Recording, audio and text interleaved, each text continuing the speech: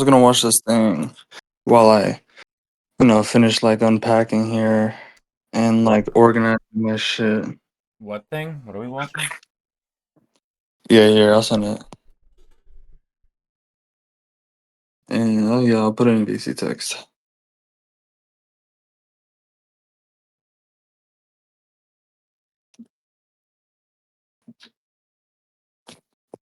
You see? Yeah. Yeah. Let's watch that. I don't know if I can ping people. Yeah, you want to do a watch together?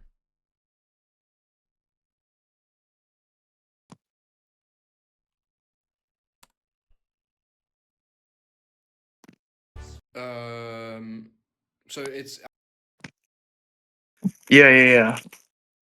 Can you like control it? Cause I'm trying to like unpack and shit, like get shit. Yeah, I got you. But outside of time. Mm-hmm. So he in himself is not within let's time. like He's not see deciding in a What's if up? anybody else. Let's like see if anybody else joins. Okay, we could Yo, who's on? wait. Hey, bro. Hello. Huh? Who's that? Who's that? Oh, Harold. Harry. What's up? What's up? Yeah, we're gonna watch some shit while I'm like, I'm trying to finish unpacking and stuff in my room. So it's outside of time. Mm-hmm. You? Yeah. So he in himself is not. Yeah. Playing? Is it playing for you or? Hold up. No, I gotta exit and then join back. I didn't see it. For Uh,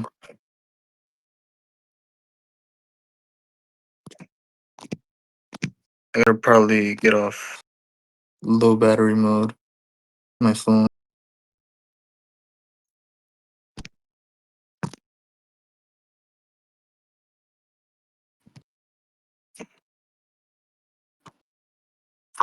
Okay. There we go. I think if you play it, it'll play for me. all right, I'll do it. Yeah. So it's outside of time. Mm-hmm. So he in himself is not Yeah. within There you time. go. He's not deciding in a specific like. He's not deciding. Wait. I need to be Nice. careful how I say that. He. Pause it whenever you want, bro. Yeah, I mean, this just looks Trying like. to figure out.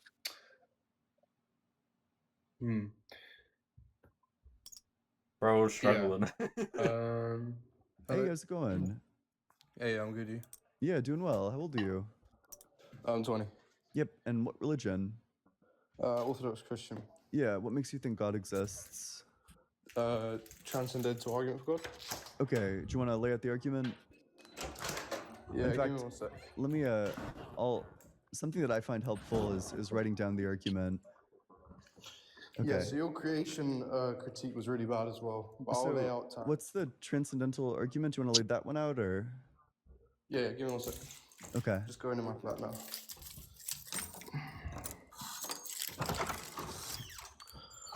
I'm not going to be on for it as well, but I thought I'd give it a go.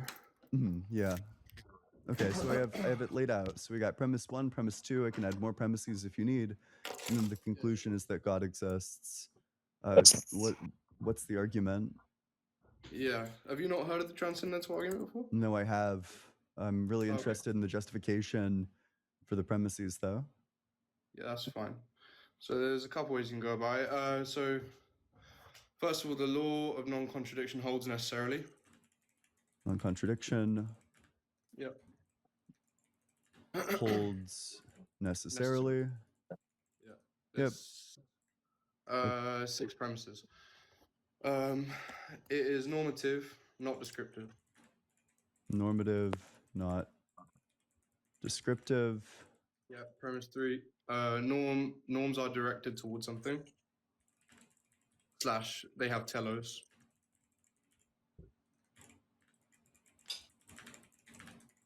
Okay. Yep. Intrinsic telos is exclusively a property of minds. Yeah. Yep. I don't know about Exclusively. that, bro. Exclusive, yeah. Okay. Premise 5 is therefore the ground of the LNC is mental. So The you see, Oh. like we started with some Yeah. impoverishment, right? Some Uh, dualism, some dualistic impoverished ontology. Yeah. Yeah, mind alone. I'm thinking premise 3 and premise 4 are kind of strange. Like, I would definitely be like asking about those. Oh yeah, it's totally just like, yeah, just let him continue. He's Yeah. probably gonna point it out. He's gonna probably point it out. It's mental. This follows from what, like 1 through 4? Yeah. And then premise 6 is that mind must be infinite, eternal, and omnipresent to match the scope of the law. Must be eternal, omnipresent, and what? Infinite to match the scope of the law. Infinite. Yep. To So match the scope of the we law. need something, to get us the missing pieces. Yeah. To match the scope of the law. That, yeah, no. So okay, the premise that jumps out at me as being false is premise 2. Okay, let's go through it. Yeah. Ooh. Why would I think that the law of non-contradiction is normative? That is like what it does is not describe like some state of reality, but instead what it does is like give reasons. Like, why would I think that that's true? Because okay, so if you're saying that the law of non-contradiction I would have attacked the dualism. descriptive, Yeah, I guess he's gonna go down, like the premises, maybe. Yeah, I guess. But just like immediately dualism just falls on the first law. You know what I mean? I mean, what? Yeah, I mean, would you say it started at premise 2, right? Like No, that's I don't where know. it started. I don't know. I wasn't really. I don't even know what he means by that really. Yeah, it is So normative, not descriptive. That doesn't really make much sense. it's not like it's not prescribing anything. It doesn't have authority over anything. It's kind of contingent. It could have been otherwise in yeah, I various. was guessing. That's what I was There's no guessing. It's special another claim dualism, probably. Yeah, yeah. I was gonna say. for logic to be the way that we reason. So it's kind of like a psychological just habit. Like there's no reason that we follow it or that it maintains its regularity in any argument that we have. So like even the argument we're having now. Okay, so I'll write this down as if it's contingent, then it's not necessary, which would be a problem with like the first one, Yeah. or like premise 1. Okay, so then the premise that just doesn't seem true there is premise 2.1. Do you have like a justification for premise 2.1? Like that What that if the law of non-contradiction is descriptive, then it's contingent. I don't know why I would think that that's true. It's all that dirty because matter. descriptions are part of like we're talking here not abstractions, so we're talking concrete things. And that's changing and that's in flux. Concrete things Yeah. are in flux. I mean, We it don't want to seems say that concrete Ian things is are in like. flux, though. They're It seems that Ian is. changing. Well, it seems that Ian is accepting the descriptive normative dualism, or whatever at the beginning. I mean, like in objectivist epistemology, we think logic is normative and like epistemology is normative. Right, but that doesn't. But it's Yeah, because it's again because the facts of knowing, like the requirements of knowledge are facts of reality. You know, they're equally facts of reality. Like they're no less real. You know what I mean? So Yeah. there's no like dualism there, where it's like either you're talking about facts of reality or you're talking about reasons. You know what I mean? Yeah, you're never talking about just the mind or just the body or just the Yeah, yeah, object and just the subject. right, right. because God's a concrete thing. God's a concrete thing. What do you mean by that? You would have to say that God's Yeah. in flux if all concrete things are in flux. I mean, it's clearly like I think Um, it's an objectivist epistemology. It's like a reciprocity. You know, it's normative only because it's descriptive, and it's descriptive only because it's really normative. You know. Well, yeah, I mean, I guess you would just kind of ask this guy, like, what does it mean for something to be normative and not descriptive, and descriptive and not normative? Right. Yeah. I wouldn't say that. Why by concrete? I mean like physical. Oh, sure. So typically in like And it's like whatever his answer is gonna be, like he has to treat one or the other as By unreal. concrete, I mean physical. Yeah, like he What has do to you mean? treat. What do you mean by physical? Yeah. But yeah, like he's gonna have to like treat one or the other as like completely unreal. It's Yeah. like, oh well, I what I mean, mean is that like one is like the mind and the other is like the object, and it's yeah. like, well, is like the mind like unreal? Like, Right. But if we understand physical as meaning subject to universal time translation symmetry, right? It's like there can't be sort of, some dualistic influence, some otherworldly influence, some supernatural influence, right? Because that would break universal time translation symmetry. some kind of disconnect between the time translation symmetry and the Yeah. subject. Yeah, it'd be an interaction problem. Well, yeah, yes, it's the problem of dualistic interactionism. You philosophy. know, that Swinton talks about. Right. Yeah, you know what I mean by universal time translation symmetry, right? It's just like the movement of, or it's like It's this just just the the progression of it, time, like the no, flow. it's just it's the first law. It's just the continuity of like the universe itself, across reference frames, across all reference frames, Oh, across, okay. you know, Yeah, yeah. What? like this thing over here and Oh, that thing over there. It's like hang on. I gotta go they're for like five, both 10 minutes. of the same universe. You know what I mean? You can't say one's in a different universe. Right. Hang on. I'll be back. Like really quickly. Yeah.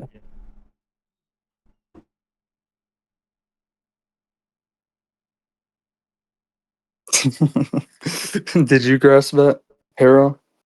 Yeah, I've been listening. That's something I've been still reading. I'm quite new to the terminology and especially learning the first law, second law, and third law, and the fourth. Mhm. Yeah. I find it mostly useful. Like the first and second law are really useful for like organizing like terms, you know what I mean, and arguments, stuff like that. Yeah, it has been interesting. I've been trying to work through this summer the lectures from Turby, especially the first one. I find interesting just the how systems are organized. I think it has great implications on when Peikoff was talking about induction, like all the factors involved. hmm Did you see what I have you seen my like basic explanation like impredicativity stuff, in the server here in general chat? Like it's pinned in general chat. Pinned in general, I can check and I maybe would recognize it. Shit. Yeah, yeah, pinned in general. It's scroll down. Where is it? Here it is. Sorry, I I'm just recently hanging by read the the one you window. sent on the squirrel in the tree. Here. Pinned in general.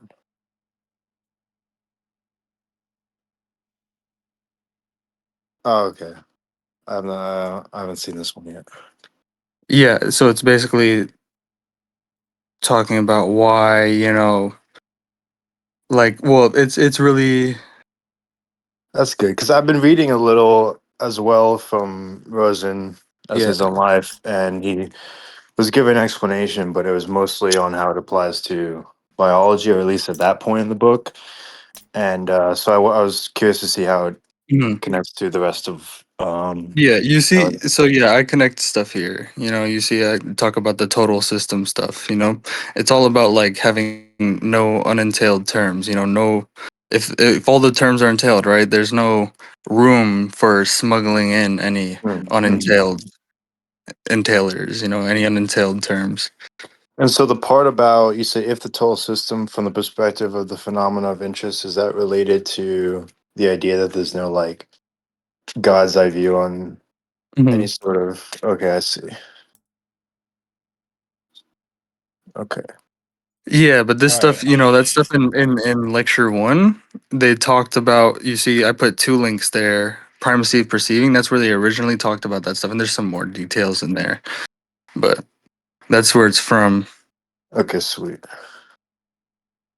Thank Yeah, you. yeah. But it totally connects with like the impercativity stuff, like closed loops of entailment, which is talked Yeah. about in lecture three. I don't know if you got to that yet. No, not quite. Yeah. Quite recent. I only recently finished my semester, so I've been able to do my own reading. Okay, nice. Yeah, I mean, if you have any questions, we could talk about it. There's also, there's also that video we did. Like, I mean, I talk about it a lot in a lot of the videos, on Sakura's channel, but there's also that other video, uh, like where we watched Turvey's lecture. Oh, there was just Um, a watch party for it? yeah, yeah, and we talked about a lot of things. Okay, I'll have to check that one out. And that's on Sakura's channel? Sakura, do you have the link for it? I do, I'm following. What video? The tipsy turvy English guy one. Oh yeah. So my like private channel? Mm. Private channel. It's Yeah, not the I'm anarchist following dialogue one. Sakura. Oh, it's not Anarchist Dialogues? No. No, it's a different one. It was like, Oh, okay. yeah, Yeah, that's the only one I'm following. My other account, I don't post much on there. Sometimes it's mostly just like archiving, like yeah. Post the link in VC text. I did. Oh yeah, here.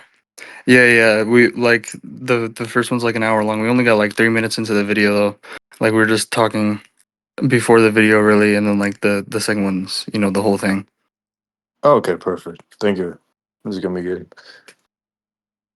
And so to Yeah, understand that's what you mean by impoverishment was where he's leading, because then if he creates this split, it sounds similar to Descartes' substance ontology split, that you have the same interaction problem. Is yeah, that what you're yeah. But talking about? maybe you should watch some more like the recent videos we've had about like me and Stratino, talking about impoverishment and like the transcendental arguments and stuff. Okay. Recent videos on the Anarchist Dialogues channel.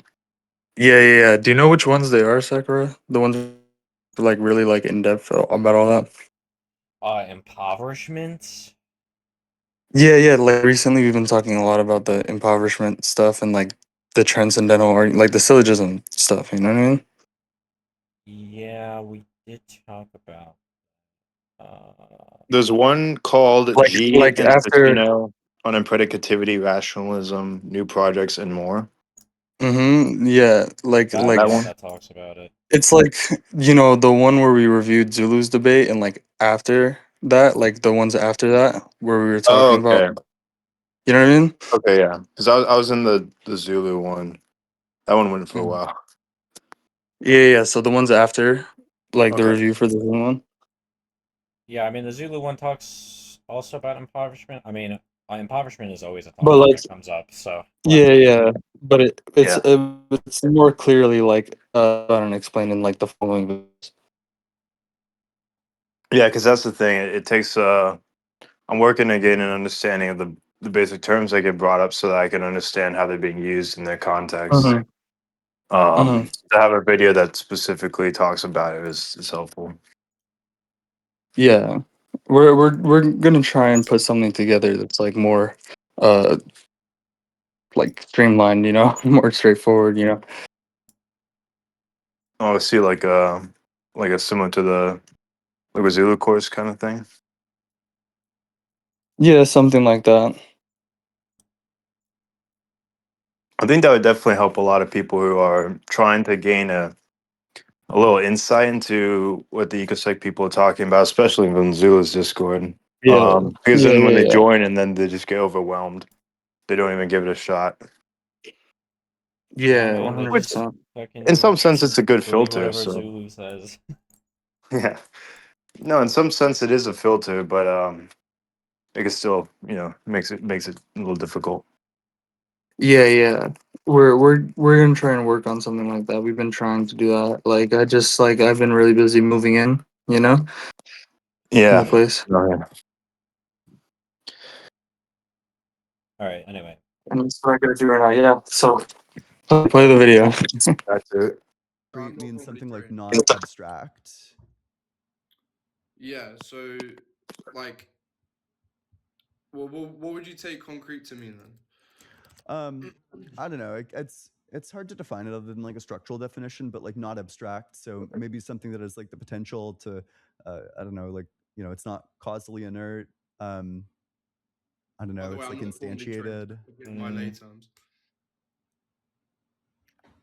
But okay, so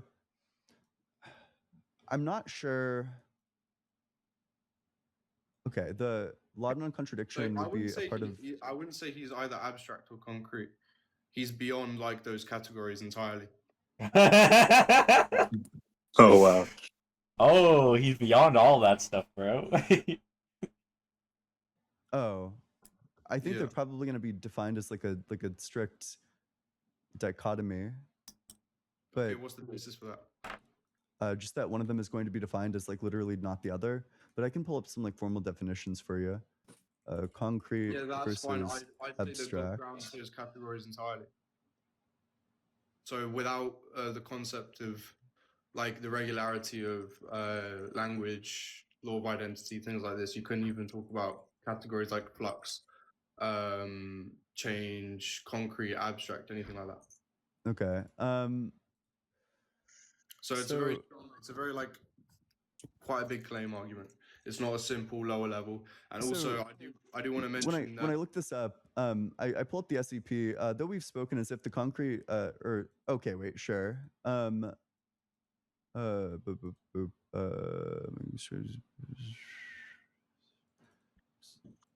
Oh, sure. Okay.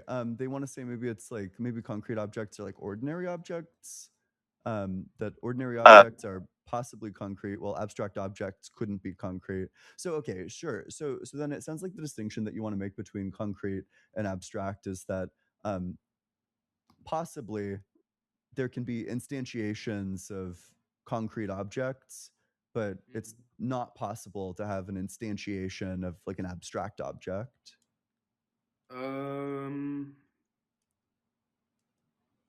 ooh, I'm gonna say ooh, that's a difficult one. You're Bro. saying hmm. Yeah, it's like I'm gonna say yeah. I don't. Okay, sure. You're It's telling me a very like thing is what it is? I don't know, bro. I mean, concrete and abstract is like in Yeah, objectivist epistemology. It's like it's epistemological. It's a it's an epistemological distinction. yeah. That's it. You know, it's a distinction about hierarchy. You know, it's that whatever level you're at in the hierarchy, the level below it is more concrete. So it's more or less concrete. You get what I'm saying? it's like a gradient.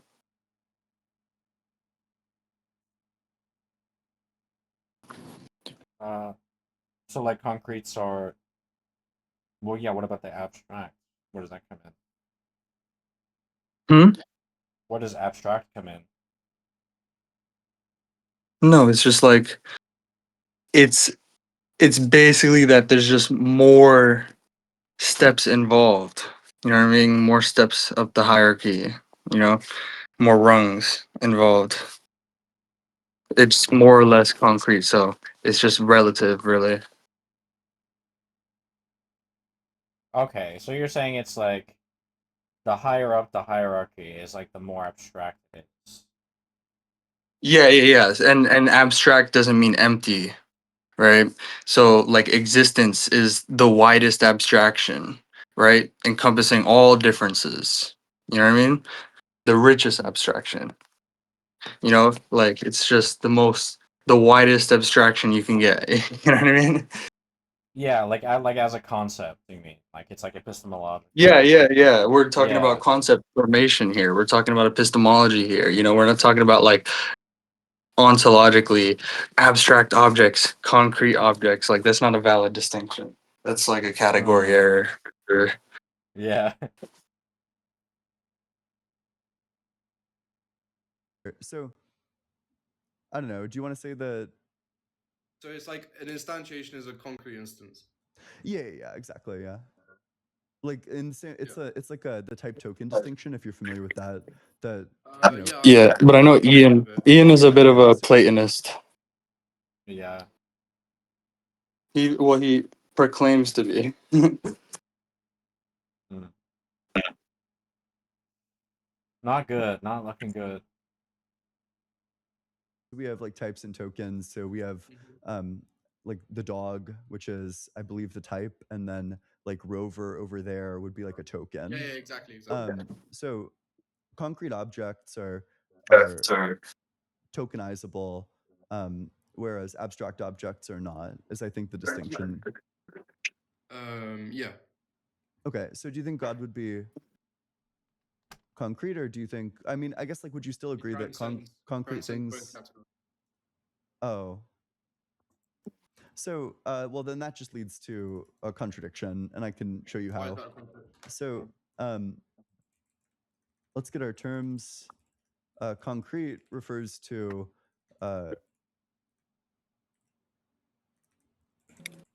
tokenizable, and then abstract refers to not tokenizable. So I guess if something is concrete, then it is tokenizable.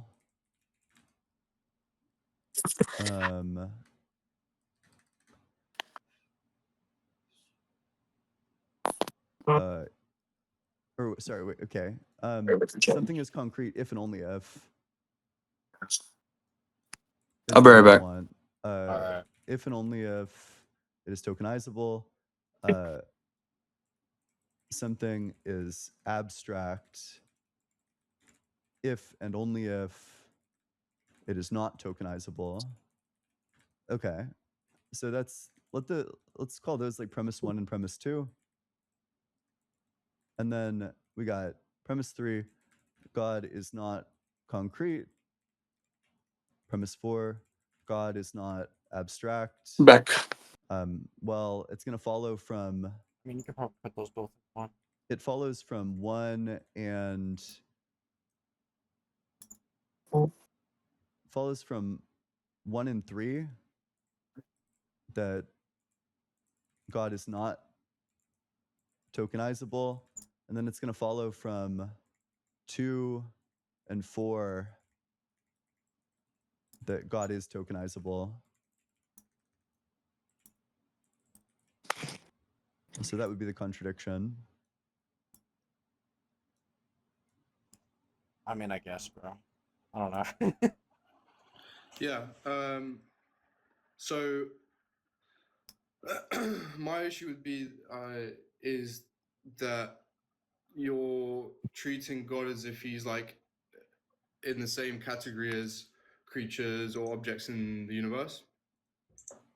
So God's essence is like completely unique in our theology. It's not abstract. It's not a type like the concept of a dog, nor is it like a token like that of Rowan, like you mentioned, or whatever you said, Rover. Yeah. So it's something that grounds those things entirely. It's not in that category, so I don't accept the premise that God is what was promised. God is not tokenizable. So yeah, wait. What's the conclusion here? Well, it's just that there's a contradiction. That yeah. So I'd from reject these that. premises. Yep. Which one would you reject? 2 plus 4 God is not abstract. I think it's abstract if and only if something is. Yeah, so that's assuming that he falls under one of those categories. Well, either he's tokenizable or he's not tokenizable. Yeah, I haven't justified that. Okay, that's just what is that? The law of excluded middle? No, because it's a different category, so I'm not. Bro. Is God not logical? He's the grounding for logic. But can there be like violations of the laws of logic when applied to God? No, because he's not subject to logic, neither does he make it a different way. It's a reflection of one of his divine energies. Okay, but is it a reflection of like the entirety of God? The loop. No, it's one of his divine energies. So, Specific to the Orthodox theology. so which could is different why- Well, parts of him. I don't know if I agree with Doesn't have- Ian's argument completely here. Well, yeah, I don't know. But he's what? Like, yeah, it looks here like there's some like contradiction, but it's like I think he's just missing whatever this guy's saying, really. Well, Which is yeah, there's a nothing really, contradiction but there, but it's just like it's not like the token type formalism, you know, like that's a like a true dichotomy, like everything is either tokenizable or not tokenizable, you know. yeah, where you were kind of saying that concrete and abstract Because is not like a that's 1 sort or a of 0. platonic. That sort of relies on like a platonic metaphysics.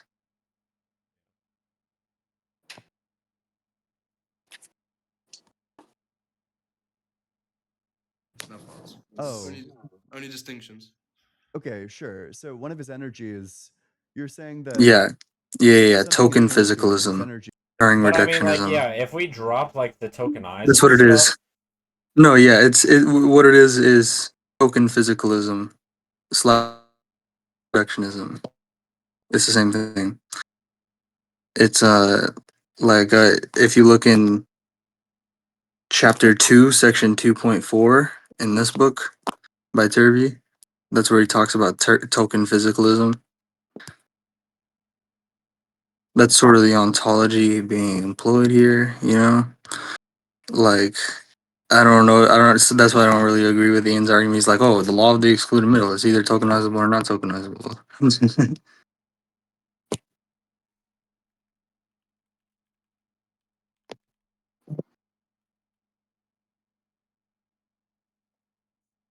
Turing reductionism.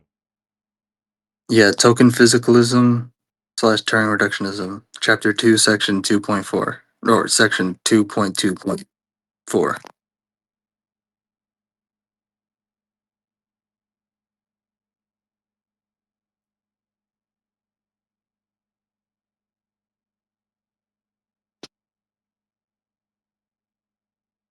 Yeah, Turvey talks all about the problems there.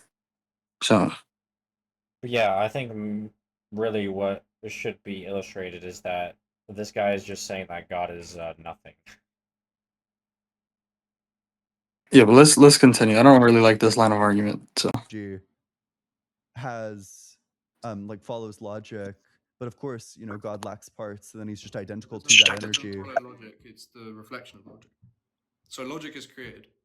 Okay, so I don't know. So God's energies are internal to God. What does that mean?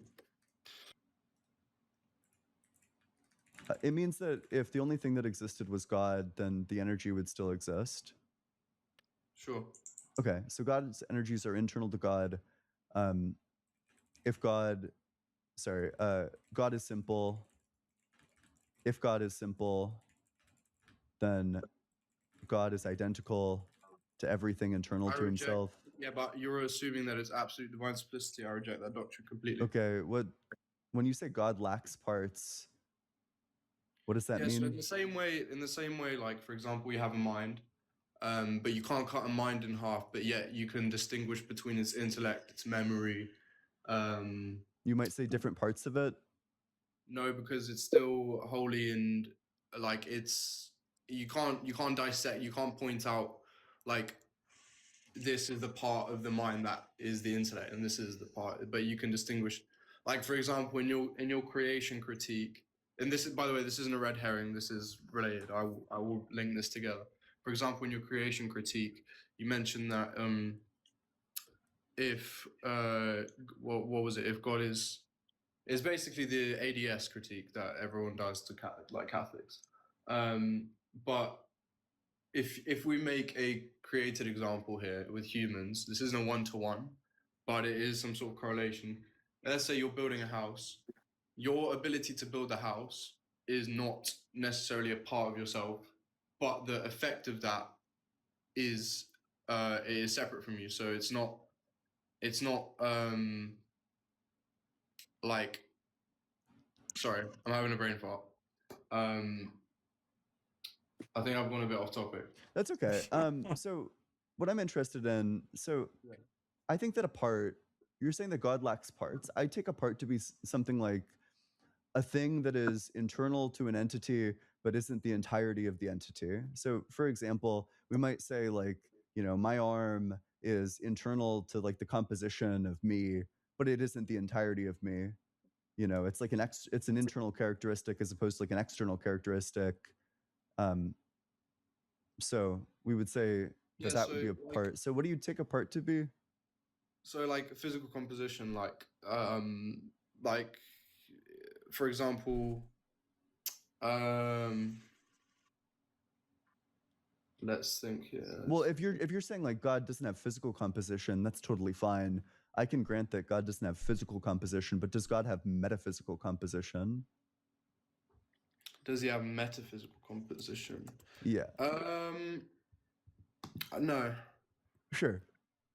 So, okay. So like wherever the essence of God is, his energies are as well. But are they identical? His essence and his essence is an energy. His essence is an energy. Mm. Okay. So, but his essence doesn't exhaust all of the energies. Is that correct? There are some essences, or there are some energies that are not identical to his essence. So like his essence is who he is in himself, like Yeah, his yeah. nature. I get that. And it's So it's completely like unknowable and like transcendent. Um, whereas the energies, this is him in action. Like it's truly God, but they are eternal, uncreated operations. yeah, but do you think that God's essence is identical to all of his energies, or just like one of them? Um, would you like? Would you mean all of them? Does God have multiple energies, or just one of them? No, I reject ADS. So like, I think that his essence isn't the same as his will and his love and his. No, I get that, but you said that God's essence is an energy. I was just wondering, like, is it identical to all of the energies, or is it identical to just one energy? One energy. I think I misspoke. Oh, Because like, sure. Okay, I so think I it's misspoke. yep. Yeah. Okay. It's not one energy. It's not all of the energies. Okay, sure. So, you think that God, when we talk about like metaphysical parts, what would you take a metaphysical part to be? Metaphysical part. So like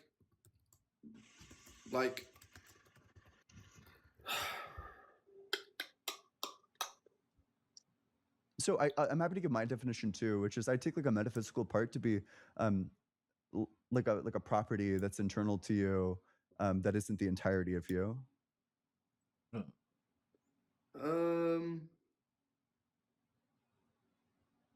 Yeah, so it's like less than the whole. Yeah. It's Yeah. yours, it's internal to you, it's not external to you, but it isn't the whole. Yeah. Okay. So you're saying God doesn't have anything that's less than the whole. So all he has is the entirety of himself. Yeah, so like so when I said that his operations and his energies are truly him, so they're not him. Because Sure. then that would be parts of him. Yep. Okay. So parts is They're not like a something slice of God, like they're not, it's internal, not like but not the entirety of the whole. So when you say if God doesn't have parts, then God doesn't have anything internal to himself that isn't the entirety of himself. yeah, okay, yeah. Fine.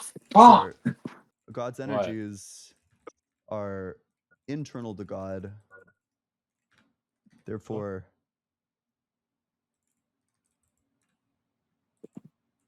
God,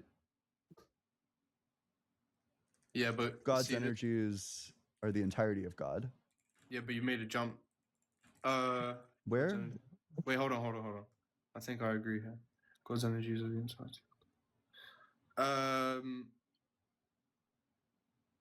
Yeah, so like then he's wholly present in all of his energies. Yeah. But is he like identical to all of them?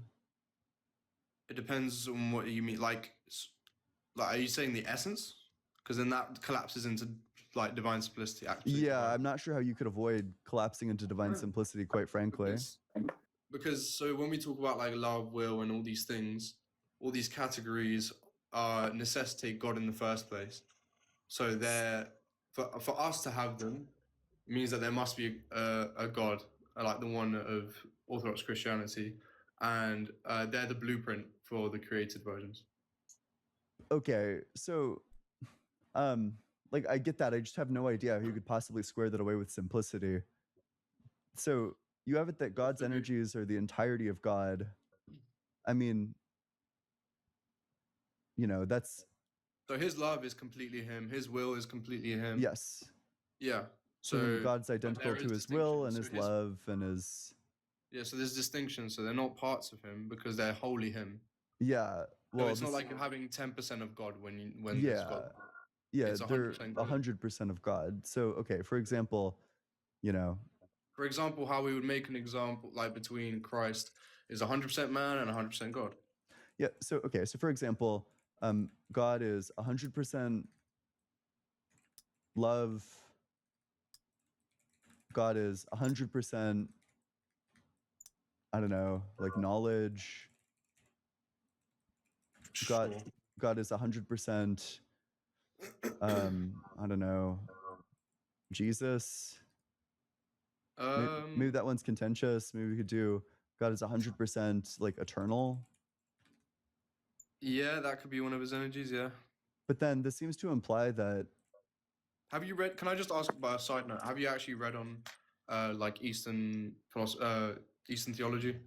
no, I haven't looked into this. I've only skimmed Okay, through it like the might help. Wikipedia Like page on the essence energy I can't give you distinction, but exhaustive definitions, but it might help if you look into it a little bit. But I'll carry on engaging. yeah. So this, I'm not sure how we would avoid if we're saying that God is 100% love, God is 100%, I don't know, eternity.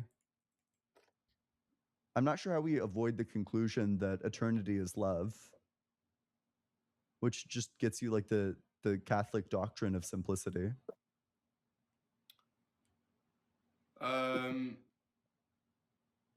No, so I'm not saying. So I think no. So it I think what's more fundamental here that should be addressed is that it's totally arbitrary. Like we can keep making these kind of claims, and it's like, well, Yeah, what's your basis for preferring your thing over this thing? Well, like, yeah, like that should definitely be what's like highlighted here. yeah. It's kind of like a misunderstanding of how we attribute like function in an undivided subject. What's up, Buoyant? So What's up? attributes aren't nouns, or like it's not like with when like you say God is love or God is eternal, it's making a statement of like character and attribute. But like when for example, if you say like that a fire truck is red and it's heavy, that doesn't mean that redness and heaviness is identical. Well, but the Like fire red, truck has parts, right? Those are two different metaphysical parts. yeah, but they're distinct attributes, but simultaneously describe the exact same fire truck. So Yeah, like God exactly, because eternal, it's composed of parts. Yeah. yeah. So like, but I no, but it's not like they're not. Okay, Like wait. for example, Let me think of. we could talk about like my properties. Like I have the property of being like 6 feet tall. I have the 6 foot tall property, and I have like the like brown hair property, and I have like the blue eyes property. And these are I'm composed metaphysically speaking. I have parts. Yeah. Um. So like, yeah. Um. I'd say the distinction exists in properties, not the parts. So like, when we say when we say that when we say that the fire truck is red and heavy, I'm not talking about pieces. I'm talking about the whole truck. So like, Mm, when you say metaphysical, what did you say? Metaphysical parts? Yeah, right. So obviously like if you took like a physical part of it, that's gonna have like multiple properties that are being exemplified. It's gonna be exemplifying something like, I don't know, rubberness and roundness. There's gonna be like a few properties there. But so we have like this physical object, but when we look at like the metaphysical component of it, it's metaphysically composed of all these different properties. Yeah. So like, okay.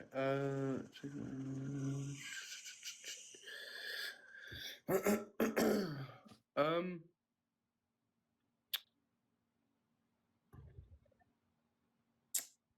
So I'd say that.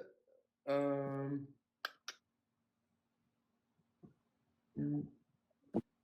So what was the definition of a metaphysical part again? Yeah, so I take like a metaphysical part to be something internal, but not the entirety of the whole.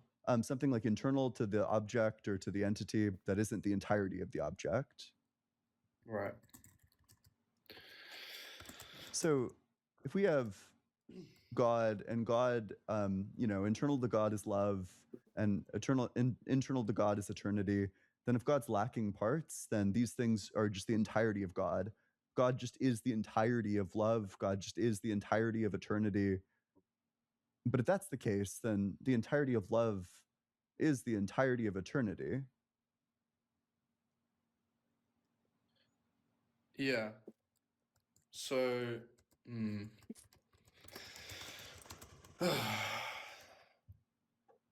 This is interesting. So, like, okay, would you say that? Let's see. I'm trying to think of a good enough. It's a bit hard because in like our theology, we don't think we can make true analogies. Uh, But I'm trying to do it so it's for the sake of argument. wait, Um, that that sounds like catastrophic for your theology.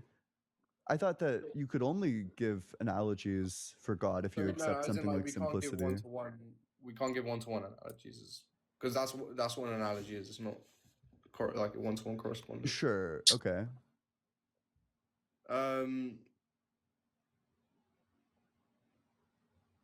That's okay. If you want to say that you don't know, it's totally fine. And then I'd love to hear your critique of the creation argument.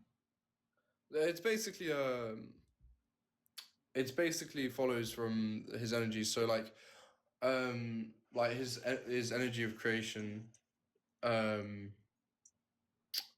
is it's like, so creation is an effect of his ability to create. Yeah, sure.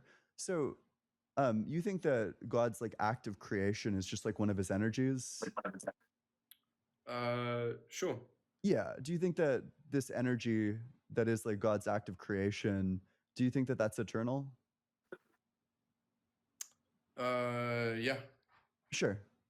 Then in that case, and God's act of creation logically necessitates that creation exists, right?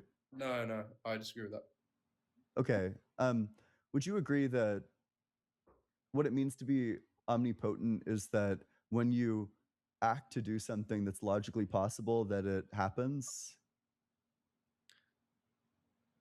Omnipotent. When you act to do something that is logically possible, it happens. Yeah, if you're omnipotent, that acting to do something means that it happens.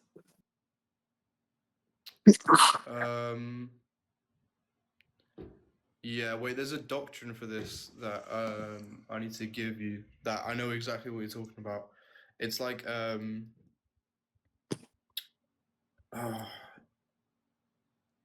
yeah, I would say yes though, sorry. Yeah, sure. So, okay, let me go ahead and put this formalized. Okay, so God's act of creation is eternal. If a being is omnipotent and creates, then creation exists. We'll say, we'll put a necessarily in front of this.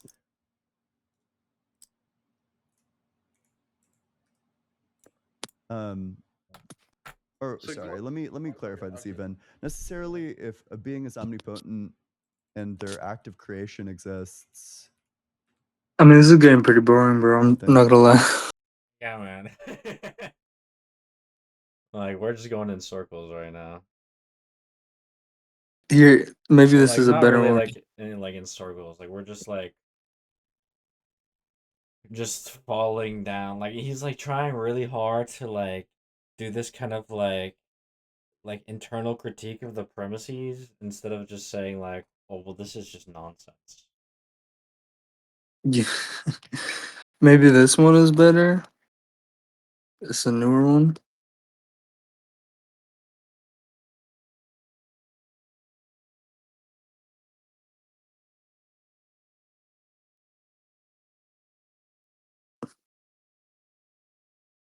What do you think? I reject the conclusion.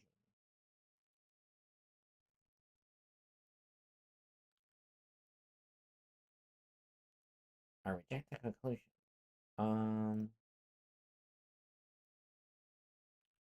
Let's see. If something is true from God's perspective, then it is objectively true. Absolutely. Subjectively true. So the change doesn't. No, I would not agree with C. That's the conclusion. It follows from the premises. What? Is the video not playing for you? No. Oh my gosh. No, you gotta just like restart the thing or something, because this preview is hilarious. Okay.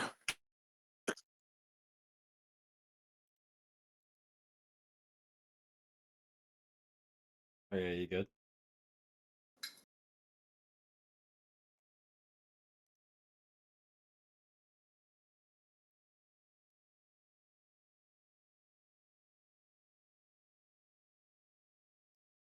Yeah. If something is true from God's perspective, then it is objectively true. Absolutely. Subjectively true. So the change doesn't. No, I would not agree with C. That's the conclusion. It follows from the premises. It would not follow from the premises. It does at follow all. from the premises. I'm happy to That does demonstrate not that That's for follow. you. crazy. This follows by I modus mean, ponens. we just The inference rule is explained P. that. P implies Q, therefore Q. That's the. I mean, you can say what you want, but it's just it You literally is don't think objectively that true modus that's not ponens true. is you don't Like, think this what? you don't think modus ponens is a valid What? inference rule?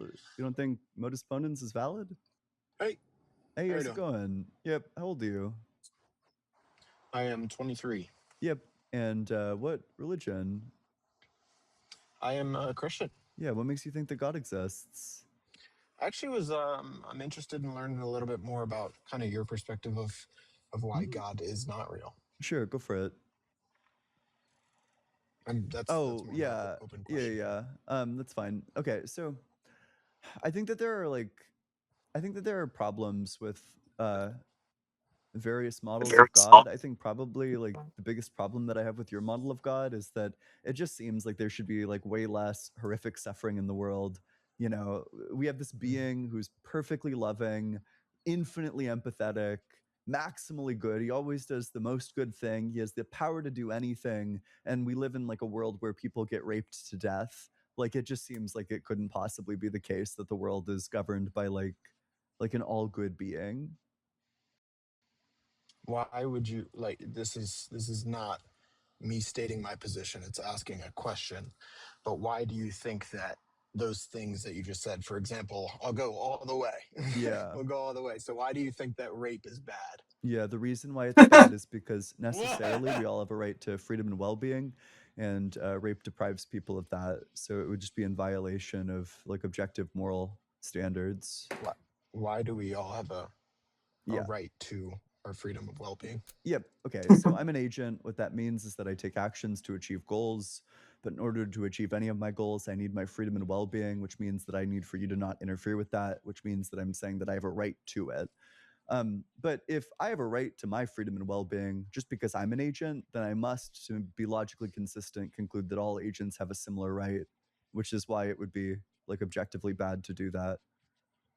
Okay, so I have a couple of questions on that. I Yeah. think the biggest question that I think I could kind of keep going down the rabbit trail of like, why do you say that you have that right? And I could kind of I keep, just told you I'm sure why. we could keep going back and forth on that. Well, yeah, I mean, you Please. say you're an agent, but why does being an agent give you any sort of right at all? Yeah, for the reason that I just told you. Because in order to take any action at all, you would need your freedom and well-being, Why which do you need means to that take action though? because that's that's what an agent is. An agent is somebody who takes actions to achieve goals. If you don't take actions to is achieve not goals, then you're not an agent. is that a little bit of a circular argument? No. Can you see what I'm? Bro. I think it's circular, actually. In no way, shape, or form is any of that circular. Well, so you're saying that since you're an agent, you have the right to take action, but what makes somebody an agent is the right to take action. No, so the fact that they take actions to achieve goals is the thing that makes an agent an agent.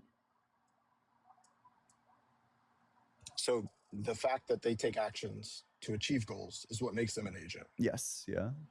But them being an agent gives them the right to take actions. Yes, to exactly. achieve goals. Yeah. So the descriptive fact that they take actions to achieve goals is what makes them an agent. And the fact that they are an agent necessarily commits them to the normative view, the non-descriptive normative view that they have the right to freedom and well-being. Okay. I think I hope that at least other people can see that's a little bit of a circular argument, even if it's not entirely. I think that circular. I think I understand where you're coming from. He's That the you're speaking more impredicativity, about and the he's like, oh, description no, we of can have what that that. agent is, but you're not speaking to the properties that make that person an agent or that make something an agent in the first place. No, I am. The properties are that you take actions to achieve goals. Okay. So why is it that an agent needs to have free will? Oh, I don't think I made the claim that they need to have free will. So my claim is that they have a right to freedom and well-being. Why is that?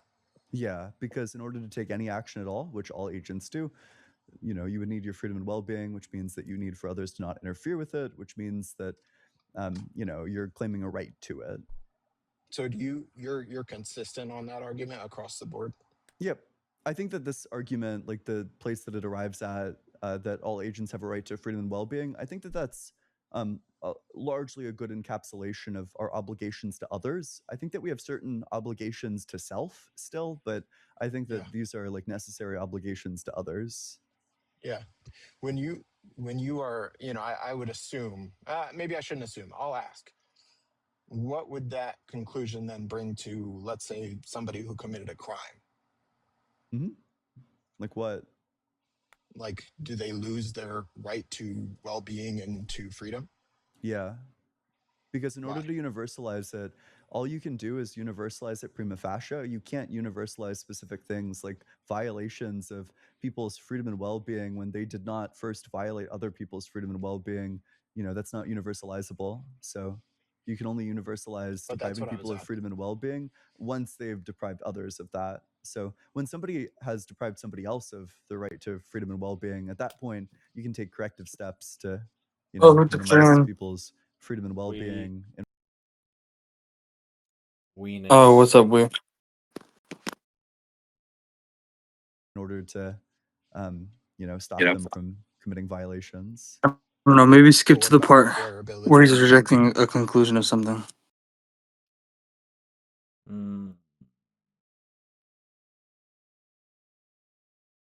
present in the moment of time? Jesus. Oh, freaking loud. So So God the Son being eternally actively exists in this hold on, man. example. Let me Yeah. help you out. Let me help you out. I Yeah, got you. please. Acting on the capability. Yeah, so I go ask you, back. Where does God they're talking about creation and stuff now. this thing exists but did not begin to exist? So sure, I then think creation itself is eternal because God's so you think that okay, that's great. I appreciate that. That actually helps. That clarifies for me because I was just kind of assuming, like I said earlier, that's a problem. But I was assuming that you are a believer in kind of the Big Bang and everything starting at the Big Bang and Okay, yeah. everything in kind of Rewind. Yeah. you should the primary focus should be agents.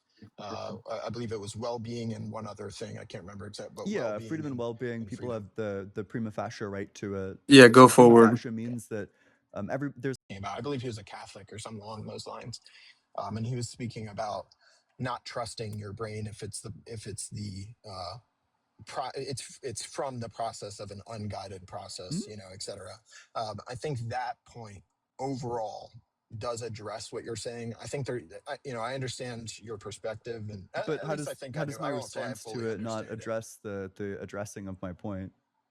Well, because at the beginning, at the end of the day, right? Okay. Time, space, matter, all of those things came into existence at the same time. They have to. Not If you granted. No. Go What back. I think Go came back. into existence. Like I don't know, just a little bit.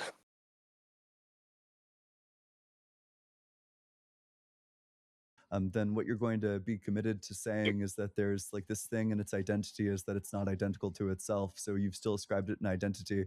So you've bought back Yeah, into the go law of back. identity and the agents, I believe it was well-being and one other I thing. don't, I Whatever. don't think it Let's just. follows from yeah, freedom and this. well-being. And People freedom. have Okay. the prima facie right to it. So prima facie means that there's like a reason to respect everybody else's freedom and well-being, and sometimes that reason gets overridden by the fact that Who somebody's determines what that reason is?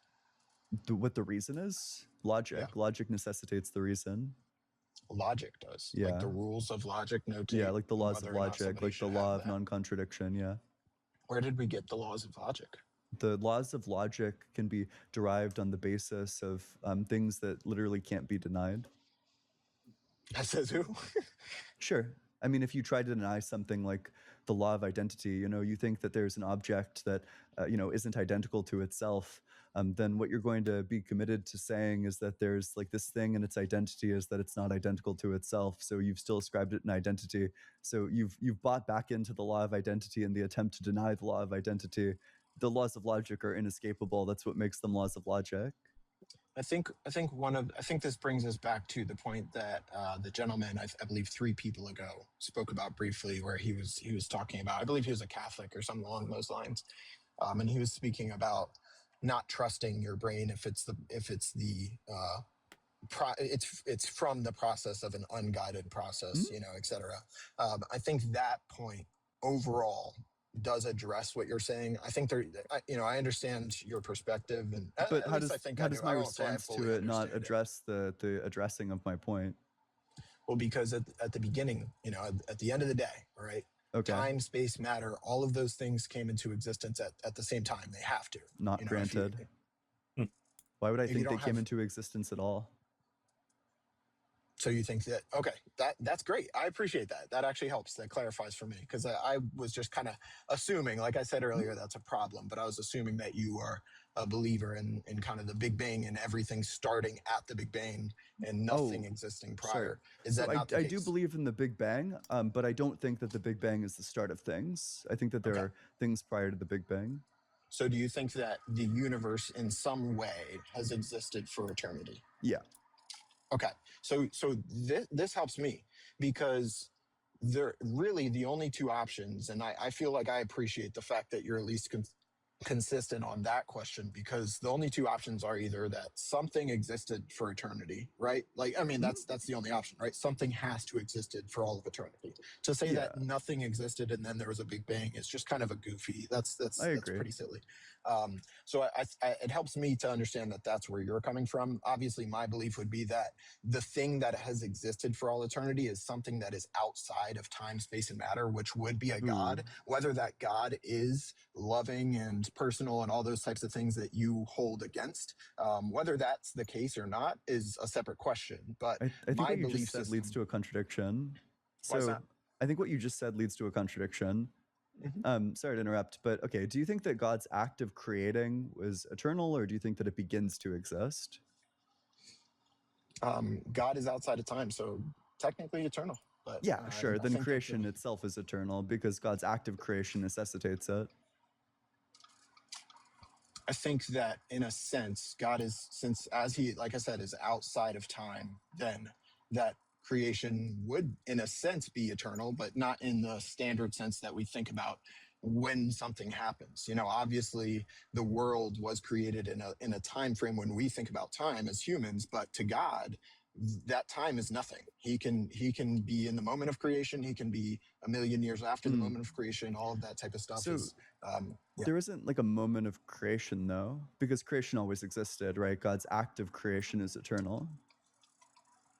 In a sense, not in its entirety. In the sense that it doesn't begin to exist is what I mean by eternal. By eternal, I mean like something that exists but doesn't begin to exist.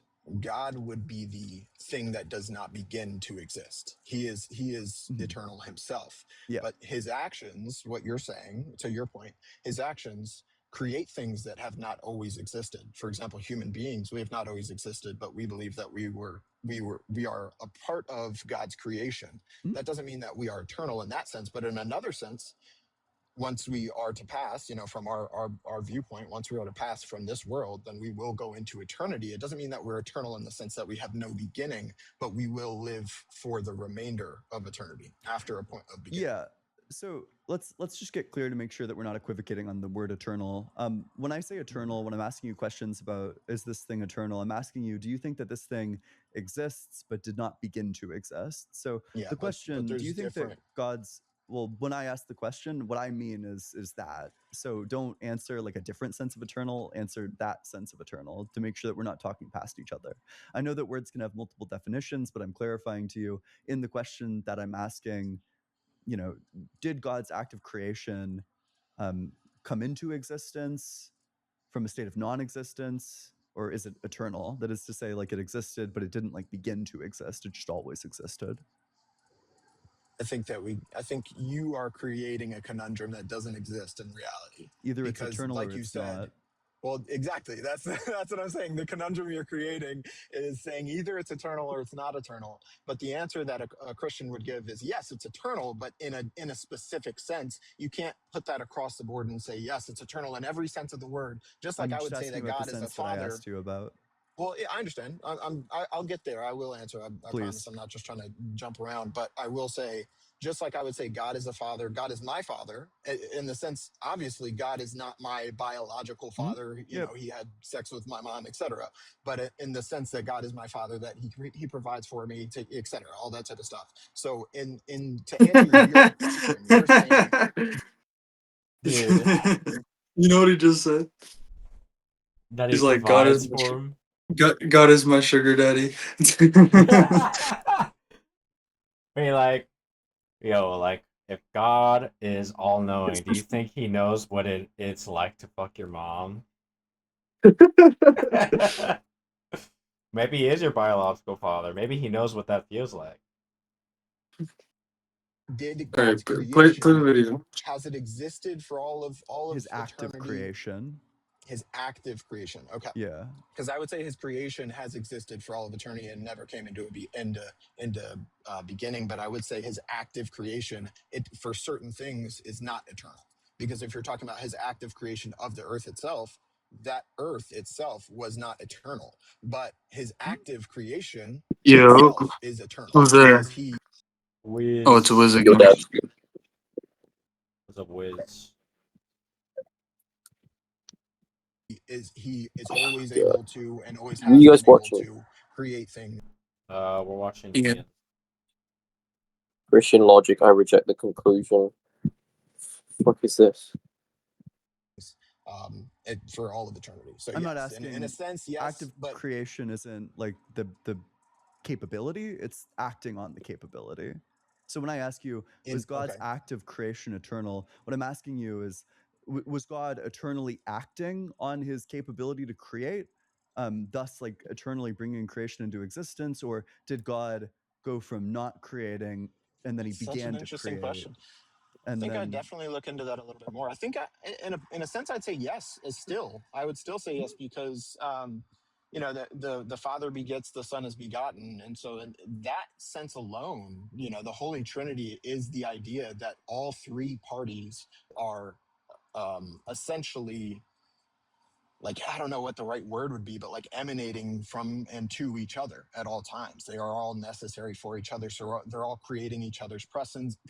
They're all accepting each other's presence. So in that sense, yes, God has always been eternal and eternally active in his creation. Yeah. sure. So then you would say that creation itself is eternal. No. Okay, but does God's active creation He necessitate literally the just said existence that of a little bit creation? ago. Yeah. Okay, bro, continue. But I just gave an example of that. I just gave an example of that. So those three Your parties are example did the actively. opposite, right? Your example was an example of how when God eternally creates something, that it's eternally created, like it eternally No, exists. that You would be didn't give the example specifically of the for the. Trinity, that like the Father eternally begets the That's Son, what I'm which means saying. that the Son is eternally begotten. So So that God the Son being eternally actively exists in this hold on, man. example. Let me Yeah. help you out. Let me help you out. I Yeah, got you. please. So God actively doing that for the Holy Trinity would not mean that he has to actively do that for everything else eternally. So just because that's the case with the Holy Trinity does not mean that all of the rest of creation is now eternal in its entirety, as its being. So the earth is not eternal, but the Holy Trinity is eternal. So I'm giving you the sense that yes, God is actively eternal in his creation. In that specific sense, he is, which gives him that property, which means he's not changing. But when he's creating the earth, he's choosing to make the earth as have a beginning and then eventually have an end as Yep. well. So does he go from not creating the earth to creating the earth? It would depend on what sense you're talking about. Yeah, like at some state of affairs, he's not creating. Then there's a state of affairs where he is creating. I'll say yes, just for you. Then I'll God let you get to your point. I'll let changes. you get to your point. You can say that, but he doesn't change. I just gave But you an he example of how does he doesn't change, right? change. Like if you go from having You're a good, potential Ian. to I do appreciate something you, and man. then You're good. actualizing that potential, No, then that's a because like I change, just right? said, If you he's actualize a always potential, that's a change, you know. If I okay. go from sitting down to standing up, I changed from sitting down to standing up. Are If you God goes from not creating to creating, then he changes from not creating to creating. And if he changes from not creating that's to not what creating, then he changes. can you address the verse that you're speaking of in the Bible when it says that God does not change? Because what you're talking about is not it's saying I that don't think I God never said does something. that God doesn't change. I think that I'm Okay. telling you that that follows that God would change. Okay. When you're talking about change, though, the word change is an important word. Yeah, So I agree. obviously, God does at one point, in our when we look at time, because like I said earlier, God is outside of time. So Yeah. for him, it's not at one point. But for us, at one point, yes, God is doing something. He splits the Red Sea, right? That's at one point in time. Yeah. And then he's not splitting the Red Sea the next second. So And yes, I'm to telling answer you your that's a question, change. it's not a change to his character. It's not a change to his being. It's not a change to his capability. Well, I don't think But I said any yes, of that. I think I just said so that that's him actualizing a potential at one point that he's not actualizing at a separate point. Do you see the reason as to why I am addressing the fact that he's not changing his divine nature, his being, his character, I think, any of those Frank, things? if I'm gonna be frank with you, I think that you're doing it because you're trying to obfuscate. No, I'm doing it away because from the point, right? The point's very the simple. reason I'm doing it's it is just because God goes from not actualizing a specific potential, and then he begins to actualize that specific potential. Okay. So what is the? Can you get to the point of like where that leads? God changes. Okay. In what sense? Changes the actualization of a potential. In what sense does God change? He changes from not creating, and then he actualizes his potential to create, and then he creates. Sure, we agree. Then God's in time. Sure. A thing that changes is in time, because in order to change, you need to exist at one moment and then a different moment. Whenever something changes, it goes from a past state, and then it changes into a present state. No, because when we're looking at change has a before and an after. When we're looking at things from our perspective, we are inside of time. So we can only see the things that God is doing at the time that he does them. When God is doing those things, again, since he is outside of time, he is eternally doing those things in the sense that you just stated. Yes, at every point in time, technically, because God is outside of time, he can always go to the moment. He is always present in the moment in the fact that he split the Red Sea. But for us, when we're looking at time as a narrative and we're looking at history, then yes, God did not actually, he's not eternally splitting the Red Sea here on earth for us at all times. So God is outside of time in the sense that he can always be present in the moment of time when he did something, and that moment of time to him is always present and is always active, and he is always doing that for us. Yeah, but that just can't be right. Do you agree that a change has a before and an after? From our perspective, I would say yeah. From God's perspective, does a change have a before and an after? It depends, again, which sense you're talking. This is what you're playing, all these semantic games of talking. You don't know what the word change means? I think you understand exactly what I'm saying. It's just like me saying earlier that, yes, God is a father. I just want to be clear. I don't think that you should be throwing out this accusation, because right now, currently, you're literally pretending like you don't know what the word change means. No, because there are different definitions in words, are there not? There are different definitions of words. I'm using the standard definition of the word change. Can you explain that standard definition? Something like the actualization of a potential, something like becoming different, something like having a property at one moment that you don't have at another moment, one of those things. Okay. So no, he does not change. Okay, but does a change have a before and an after was my question. Again, we're just going back and forth in the same circle right now. This is like a yes or no question. I think we could go on to a more specific response of what you were talking about earlier. I'm not going to let you pivot. Because I think that I'm not going to let you pivot. I'm not pivoting at all. I think I've answered your question very solidly. I don't think you've answered my question. It's a yes or no question. Do you think changes have befores and afters? From a human perspective, sure. From God's perspective? Again, it would depend in which sense you're talking. Can you give me a sense of change that doesn't have a before and an after? From God's perspective? Yeah, sure. But when you say change, what does that mean? That it has a difference before and after, just like you said. Then a change does have a before and an after by definition. But from God's perspective, being outside from God's of time, perspective, what is a change? I'm trying to give you an answer right now. Actually. Yeah, no. But I'm asking you, from God's perspective, what is a change?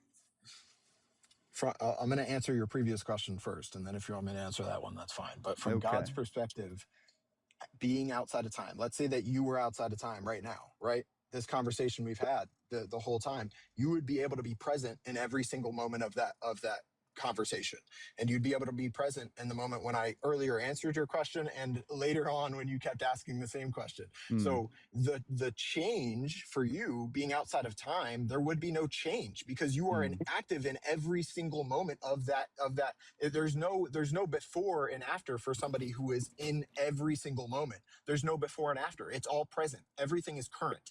So it's not that there is a change before and after. It's that everything is always present and active for God. who is in every single moment of human history. Mhm. There is no difference of now and later to him if everything is now. If God believes something, is it objectively true? Yes. So, and does God believe that there are any changes at all? It would depend in which sense you're talking about the The word. sense He from does God's believe there are perspective. changes. Yeah, which from a human changes does God perspective. believe exists? From a human perspective, there are lots of changes. So God that believes that there are changes from the human perspective. From God's perspective, God believes from the human perspective that there are changes. Yeah, because God is talking and communicating let's to just us get as clear human. about Wait, one I'm single answering your question. perspective. I'm answering your question. I I think you're just doing want a to know lot from of. God's I think perspective. you're doing a lot of jumping around I don't want right to. now because you don't I'm want me to literally in the answer. exact same place. I mean, if I'm jumping on anything, I mean, I'm jumping on like the answers. I feel like you. Right? I feel like you they're know like stomped what's into the coming, ground. and you're really trying to stop me. Okay, You I think that you're trying to what's happening, my brother. grandstand because you're actually projecting the fact that you know what's coming and there's no way to stop me, which is why all you can I do do is know what's try to coming. meta and try to like stall. So what I'm going to ask you to do is just answer the question. From God's trying to. You perspective, cut me off. do things change? Like, does God's knowledge about reality ever change? Does God's knowledge of reality ever change? No. Yeah. No? No. Okay. And is God's knowledge of reality the sum total facts of existence? Can you explain that for me a little bit more? Yeah, just every true proposition, every true thing is God's knowledge, correct? God just knows all the true things. Every true thing is God's knowledge. I guess I'd say yes to that. That's a very weirdly worded question, but I guess I'd say yes. Okay, let's just write this all down as well. Okay, so God's knowledge doesn't change. God's knowledge is the set of all true facts. Therefore, the set of all true God's facts. knowledge is it, but what does that question? What does that statement mean? God's knowledge is the set of all true facts. You know, which word are you getting tripped up on? I think all these words are quite easy. Yeah, but that it's a very weird. Is it not Could you tell me like the word that's confusing you?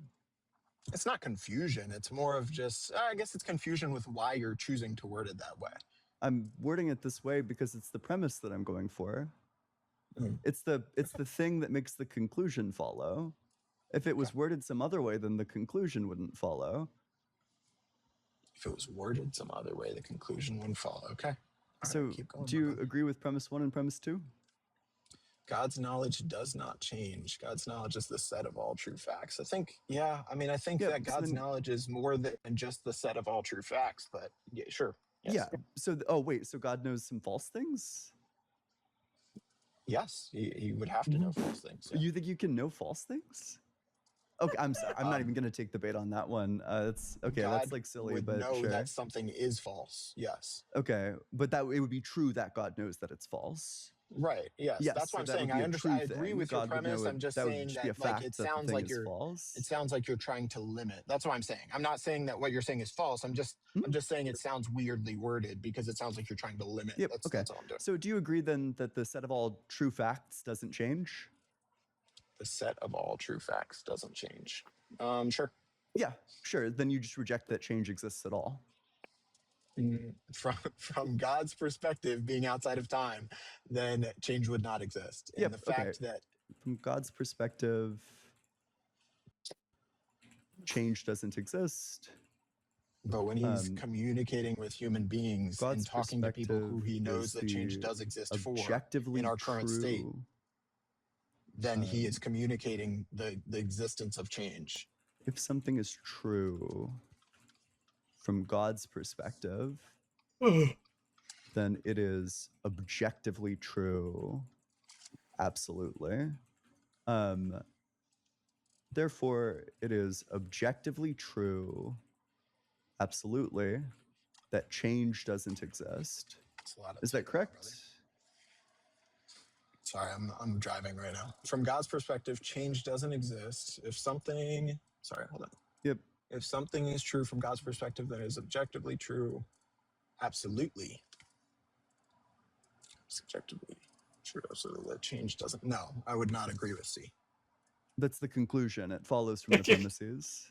It would not follow from the premises. It does at follow all. from the premises. I'm happy to It does demonstrate not that for follow. you. This follows by I modus mean, ponens. we just The inference rule is explained P, that. P implies Q, therefore Q. That's the. I mean, you can say what you want, but it literally is You don't think objectively that true that modus that's not ponens true. is you don't think Like, you don't think modus ponens is a valid What? inference rule?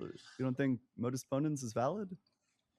I don't know anything don't- about what so, that, okay, so I won't speak to it's- that. yeah, I'm not yeah, gonna, it's I'm like not an gonna speak inference to it. rule. But what I So will say is, I can explain it the to you. rule could be true, but the actual statements you just made can be false. And so, Okay. If the premises are true and they follow the rule, then the conclusion those follows two premises too. do not create that conclusion. So the They- fact that change But exists they from do a follow human the perspective, structure. no, because you said objectively true, absolutely that change does not exist. Whereas we were that talking follows from God's premise 1 and perspective. premise 2. So No, it premise does 1 is not. from God's perspective, change doesn't exist. Premise 2 is if something is true from God's perspective, Do you then it is remember objectively when I true. already gave Absolutely. you? It's almost like his argument also implies that like human beings are like stronger than God because they can like exist in a world of change while God can't. Yeah. Therefore, it would just be objectively true, absolutely, that change doesn't exist. You're funny, my It's guy. like pretty Do you straightforward. remember? Do you remember when I already gave kind of you feel an the same way instance? about you as well. I think you're pretty funny You yourself. don't want me to talk, man. Goodness, You're gosh. kind of talking in I'm the trying middle to of my answer your question. sentence, but sure, go for it. Okay. I also don't even think I asked you a question. I'm Wait, getting- what? I'm Wait, getting wait, sorry, interviewed. wait, sorry. What question did I ask you? Okay, I'm trying to answer your statement. How about that? Okay, sure. Do you remember? This is a question, so I'll phrase it as a question. Do you remember when I already gave you an instance in which change does exist? Yeah, that's a contradiction. Yeah. Okay, how is it a contradiction? Because you're committed to the view that it is objectively true, absolutely, that change doesn't exist. No, I'm not. You are. It just follows. Let me. Okay, I can give you. I'm not. I can give you like a visual demonstration of why this follows. Okay, can you steel man my position on why on the instance that change exists before you do that? I think that what you want to say is that some things in existence change, like for example, that time, space, and matter all come into existence at the exact same time, but that contradicts what I'm about to show you that you're committed to. So, okay, can you see this? I got this circle here. It's not a steel man of my instance. That's not what I asked, but. Okay, so we got this circle. Let's just say the circle is like all of God's knowledge, right? You following along? I see what you're writing. Yep. Okay. Awesome. So one of the things that God knows is that, one of the things God perceives is that change doesn't exist. God doesn't perceive change to exist. Correct? Is that accurate? No, not correct. You didn't say that earlier? You didn't say if I pull up this notepad, if it doesn't have the premise that you agree to, that from God's perspective, change doesn't exist? You think things do change in God's perspective? What was the statement you just made? You want to take back the silly thing that you just said? You want to walk it back? What was the statement you just made? Can you repeat I can't even statement? blame you, right? Like I'd be walking it back too after a blunder like that. Yeah. So right now it's that this circle is God's perspective, and then from God's perspective, change doesn't exist. Things don't change from God's perspective. Oh my gosh. You should do some more like nonchalant laughter. It'll cover up the anger. Oh, okay. All right, I got you, man. Again, I'm going to give you the instance one more time. I mean, you guys can say, I know everybody's going to say I'm leaving to leave or whatever, but like I'm getting to work right now. But okay. Yeah, I know they will. It's perfectly fine. It's true as well.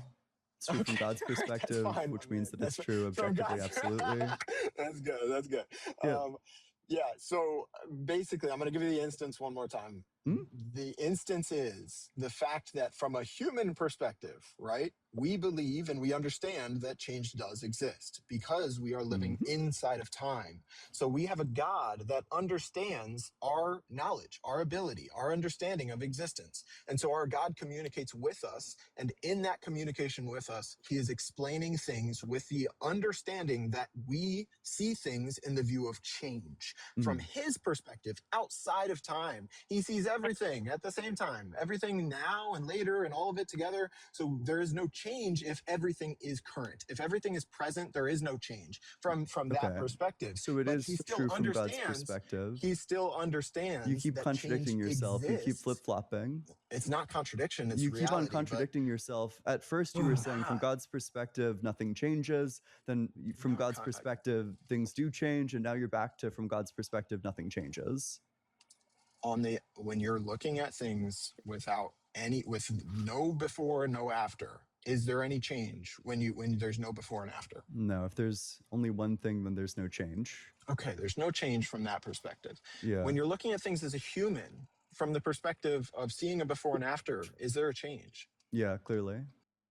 Yeah, that's why there's a contradiction. That's where the contradiction derives from. Is it a contradiction, or is it just two different natures, two different but essences? One of the perspectives is objectively correct. I think you're it's like really silly because you're trying to disprove God from a human perspective instead of looking at the fact that God would be outside of humanity. The idea that God is not, there's no way that God can.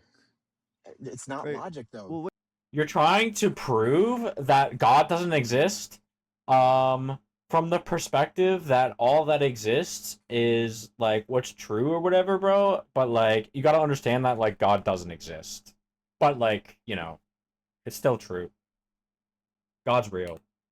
Wait, so okay, let's just go through it, right? So from God's perspective, so this circle is God's perspective. From God's perspective, one of the things that's in there is that change doesn't exist, right? Things are unchanging from God's perspective. It's not one. No. Okay, exactly. Now you flip-flopped once again. You've once more flip-flopped. You started off by saying from God's perspective, change doesn't exist. Then keep saying from God's perspective, change does exist. Now, and then you flip-flopped again, change doesn't exist, and now you're back to change does exist. You keep flip-flopping. I prefer Crocs, man, not flip-flops. But when you're talking about change doesn't exist, words matter. So when you say doesn't exist, obviously it exists in the fact that from a human perspective, then yes, of course. Is God's perspective. Yes, but God understands humanity. From God's does he not? Perspective. So God understands humanity. Exist? Does he not? Yeah, he would. From God's perspective, does change exist? For humanity, yes. Okay, sure. So then from God's perspective, change does exist. So then there are things within God's perspective that change? It would depend in which sense you're talking. I've already answered this a million times. It's so insane that we're still talking about this. It is so insane that you can't be even like a little bit honest. Brother, I've already answered this. Oh, what?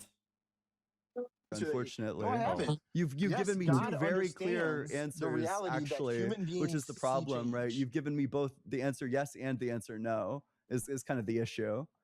Obviously, so from God's perspective, okay, maybe here's a better. This might be a better way of asking it. From God's perspective, does change occur?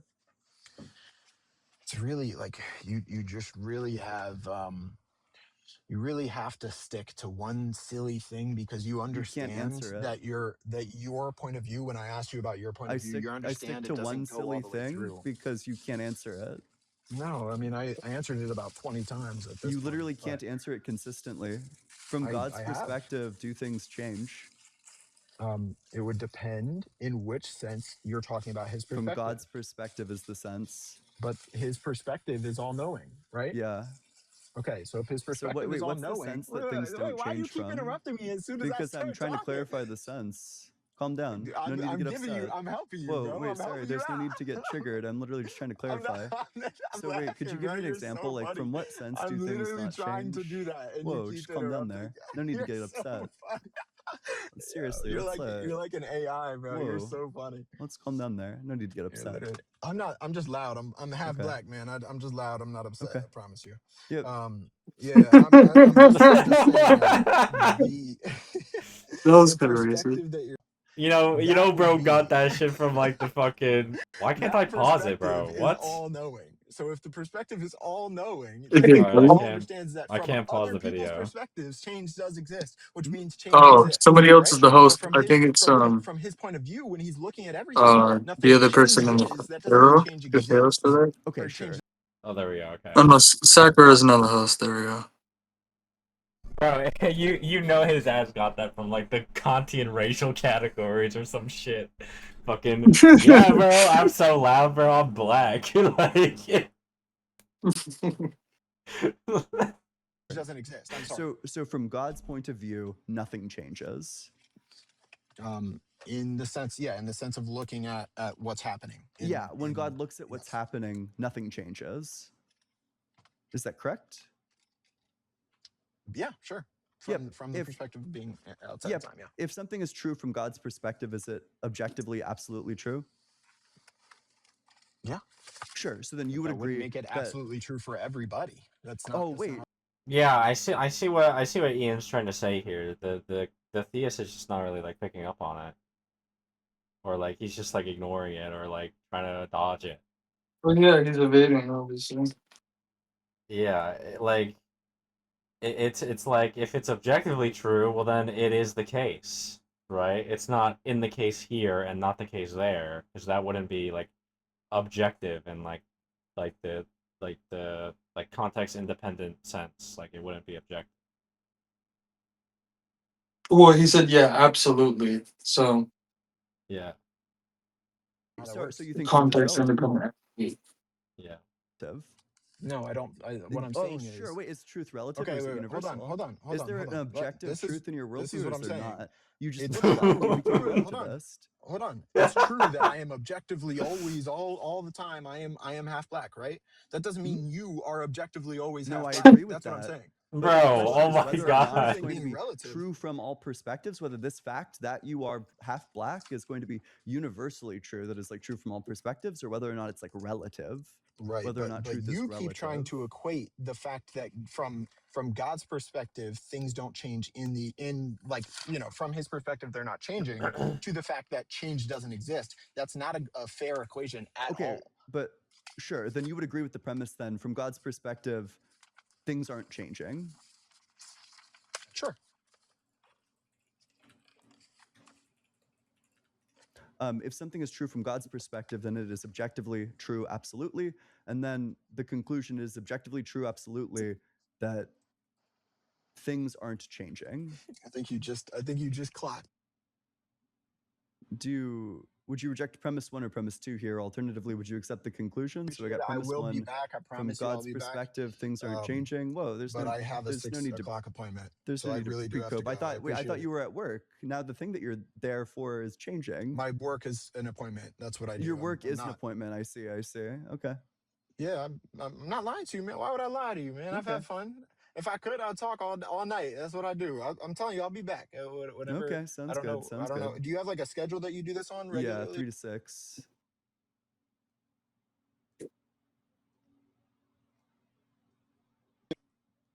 Is that 3 it? to 6 like Monday through Friday or what? Like EST, I tried every day. Oh, every day. All right. Yeah, I'll be usually back, not man. weekends. I'm sorry I have to yeah. go. I do have an appointment. I promise. I'm not. I mean, you guys. Yeah, whatever. All right. I'll see you guys. You have a good one. Yep. You as well. You as well. Thanks for coming up. Thanks. That was a much better line of questioning than the last one. Yeah, but I don't know. Let's see. What is this, like a theological debate between God and not God? Yeah. Yeah.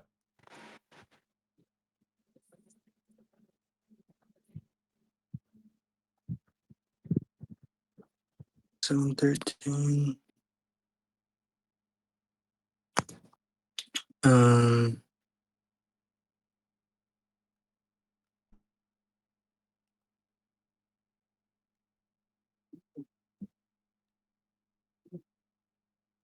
Do you want to watch Rob Gray? Yeah, I guess. Or like we can take a break? Because I don't know if Astor wanted to VC tonight, but he didn't answer.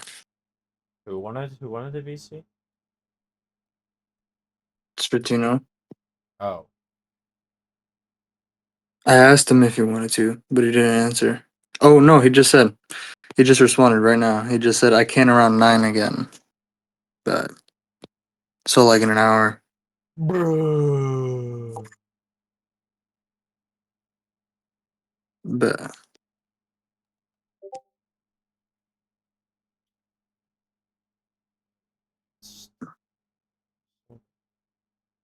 So yeah. Um, let's see.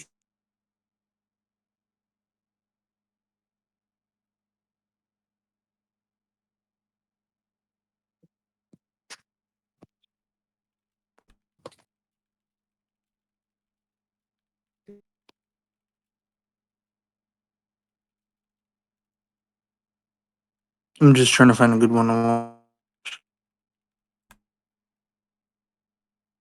I guess Boyne has stuff to say. Maybe come in here. What? I guess he was like reflecting more on like title tracing stuff. Oh, I guess he's not coming in. Mm-hmm. I mean, I could just read what he said. I think explaining the Okay. subjective, intrinsic, objective trichotomy will be important for dealing with hypotheticals and our paper. I'm making a lot of great connections by going through hypotheticals while using evidentiary reasoning, objectivity, and context holding. Some I've gone through so far. Aliens homesteading the galaxy by creating a superstructure around it that we haven't noticed. Eviction of a baby. Gentleness principle scenarios.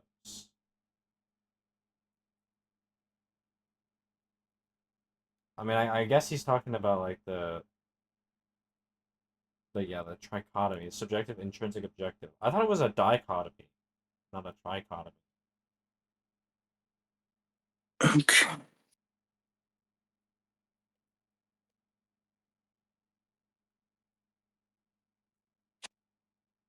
No, it's a trichotomy and objectivism. You don't know?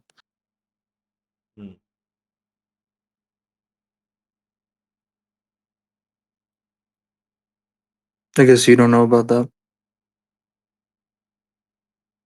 There's I only there's a know, Binswanger lecture yeah. on it. I guess I only know what Rosen says, where like it's like No, yeah, there's a subjective, Binswanger lecture on intrinsic, it. Yeah. objective.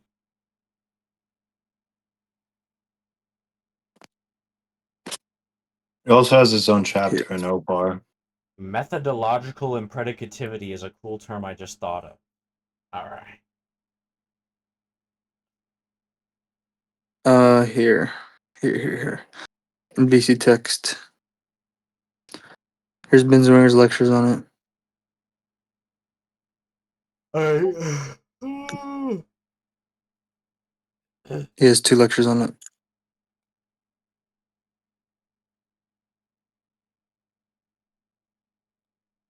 So yeah, watch that when you have the time because that's an important thing. Pretty important. Okay. Yes. Yes, we should watch this one on chapters 3 and 4.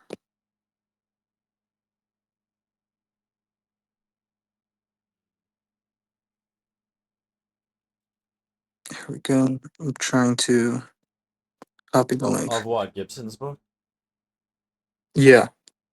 Do you have it already?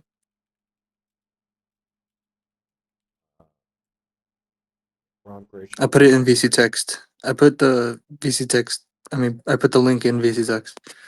Yeah, I got it.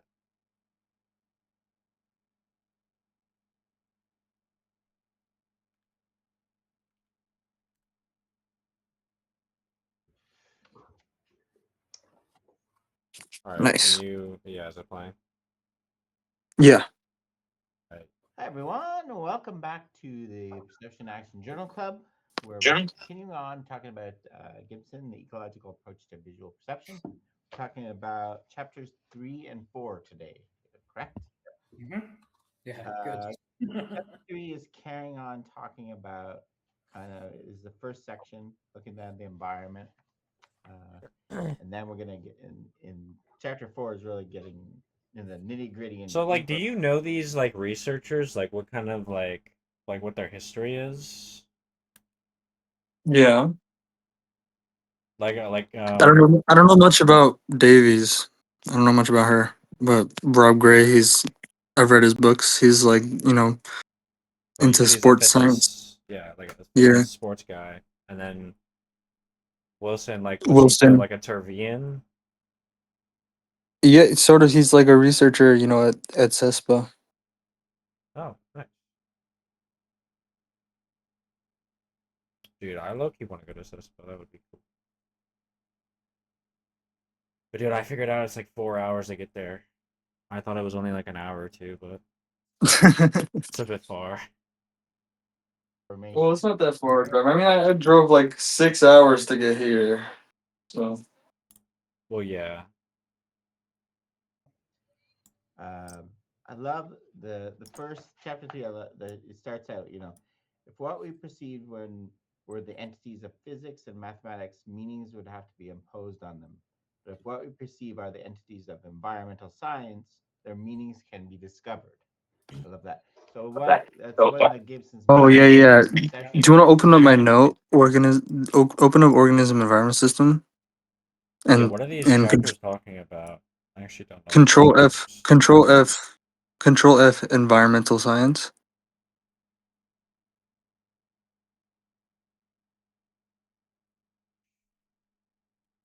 You hear me? Yeah.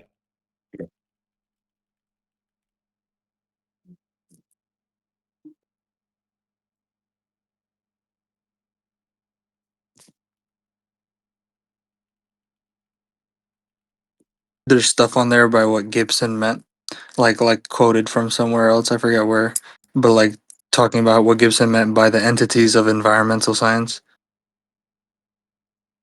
But if what we perceive are the entities of environmental science, their meanings can be discovered. What he meant by the entities of environmental science were things such as the ground, places, enclosures, and attached and detached objects, not light intensity and wavelength or points, planes, and space. The richness of information is not to be found in animal neutral physical and mathematical variables, but in variables that concern how an animal makes its way in the world. Animal referential variables, the variables of ecological realism that are perceived, not constructed, importantly. Or, sorry, yeah, new sentence. Importantly, he argued that these action referential variables are no less objective than the low level physical variables. Different questions require different frames of reference, and these frames of reference dictate which description of the environment is appropriate. Uh, I think there's more stuff there about like entities of environmental science, like the entities he's talking about. yeah, if a scientist is interested in how a voltaic cell works, then wavelength and intensity are appropriate. But if another scientist is interested in how an animal controls its collision with the environment, then different variables are required. Gibson's very early efforts in the 1930s and 1940s were directed at the practical problems of steering a car and flying a plane. In his first attempt to articulate a theory of perception in the perception of the visual world, he noted spatial behavior and spatial perception are coordinate with one another. We have neither to see space before we can behave, nor to make spatial responses before we can see. 1958 essay, Visually Controlled Locomotion and Visual Orientation in Animals, emphasizes two things: that locomotion was to be the paradigmatic problem on which to build his theory, and that his aspirations extended beyond humans. Animals make different kinds of locomotive reactions to different objects. They approach food or shelter, they avoid obstacles, they pursue prey, and they flee the predator.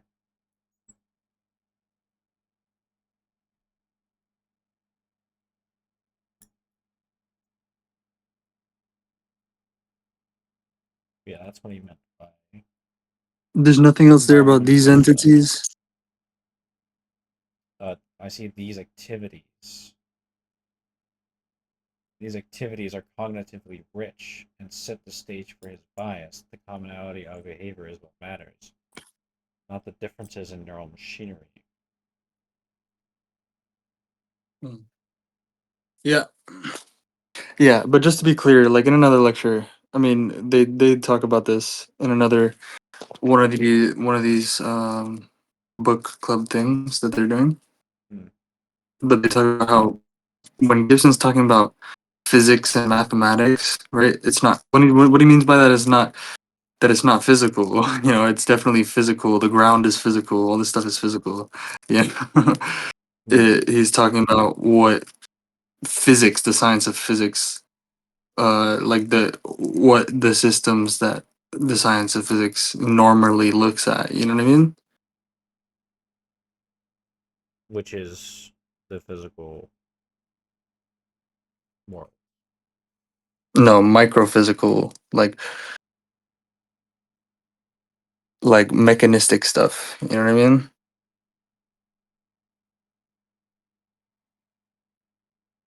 Physical means reducible, basically, in the reductionist view. You know, as Rosen calls it, Oh no, I was the just saying what classical he meant, what reductionist. Gibson meant by physics and Yeah, mathematics. yeah, yeah, yeah. That's what he's talking about. He's talking about the contemporary physics and mathematics. Oh, It's not appropriate, you yeah, know. okay, But he's not like he's definitely still saying that affordances are physical and stuff like that. He's not an idealist. right. Discovery or detection. It's not an act of processing, inference, computation. It's an act of discovering what's out there already, right? Everything is out there, and Like think about like I mean like in physics class, you know what I mean? Like you're given an equation and you're given these formal variables, purely formal variables, you know what I mean? Yeah, If that's what was perceived, then meaning would have to be imposed. You get what I'm saying? right. That's what he's saying. Because yeah, they just give you the equation, and it's Hmm. like, okay, this is the equation that can, Like it's already formalized. yeah, this is what gives you force or whatever. Like this is how you Mm. determine this gravity or force potential, whatever. Like, it's like, Yeah, it's already formalized. yeah, and it's like they're never Meaning looking has at the already been world. stripped away. Semantics has already been stripped away. That's what that means. Yeah. this chapter continues on talking about, we introduced the idea of a surface last time, all the information you get from a surface, but that's meaningful to an animal. That's the difference then. Yeah. Yeah. So, any kind of general thoughts about this one? Lots of vocabulary. Yes. So he's continuing the project of developing the vocabulary that we will use to do ecological psychology, right? So, um, you know, we have the environment, of the physical world. That was the first thing, and then, but now the question is, well, what's in the environment? And it's surface, substance, medium, and then what's the important surfaces are kind of where the action is. So now we have to talk about how to talk about the layout of surfaces in an environment, right? So it's nice, like it, it's building nicely, right? Yeah. Like, and you just have to Yeah, like that's very cool too. he's taking one thing at a time. Surfaces are where the action is. I almost forgot about that part. That was in the chapter two. Chapter two is on medium substance surfaces. Surfaces are where the action is. There's a lot that goes into that, but it's a really cool point. You know about like the non-locality of perception, Mm.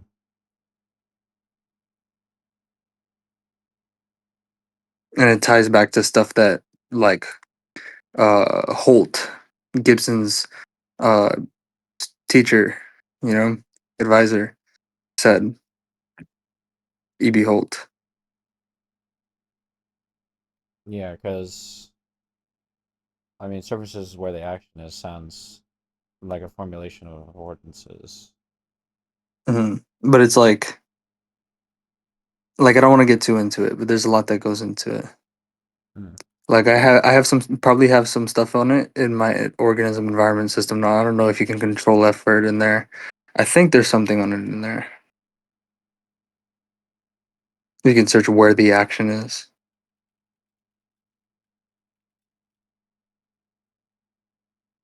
What in the hell? There's one reference.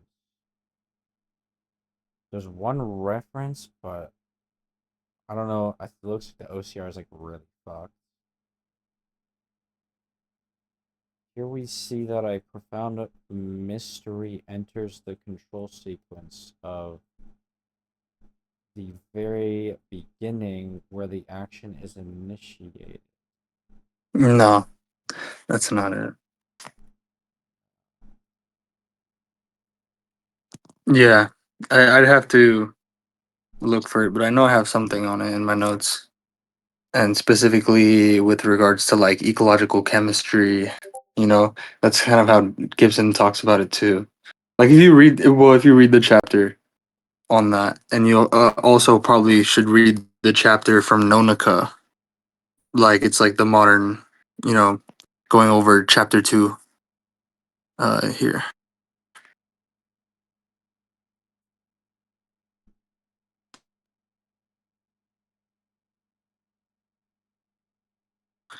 Here's the one where you can find the chapter from Nonica in the 2020 book. And this is Gibson's book, obviously. Here, in this next link, this is Gibson's book. So it's just chapter 2 for both of those books.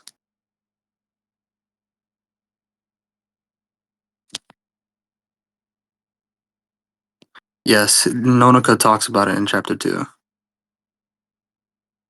The surface is where the action is, and he talks about it. Like, he explains it there.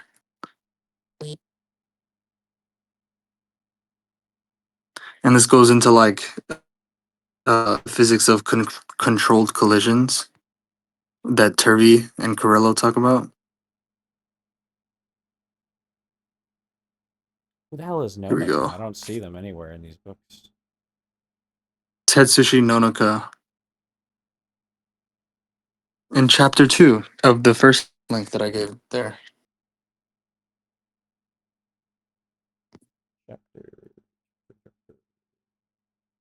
Here, Turvey talks about the physics of controlled collisions in these two papers. That's also a cool thing to talk about. Oh yeah, Controlled collisions.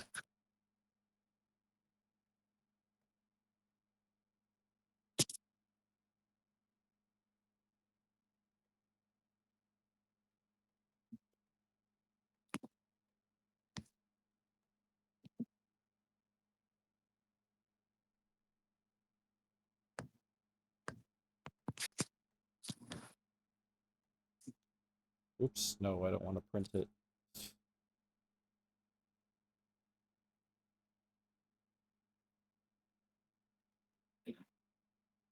Yeah, but we can continue. I just wanted to put those links there. Yeah. I really like Tetsushi Nonoka's essay there He's doing it in a sensible order, the way I kind of wish because he really Gibson was doing concretizes it well with his research.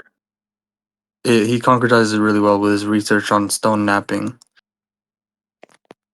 So that's a really cool one to read. All right, cool. Continue the video. But it's building and it's developing, and it's all about developing at this point.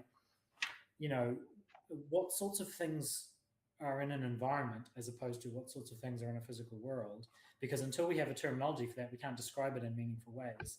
And if we can't describe it in meaningful ways, then you can't start your theory of perception, right?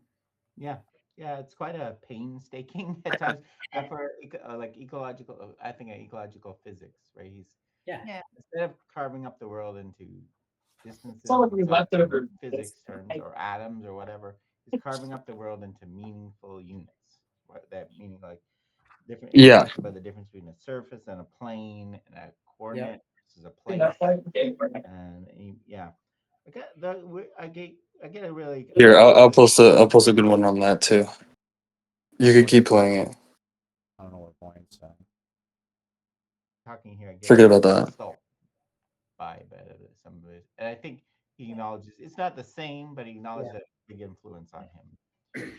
Definitely. It reminded me of it reminded me of the way in which places were described in wayfinding, not the wayfinding as Tim Ingold, but the other one, like that there are enclosures and islands, and he's describing the environment almost in a way that's Yeah, I posted it in in a way that's BC meaningful. text. Oh, I lost connection again, man. I was like, I know I have that book somewhere. Great book. Because you can almost tell Harrow, a you gotta story, give the way he me describes it, the way hosts. you tell a story about finding your way around an environment. If you Yeah. kind of tell it as a story, You? wouldn't you? You go through this Yeah, I need place, and you host. go I need through host. I a can't pause dell it or now. a convex slope, I and you don't get to an think enclosure, I and have. it's an island. He's It said using I don't Harrow have it. Owl. language that is meaningful. I don't. Yeah, Harrow has it. I don't have it. Yeah, I have host. How do I? navigating from point to point? Yes. Which is Oh, let me actual see if I can physical pause. Sort of map. That's when you're drawing a map. Oh, I can pause. How do I give host? Shit. Should I just leave and come back? Sure. It might roll over to G though. You need, that's, Yeah, it rolled over to G. Hmm.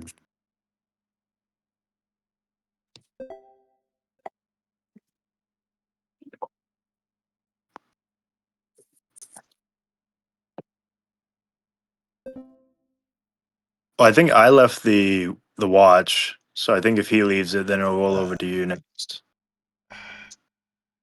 It's not. I'm not the host. about points to Oh, I am. Okay, let me leave. There we go. Okay, you should be a host now. Yeah, okay. Everybody is back now. point, right? But if you're talking about Sure. locomoting, then you have to go from place to place through Yeah. other places. Yeah. Yes. Yeah. So that's it made me think about that. And he's like you say, he's quite painstaking, isn't he? Describing all these different types of terrain, basically. Yep. Yeah. Like, attached objects versus detached objects, right? Like this is the other thing, right? Like he's drawing all these distinctions and identifying all these elements, and you kind of have to go, you're right. Makes sense. There's a detached object over there, and that's an attached object. Like you look around and you see these things, which is kind of cool. And that's an enclosed space, and that's enclosing things, and But it's funny because again, just the contrast with a standard sort of sensation perception textbook, right? Where do you begin? You begin with sensations, and sensations are literally not part of experience, and so you look around and you don't see sensations, right? I'm sure one of the original psychophysicists used to try and train people to see sensations. You'd be like, "What's that?" And they'd go, "It's a chair." He'd be like, "No, it's not."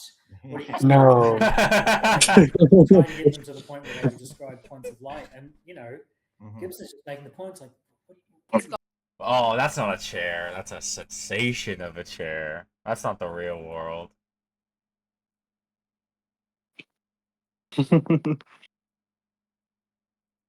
Dude, it's exactly the kind of stuff we were talking about yesterday too. About like the morality of these kind of like metaphysical positions, stuff like that. Yeah. all the way back, isn't it? And he talks about the correct answer to what do you see is a chair.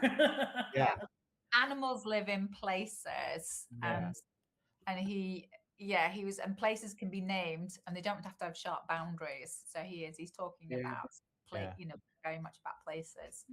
It's it is like they say, going back to so he's talking about convex slopes, concavity, those are the bits that we talked about. It is terrain features, very much terrain features in places, and it just made me. I was like, that's that's my kind of navigating out of a city.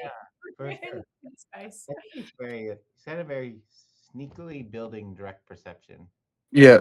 Harry Heft There's nothing much you can has a do. lot of papers on this, on like place perception and navigation. Lots of really cool papers on that from Harry Heft. Like, just search that up. I don't have them on hand. Damn. She doesn't have a paper? Wow. Oh, really? about here, right? He's defined what an obstacle is, what a gap is, right? What these simple training features. And it's very I don't think interesting anyone would because, you argue know, with. there's a big movement in neuroscience talking about like place cells, like specific cells in the brain that like record place, you know, for and it builds like a cognitive map that, you know, organisms like rats they use to navigate things like mazes and stuff. It's lots of like billions of dollars spent on that bullshit. What are you gonna do, man? The freaking state. Taxpayer money. Those definitions are pretty straightforward, and then that you could pick those up directly because there's a so it's kind of sneakily building. Does he uses the word discover, doesn't he, rather than interpret? It's very good. There's some stuff in here that again he's being quite clear about the language he's setting us up to use. And it's funny as well. So there's some recent papers. Tony Chimera's got some stuff out about this. It's this philosophical concern around the myth of the given. And as far as I've been able to tell, the concern is that the myth is the idea that something is given to perception to ground it, and I think I think this myth, the idea that that's a myth, is a very sort of an activist concern, and the reason it's an activist concern is they're very constructivist. Sexual experience has to be constructed by the user, and I actually think, and I'm pretty sure that Gibson's going, no, look, there's a whole bunch of stuff that's simply given to you. Isn't that lucky? Because it couldn't work any other way, right? Like you want to know how perception is grounded? It's because of the literal ground. I gotta say, man, the only people I've ever really heard talk about like an activist is definitely like Andrew Wilson. Like he seems to bring up an activist a lot. Well, it's because it's a big, like in ecological psychology circles, you know, there's it's a big thing, you know, like it's not just if you've read papers on it, you know, Harry Heft has a paper on it, you know, the Full Tilt 9 Carrillo papers, those papers on it. There's like a bunch of different papers on it, you know, from Camaro and like people in his circle, you know, Harris Escribano, um, So it's kind of lots of like people. it's just kind of their big thing. Then. Well, and activism is like a thing.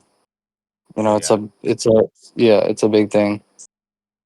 So it is just like a poison, kind of. But it helps us sort of combat the like, you know, what's it called? You know, like the sort of view that's like feigning ecological realism. You know what I mean? Yeah, it's almost like what you said about like the psyop shit, you know? It's Yeah. like But you know, like the sort of view that's like feigning ecological realism, you know what I mean? Like using all the language, like kind of like similar yeah. language. And it's like Yeah. but then it's like when you look under it, it's like, oh, you're just representationalists. Yeah, it's like the oh my god, it's like the Scooby Doo thing with like the mask, you know, where the guy like pulls off the mask. It's like on the Yeah. surface, it's like, oh yeah, guys, we're like ecological, like we're naturalist and stuff too. Pull off the mask, and it's just, oh, it's a representationalist. Yeah, yeah, yeah. Is given to you by an environment. Like, and this is again, right? Like we talk about it as being sensible, but just And it's very important define. to understand the distinctive sort of quality characteristic of ecological psychology, the ecological approach is, you know, laws, right? That Laws. we look for laws. You know what I mean? We have law based accounts for things. You know what I mean? And that's something that no other approach has in psychology. Well, yeah, it's just because they don't really care about the kind of like invariance, right? It's like They don't care the about stuff in the laws. world. Well, yeah, but I mean that's ultimately explaining some sort of like invariant process. Yeah. in a sense, like like Like I'm definitely thinking of thermodynamics when I say that. Maybe like I don't know. well, when we're talking about laws, we're talking about laws that like necessitate a given behavior, given some conditions, given some what is it? Some context, some constraints, laws plus constraints, laws plus I forget what the word is. But yeah, the law, you know, is like think of what Turvey talks about in lecture 1, you know what I mean? The more inclusive system embodies the laws that uh necessitate the behavior we're trying to explain. You know what I mean? The laws of, the periodic semidiurnal times and stuff, you know? Yeah, so And yeah. what is the law? There's another law that Turvey talks about in another paper. It's like it's unifying what it's doing, The law, it's unifying all this stuff, It's like before Noether, right? Before Emmy Noether, all the various like conservations of nature were uh like seen as different what is it called? Like anomalies, right? You know what I'm saying? It's like, oh, we got a conservation here, you got a conservation here, you got a conservation here. It's just these weird things that we keep finding, Just anomalies, right? But I mean, Noether's theorems, right, unified all the conservation principles, right, into a law. Yeah, and You know, I mean I like to think that it was just looking at the just like all the yeah, this is what I'm trying to say. similarities across all these There's a conservations. yeah, yeah, yeah. It's an inductive thing, Yeah, yeah, yeah. and so what's the law? Like earthquakes is another good example. Yeah, the Gutenberg Richter law. It's like such a simple. It's so beautiful. It's such a simple thing that it expresses. The frequency of earthquakes decreases exponentially as their magnitude increases, right? Mm. And it's just like before that, earthquakes, like it's seen as like an inexplicable anomaly that just happens, you know what I mean? Like it's attributed to gods and stuff, like all across human history, right? Right. But yeah, basically, yeah, I mean, it's an invariance law, right? It unifies, it explains what we talk when we're talking about earthquakes, right? It explains it, right? It Yeah. explains the phenomenon. Yeah, and I mean, I guess what I was trying to say is it like all the laws seem like that. Like all of these Yeah, laws that we have. the Gutenberg Richter law is really cool. Like I forget where, but like Turvey talks about it, like oh, like like just like I'm talking about it now, like how cool it is, like the discovery of it. You know what I mean? Hmm. All right, well, I got disconnected again. I'm pretty sure you're a host now, so.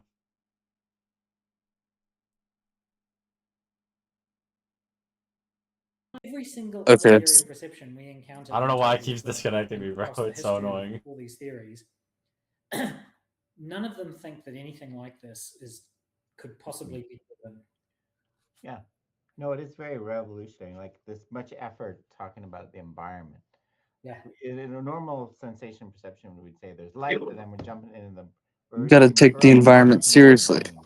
There's objects. We did that with this brain area. This you have this retina, LGN. But here we're still in the environment, right? We're still talking about all the meaning in the environment, which I don't think It's very unusual. Yeah, right? it's like He it's flagged premature. this up in the beginning. It's So we're entirely gonna do premature. Any discussion about right? Bro, We're I going to can't talk the about the pause. brain. environment to be perceived. Oh, Then we're I going to can't pause. I mean, you can't pause. Yeah, it's entirely premature. Any discussion about what the brain's role is in psychology and da da da da, all this stuff before giving an adequate description of the environment. You know what I mean? Like giving adequate attention to the environment. Yeah.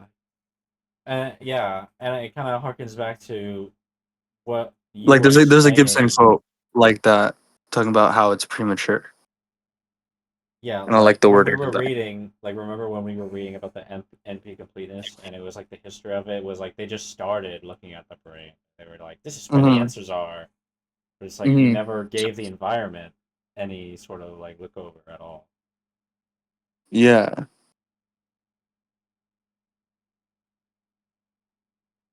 you didn't give it its due. You know. Hmm. Didn't respect it. Oh, did I become host again? No, No, I'm he host. information is. for it. Then Okay, we're going just to check. talk about the psychological bit of Mhm. how you go about using that information to perceive the environment. Then we're going to talk about the weird case of images, but it's the literal reverse, right? And he flagged that up at the beginning, and it's fascinating to kind of see it in action. Mm-hmm. Talk about objects. Yeah. So kind of go through it. A couple of interesting the kind of tool Yep. use is an interesting case. I think it questions some of the focus of attention research, right? When Gibson argues a tool is essentially an extension of you when you're using it. Mhm. Yeah, there's a lot of cool tool use research Yeah, I So, kind of like that was in interesting. ecological psychology. well, he's Mm. he's ahead of the curve in terms of extended cognition, right? Mm. Saying that the tool is so when in use, a tool is a sort of extension of the hand, almost an attachment to it, or a part of the user's own body, and thus is no longer a part of the environment of the user. So, like, it's you take it from your environment and you bring it into you. He's saying, and that's Clark and Chalmers, right? That's the extended mind hypothesis, right there in spades.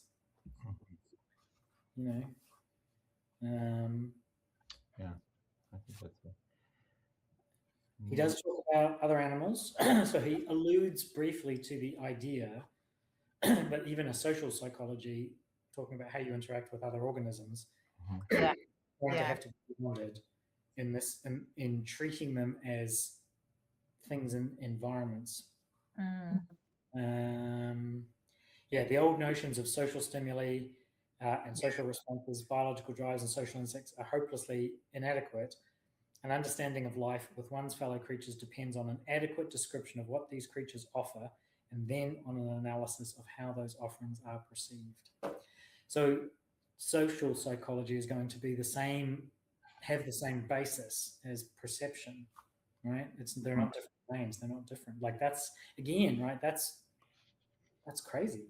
That's Yeah, revolutionary. and again, that was stuff that for me is really interesting. Obviously, looking at human horse interactions, but in there, there's that route of we can see affordances for other animals, and those affordances would be conspecifics. They might be um, heteropacific, specific. I'm guessing that's where you got like your Yeah, affordance theory other for property species. rights. Oh yeah.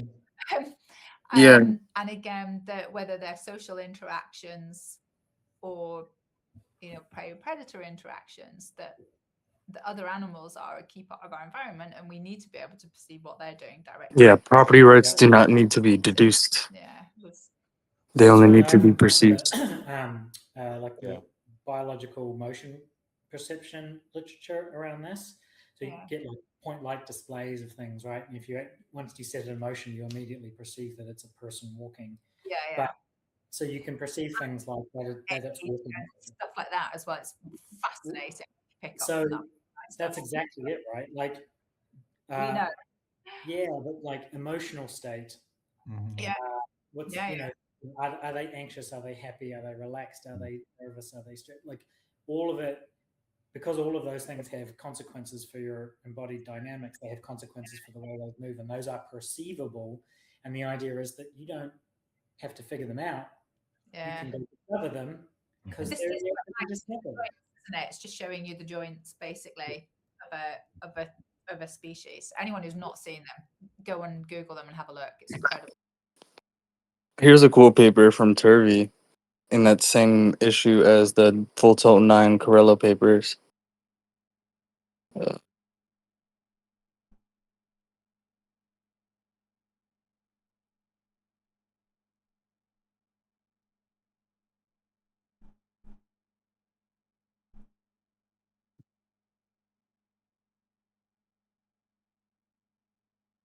see.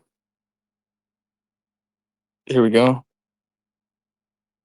This is a cool paper. Cool paper. Yeah, joint actions. Talking about affordance for joint actions and like how, you know, we're in the same world. Da da da da. Very cool. Specificity, autocatakinetics versus inactivism, autopoiesis. Hmm.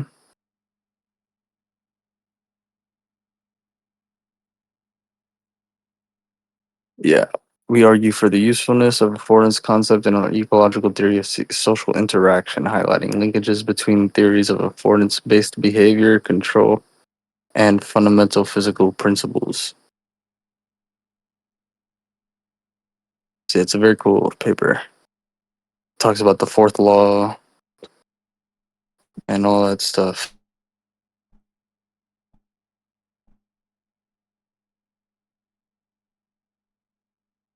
I gotta go back in here and play the video. They move, you know what animal it is. Yeah. What the movement gait pattern is, like you say, are they healthy? Are they anxious? Yeah. Are they young? All these social things, right? These higher order sort of cognitive kind of things are simply apparent and perceivable in the motion, in the way that the thing is moving. And that's so like I often point to those because that's directly like there's a whole literature of empirical evidence now pointing out that these things have a perceptual basis, and that perceptual basis is by virtue of perceiving the dynamics of the project in the same way that you There's a perceive large body of events. established empirical work on this I think since that's remarkable. Gibson's I think book. it's really important that there's an evidence base for this now because it's a big bold claim. But it's cool. It's fascinating, right? I use there's a point light display walker that I use in lectures quite a lot. That's on Mick Trohe's website. I think if you just Google biological motion, so I think first ones, and it's got an interactive bar thing where you can make it more or less. You can make it male or female. You can make it anxious or nervous, and you can do all the combinations, right? Yeah. Wild. Yeah. And how most illusions disappear with movement, not just illusions around people, animals, things like that disappear with movement as well. Yeah. Talks a little bit about motion, but obviously we get more into that next chapter. Yes. And gets into this displays. Again, this indirect perception. It doesn't mean indirect perception in the way we do now, right? He means where something in a surface in your environment is trying to convey is altered to convey. It's a representation of in the outside world, not in your head, right? Yes. A drawing, art, drawing, picture, right? It's meant to convey something else, represent something else in the environment. So it's being mediated by another person. Something else in the environment. So it's being mediated by another person as opposed to mediated by your brain. Like a cave drawing or a painting, all the way from cave. Yeah. You're getting information secondhand through these images and pictures. Yeah, Gibson spends a lot of I got into the Gibson stuff around picture perception for a while, and it's one of Gibson's points is it's kind of remarkable that pictures work as well as they do because they're pretty weird. Actually, when you think about them in these sorts of contexts, they're actually pretty odd things. We take them for granted because they're everywhere and we can interact with them. But the fact that they're informative at all is actually quite interesting. But then, just to like Marianne was saying, like the illusions contained within those images, for example, are not truths of perception, but they're side effects of the display form, right? Like, yeah, Yeah. yeah, yeah. Yeah. And then he gets on to talking about the environment, which reminded me of the conversation we had last week. And I am trying to also read the other book around the difference between the environment for one observer and the environment for all observers. Yeah. Here's a line in here I love is, in this sense, the environment surrounds all observers in the same way that it surrounds a single observer, right? We're all part of the same environment. We all can be in this, we all can view it from, we can move around, we experience the same point within an environment, place within an environment. We can all, so yeah, I think it's interesting. So I was chatting briefly Yeah, on same social media paper bags about from this as I was just Turvey reading out loud that I about just the linked. paper, and I need to get into it in more detail. So, right, this issue of the environment of one observer and the environment of all observers, it goes back to from chapter 1, where he introduces the term environment and the notion that the environment is and the organism mutually define each other. And then he raises the fact that there's a complication when you think about those terms, because there's the environment that I mutually define, and there's the environment that you mutually define. And if we're in the same room, there's also a sense of the environment mutually defined with respect Yeah, to and it's like I said earlier, what us it as is, humans, us as the solution, sex Gibson's personnel. solution to this Very sort of It's funny. So yeah, I know. Gibson really, It seems like a conundrum, but it's not, because Gibson's solution is that the ontology of possibilia, right? It's not an organism can but need not be occupying any given position or path of observation, right? You get what I'm saying? So it specifies, right? Just like the continuity of event transformations, right, is specific to you know the invariance, right? The invariant structure, right, of the environment, or they're specific to each other, right?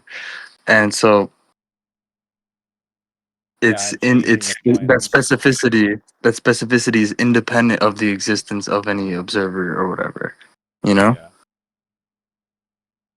You get what I'm saying? Yeah, it's like the structure is already there. We just need to That occupy some point of uniqueness, observation. yes, that uniqueness, that the light in this room is unique to the room. You get what I'm saying? Yeah. The what is it? The activity relevant color layout for the bee and the human is a property of the garden. Yes, exactly.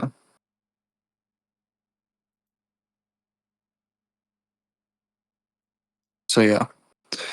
Really, like, it's really important. He makes the point here that the environment of a single individual is one viewpoint on a shared environment, because otherwise everything's private and he gets solipsism and he wants that. And that's really, really, really critical for Gibson. Right. Ed and Tony, I think they're not entirely wrong to point out that that's still a little bit weird. Because if I mutually, if my environment is defined in part by me and my abilities, and your environment and you and your environment mutually define each other, and if we have different abilities, then there's a very straight up sense in which we're talking about different environments. Remember, the organism environment don't co-create affordances, right? They co-create behavior, the actualization of affordances. Yeah, because the latter would be an activist.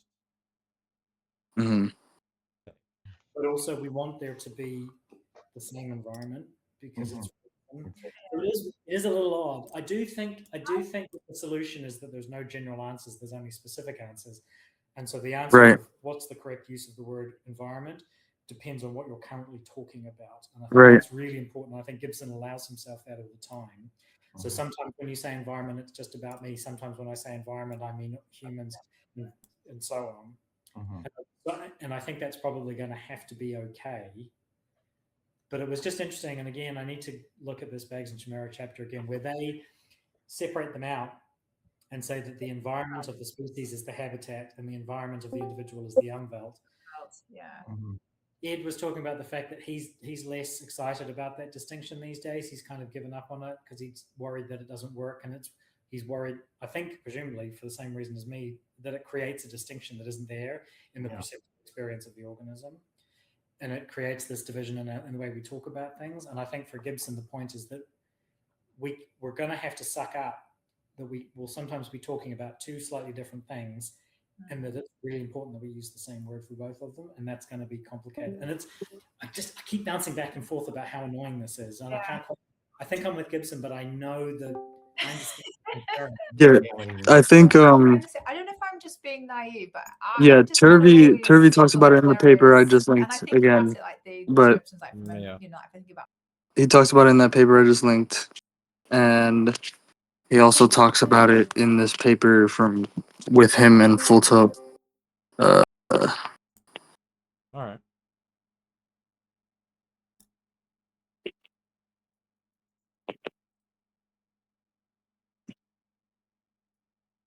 Here we go. This one. There's also an audio of this paper. So I'll just link that. Yeah.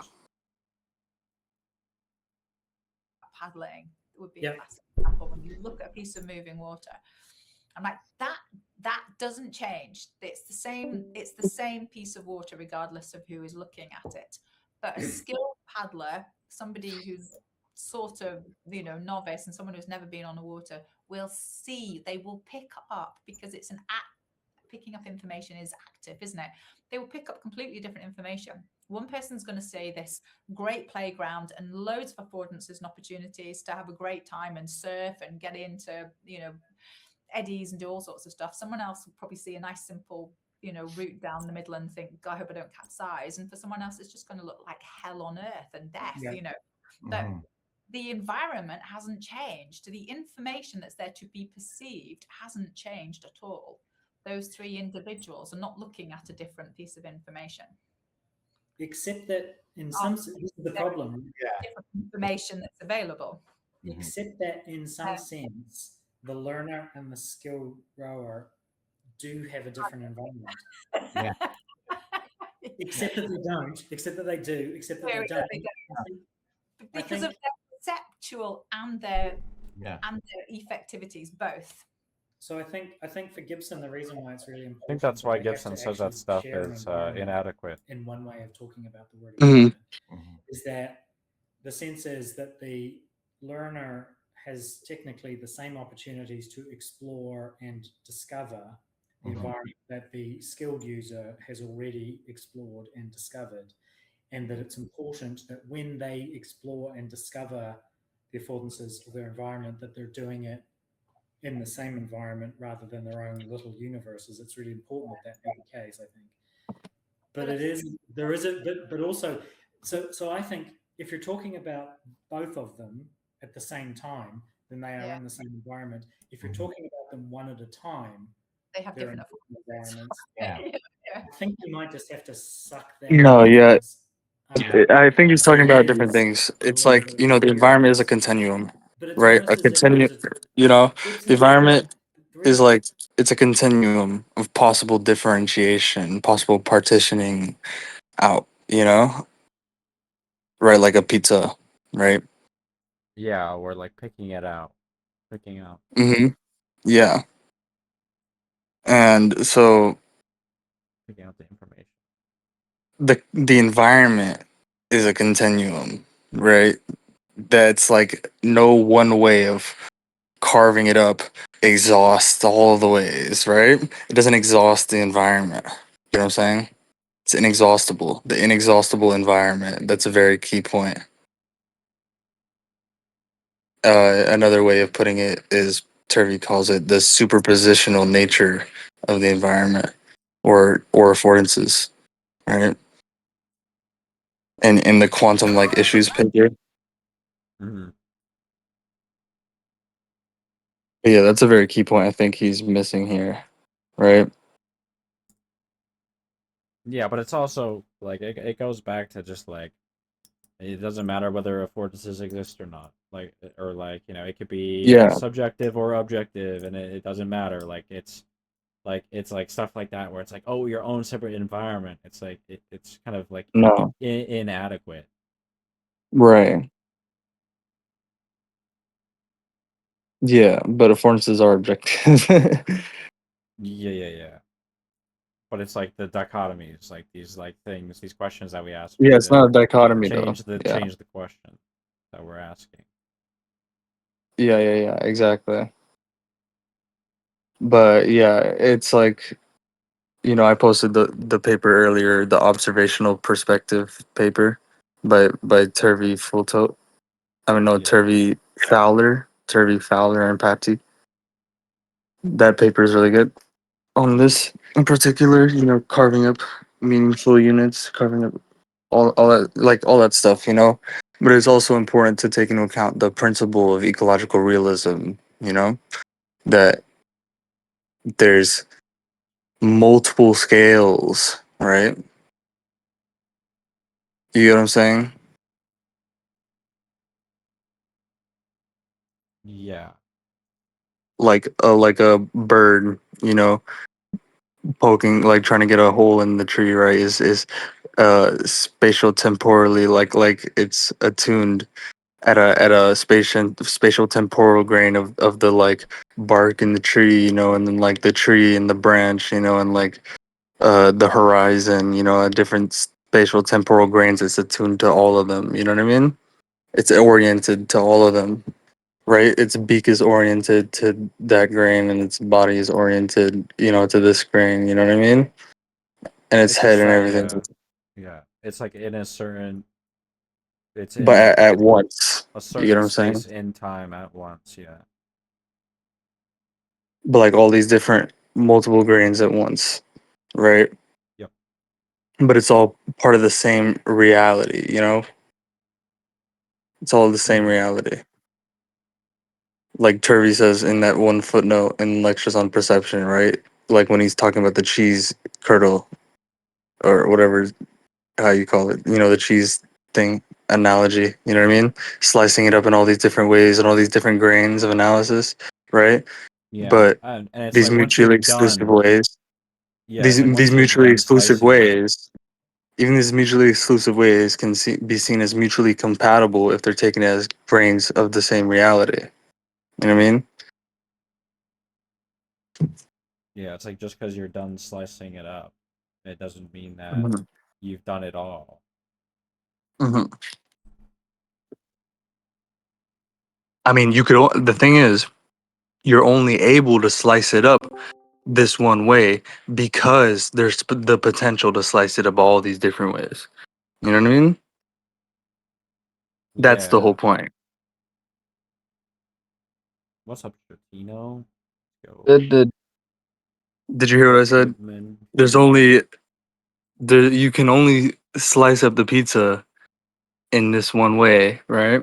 Hmm. Because there's all these other ways of slicing up the pizza, and that no one way exhaust all the ways of slicing up the pizza. You know, Hmm.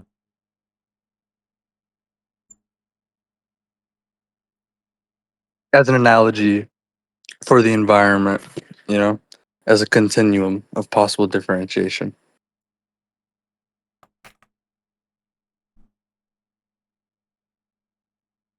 You there, bro? What are we watching? We were watching something. We were waiting for you. Yeah, I mean, do we want to Oh, keep watching or do you guys want to talk about something else?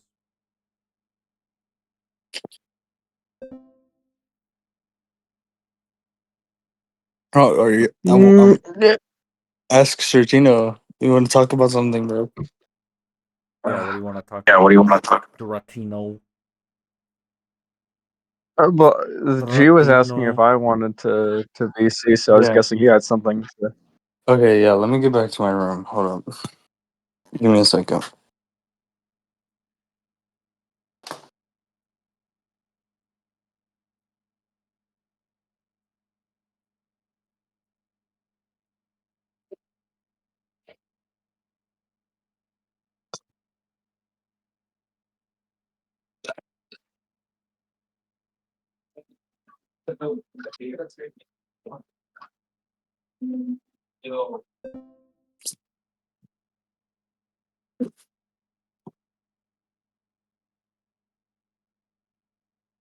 All right, I'm back. Yeah. Gotta make sure I don't knock my mirror down. Bro, what the hell is input error talking about, bro? This guy is like being dumb. Okay, I'm back. If I remember, input error was like, I don't know. He's just. I don't know where the analogy came from. Really, it's like it was such a out of left field It's like analogy he to yeah, he begin gave with. some excerpt and he's like, "Oh, this is literally working Keating." And I'm like, "No, it's not." Well, yeah. Well, his thought is like the analogy is narrower than you think. But I was like, it's so narrow that all that we're able to kind of put it under is what did Diogenes think, and what did Well, that's the thing is that I think the excerpt he gave wasn't narrow. He's just making it narrow. Like he's just trying to make anecdote out of something which the actual text is not showing. Because like I look at it and I'm just like, this is not what this is. well, it Okay, has yeah. to be. He Okay. has to. Sorry. Hmm. I'm saying he has to like narrow it to the point that it could only ever be about like, oh, what did Diogenes think he was doing, and what did Aristippus think he was doing, Yeah. in order for it to actually like apply. Because I mean, like otherwise, then we just are like talking about, well, what did Diogenes like actually do, and what Diogenes actually did was definitely a life of like complete malevolence. Like he was a Yeah. total cynic. Yeah. But like, so long as Diogenes thought that he was not submitting to men of means, then like, But like that's what Eurydice was doing as well. You know, like if we're taking that angle. it's just like I get. I'm thinking that input error is thinking that Aristippus was intentionally being that way. I just I'm not sure what the analogy is so useful for by like pointing out, because he agreed that Diogenes was completely inconsistent on whatever the hell he was talking about. So it could Yeah. really only be about like what did Diogenes think he was Yeah. doing. Like I think I said it to him. I look at it and I just see, oh well, you know, if you just like destroy your life in the way that I'm destroying my life, then you'll be much better off. And they're just like both saying it back to each other. Like that's all I see. Bro had good intentions. Yeah. God, but I'm still curious about the Allen stuff. I don't think we Yeah. ever fully got Oh yeah, around to what the hell. Alan's fine now, I think. He got Oh, convinced. he's fine for a little bit. I think that like give it Yeah, let's go a few over it. months. All No, right, yeah, okay. We let's can go go over over it it because we with didn't do you. it. Yeah. Yeah, end the watch together, bro. Oh yeah, I got Let it. me let me get back to where I was here. It was what I the mean, before that, did you have any thoughts about our conversation yesterday? Like any thoughts to add? no, not really. I mean, we had gone over that was a really good conversation though. We went over like a lot Yeah. over No, yeah, it calculus. was like what I started to understand, and you got my updated vault, right? So you can Yeah. start seeing like what we were talking about is exactly what I was starting to understand. I was writing it down like then like how like costs are the mark of realism or reality. You know what I mean? And like talking about what the mark of unreality is, and like views on what the mark of unreality is. You know what I mean? Mm-hmm. And I thought that was a very like important topic. And also there's a bunch of stuff there on borrowed realism, like very cool stuff that I think you'll find interesting. All So right. I don't know, probably get back to me on that. We can PC about it later once you read it, because I think like you'll want to talk about it and All once right. you look into it. Let me see here. Because I wanna I like you know how I am, like I'm like you'll see. I mean, if you I don't know, if you want to like just give a quick glance at it, just like see the amount of shit in there. And it's just like, just me sort of thinking about, the first video we were working on, the first video in the course, just like, Oh and yeah, it's just like, yeah. like you see like how like I'm up in the clouds like going crazy,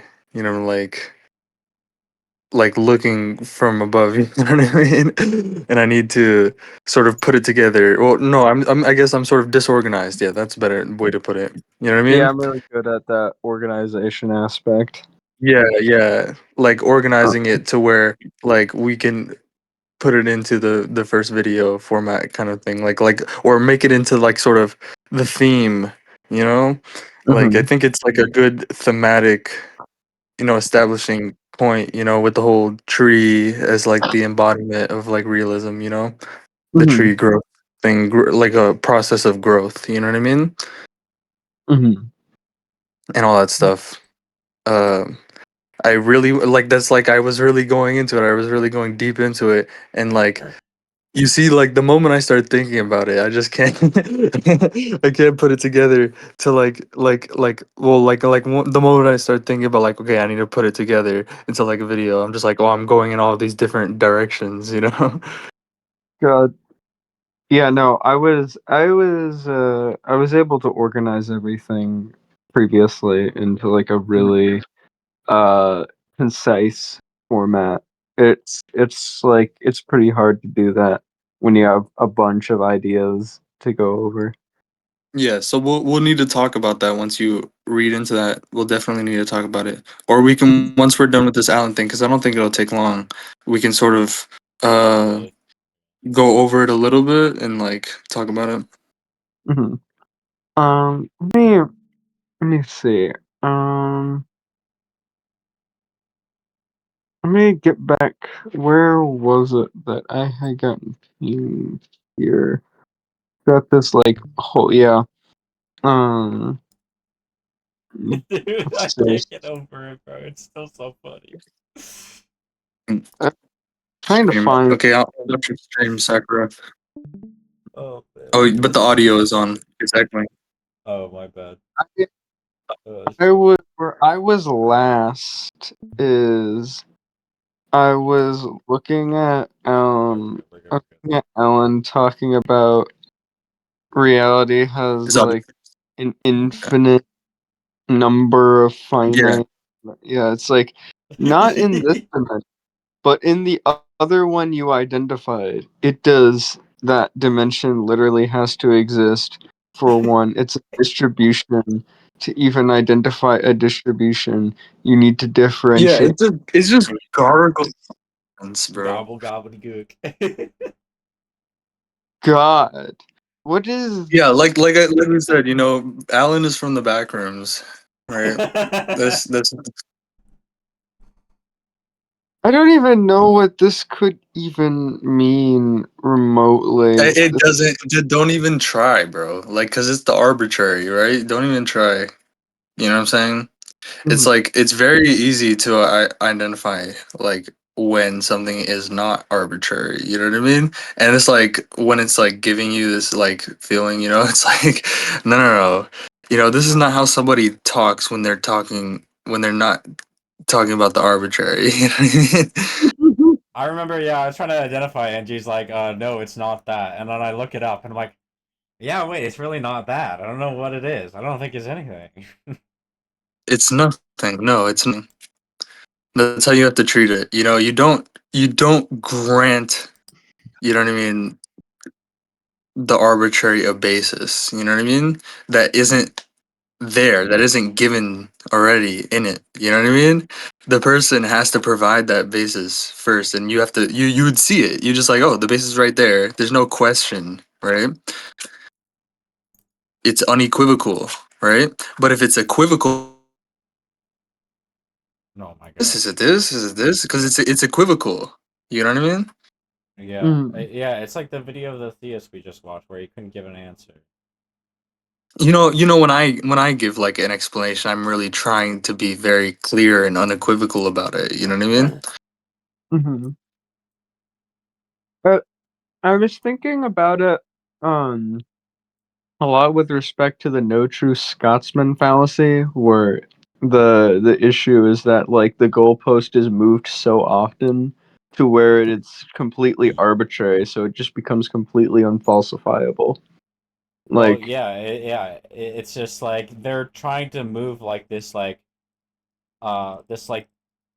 2D representation of a goal to try to trick you into thinking that there is even a goal. man, it's just a hologram. Yeah, like they're just Like, trying to trick you. All It's right, just let's like, keep going. I wanna get to my responses at least. let's see. yeah, I mean, we can skip some of Um, these. existence here refers to identity, not intractability. What the finite here means they have limits. Infinite means there is no fixed amount. That's Yeah, not what that means. then I asked them if I could go to the Nether. You bro want Marvel to be real. It has identity since it has identifiable, it could exist in its own this is just lazy. I just want to like No, mention yeah, how he thinks lazy. he just keeps saying it like, oh, it has identity, it's identifiable. He thinks he keeps saying it makes it so, you know? No, I really dislike when Alan does this shit because it's just fucking lazy. It's like he's not looking at what he is saying. If you were to Yeah, and look then at and what that's he how is, I sort of I tend to like make it explicit, like I'm trying to get you to catch yourself doing this, and like you see at the end, like that's how I resolved it, and he's like, oh yeah, I was being stupid. Yeah. it's like if he had looked or like read what he had just written out, he would not know what the fuck he If you was just thought about talking it, about. bro, like, It has identifiable. Like, come on. No principles, no standards. Standards like when you look at somebody else reading or writing something to you, like explaining something to you, and standards like, is this a satisfactory? You know what I mean? Like explanation is for, does it satisfy my concerns? Does it satisfy what my question was? Whatever, you know what I mean? I And mean, it like you have to do that for what as well. You know what I mean? yeah, I guess that's something I've been struggling with is like in like some sort of disagreement is like tying it back into the whole of the whole thing as well. It's like, I Yeah. I have the way that I write down responses a lot of the time. I know that I've gotten the right response when I feel like a pretty good sense of pride in the response. Like I'm Mhm. just like, oh wow, I'm proud of this response. That was a How good I one. write my Yeah. responses. How I write my Yeah. responses. Yeah. I Yeah. just listen Yeah. to it It's and you're satisfying. You're yeah, I just it's look satisfying the at some standard. emotions. It's the emotions too. When it Like comes you to your can pride. tell. You I know. just look You at my know, own like how response, edit it. um, you know, like how Binswanger talks about perfection satisfying a rational standard. You know, Hmm. flawlessly complete satisfaction of a rational standard. Yeah, the pride is so satisfying. Like it's such a satisfactory sort of thing. Let me see. Wiz wanted to say something. We kept cutting him off. Yeah. I don't want to be a dick. Yeah, you were kind of being a dick, but it's fine.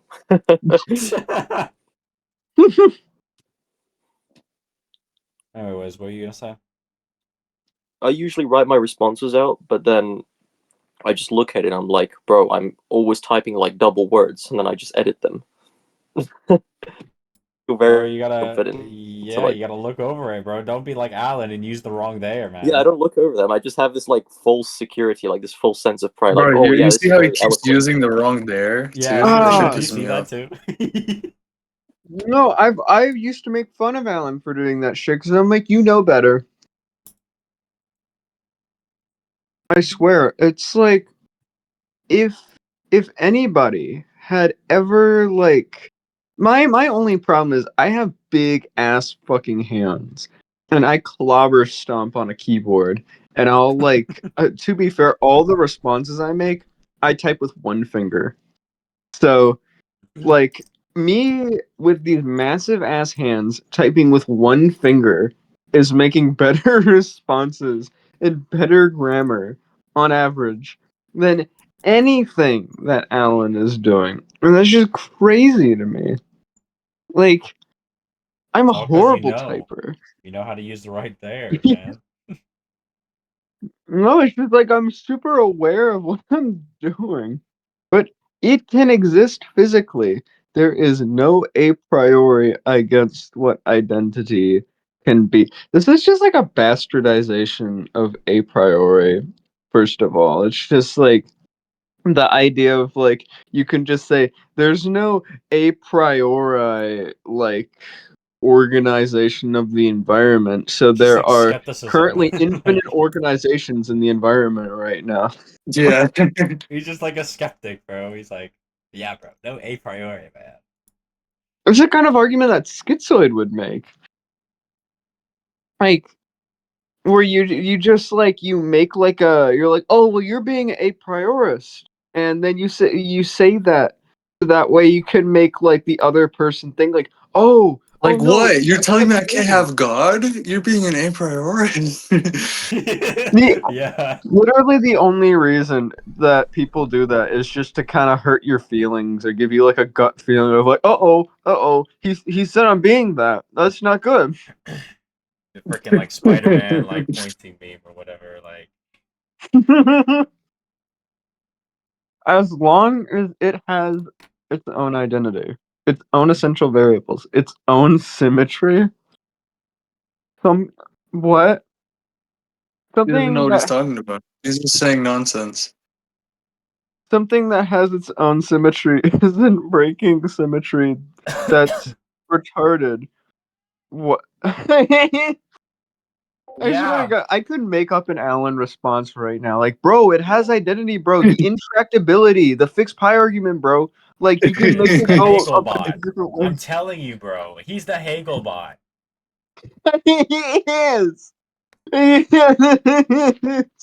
Bro, the fixed pi argument, we can make it a bunch of different ways, but like not at the same time, bro. It doesn't break it, the symmetry. Bro, did I tell you about him like like the like he DM'd me like a while back like about like what is it? Levitation, yeah. Levitation. Levitation. Levitation. Yeah. Dude. No, you didn't okay, so I gotta explain it, yeah. Oh Um god. no, yeah. When I was talking about, how like the universe is open-ended, right? There's like always more possibilities, more differentiation, you know what I mean? Mhm. When I was talking about that, and then he took that and like affordances, like, and he was like, "Yo, does that mean there's like I can like have affordances for like levitation, bro?" And he was like really serious, like dead serious, bro.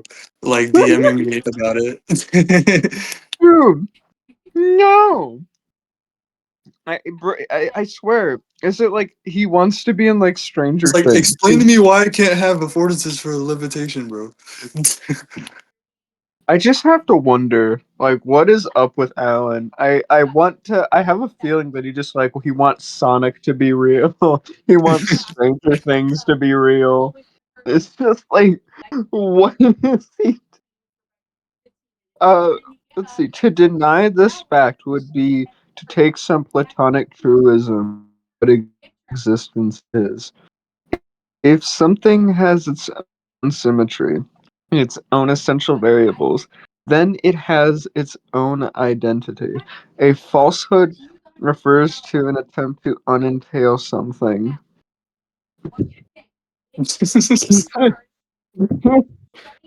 I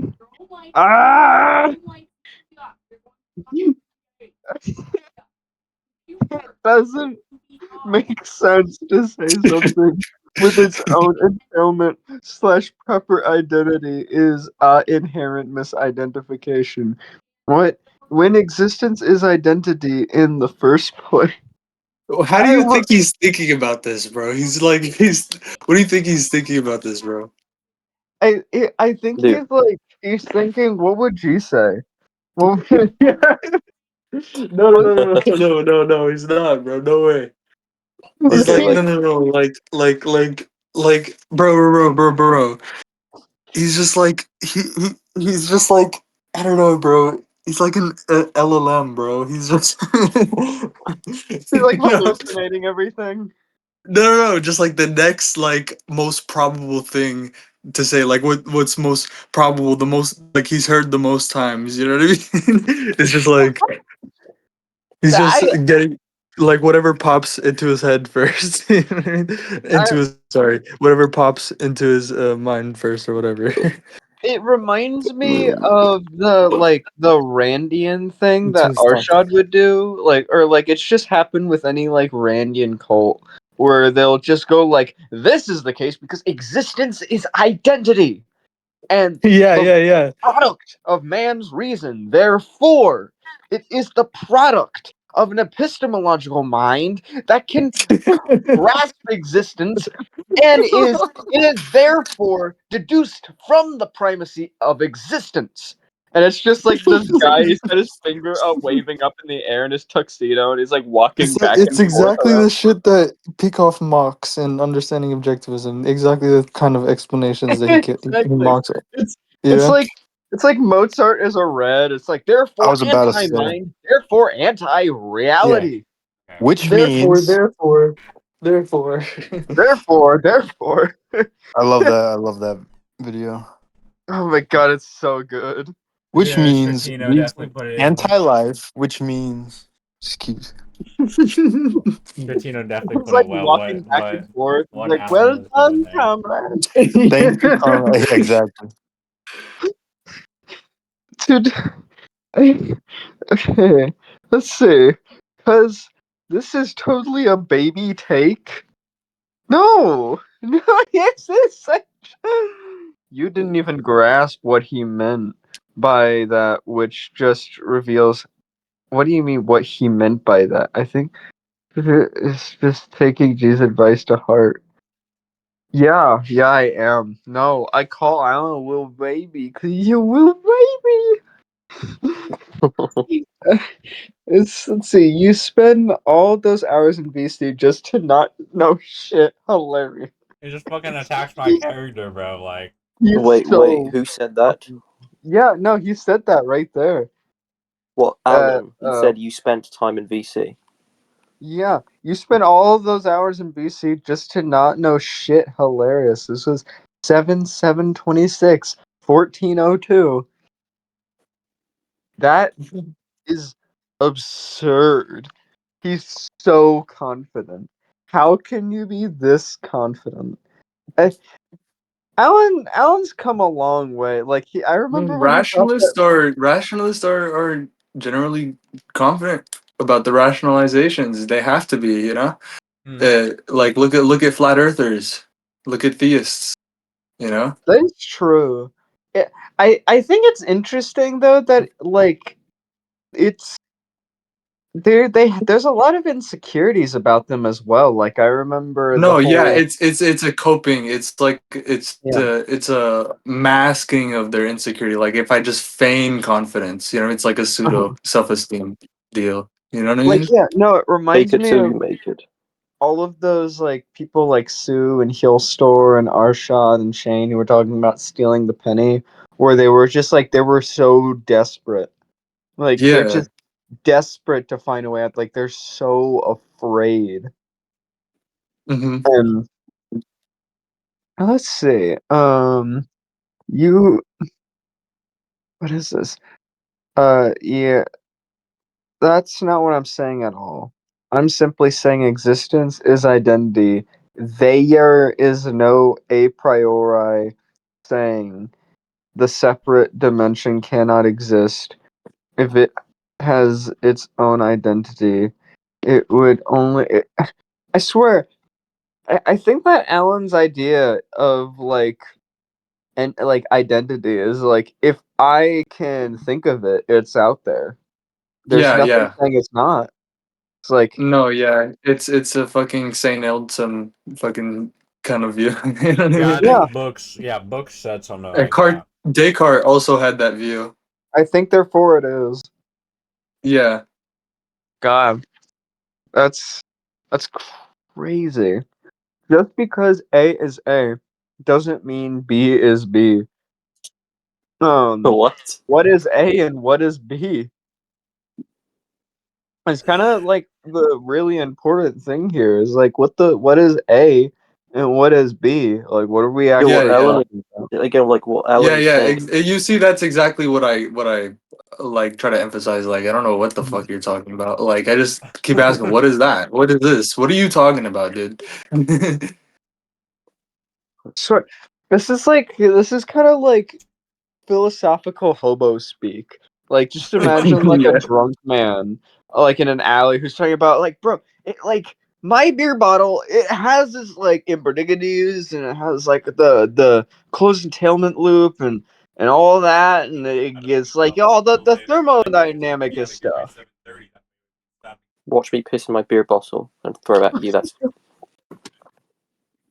It's like you know like, bro, no, you don't understand. I'm being selfish. I got like the pride and the self-esteem stuff and the like what the reason all that. I got it all. It's like he thinks that entities are collecting lawfulness like infinity stones. It's just like I just got this. I just got let's see. Um, exist. Are you trying to make an argument for a multiverse? His response: existence is identity. Wow. Like Costco. It is an error to treat certain things as inherent contradictions when something only becomes a contradiction by conflicting with what. This has to be an epistemic error. This has to Yeah. genuinely be like an Mm-hmm. error on the part of like, you know, what it means to know something and what it means for something to exist. Like, how do you know that? Mhm. Yeah.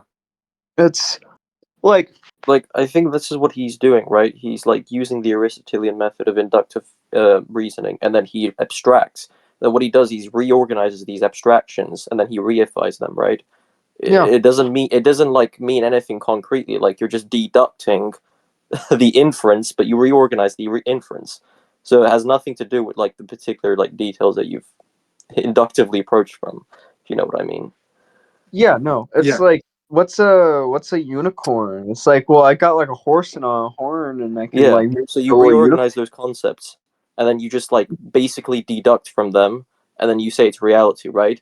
I mean, what Alan is saying is that identity presupposes existence, right? But he completely ignores the inductive method, right, where you can reorganize all these concepts, which animals can't do, and then you can like separate like the invariant amongst the amongst like the variant changes, right?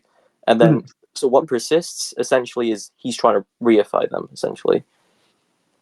Yeah, no. You talking This about is kind of Bacon's method of induction?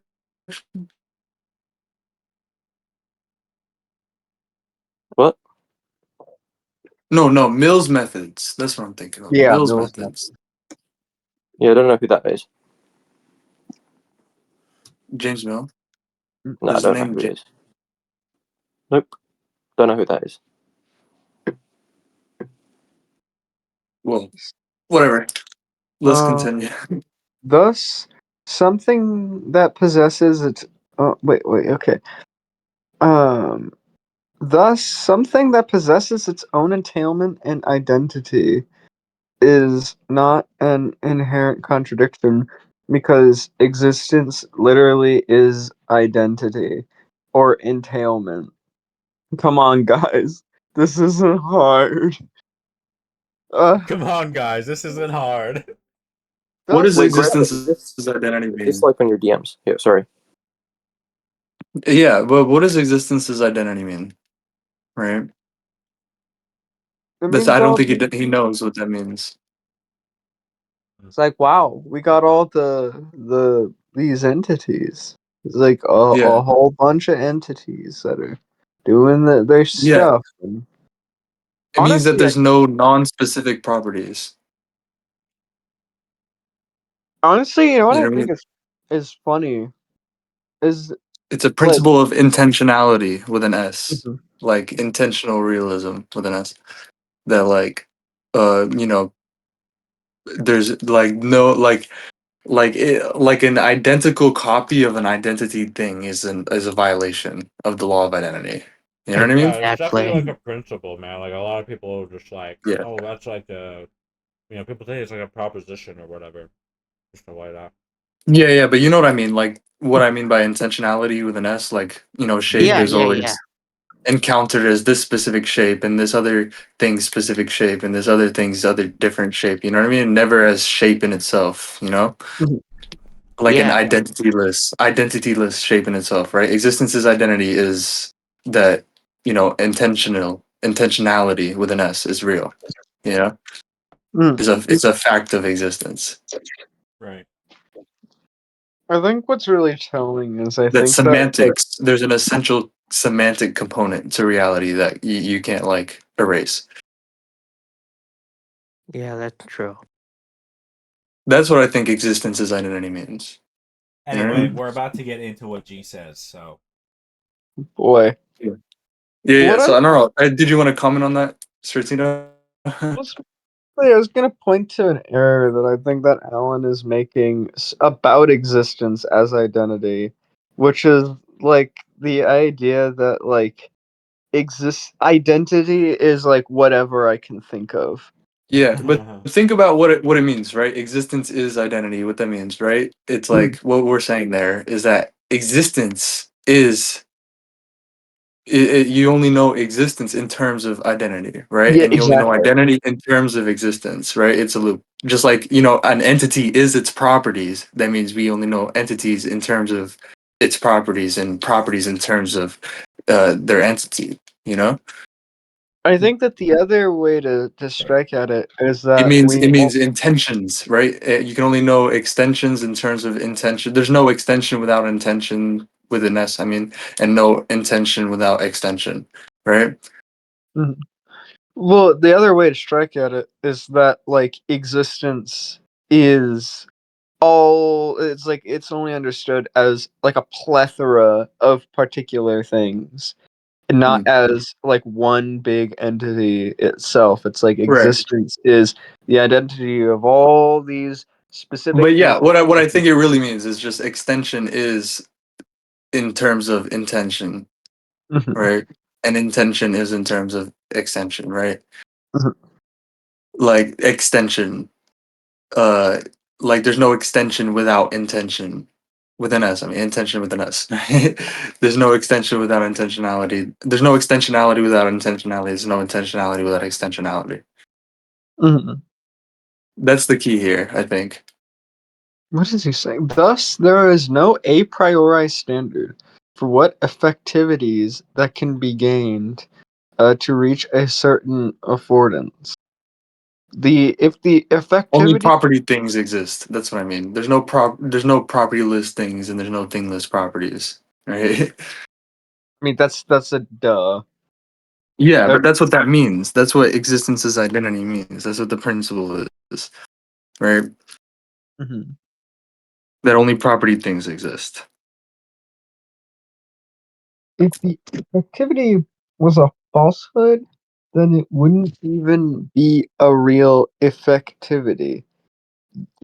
Yeah, that's kind of the like. I think that's kind of the fucking point. It's like, what effectivity? What the fuck are you talking about? It's not real. Yeah. Well, it's Just keep existing. get. You should just keep glossing over what he says because honestly, it's nothing. Just garbled nonsense. Get to what I say in response. You know. It's like right Alan is there. speaking in absolute gloophonese once again, I see. Yeah. Dimension is a floating abstraction here, clearly, so is distribution.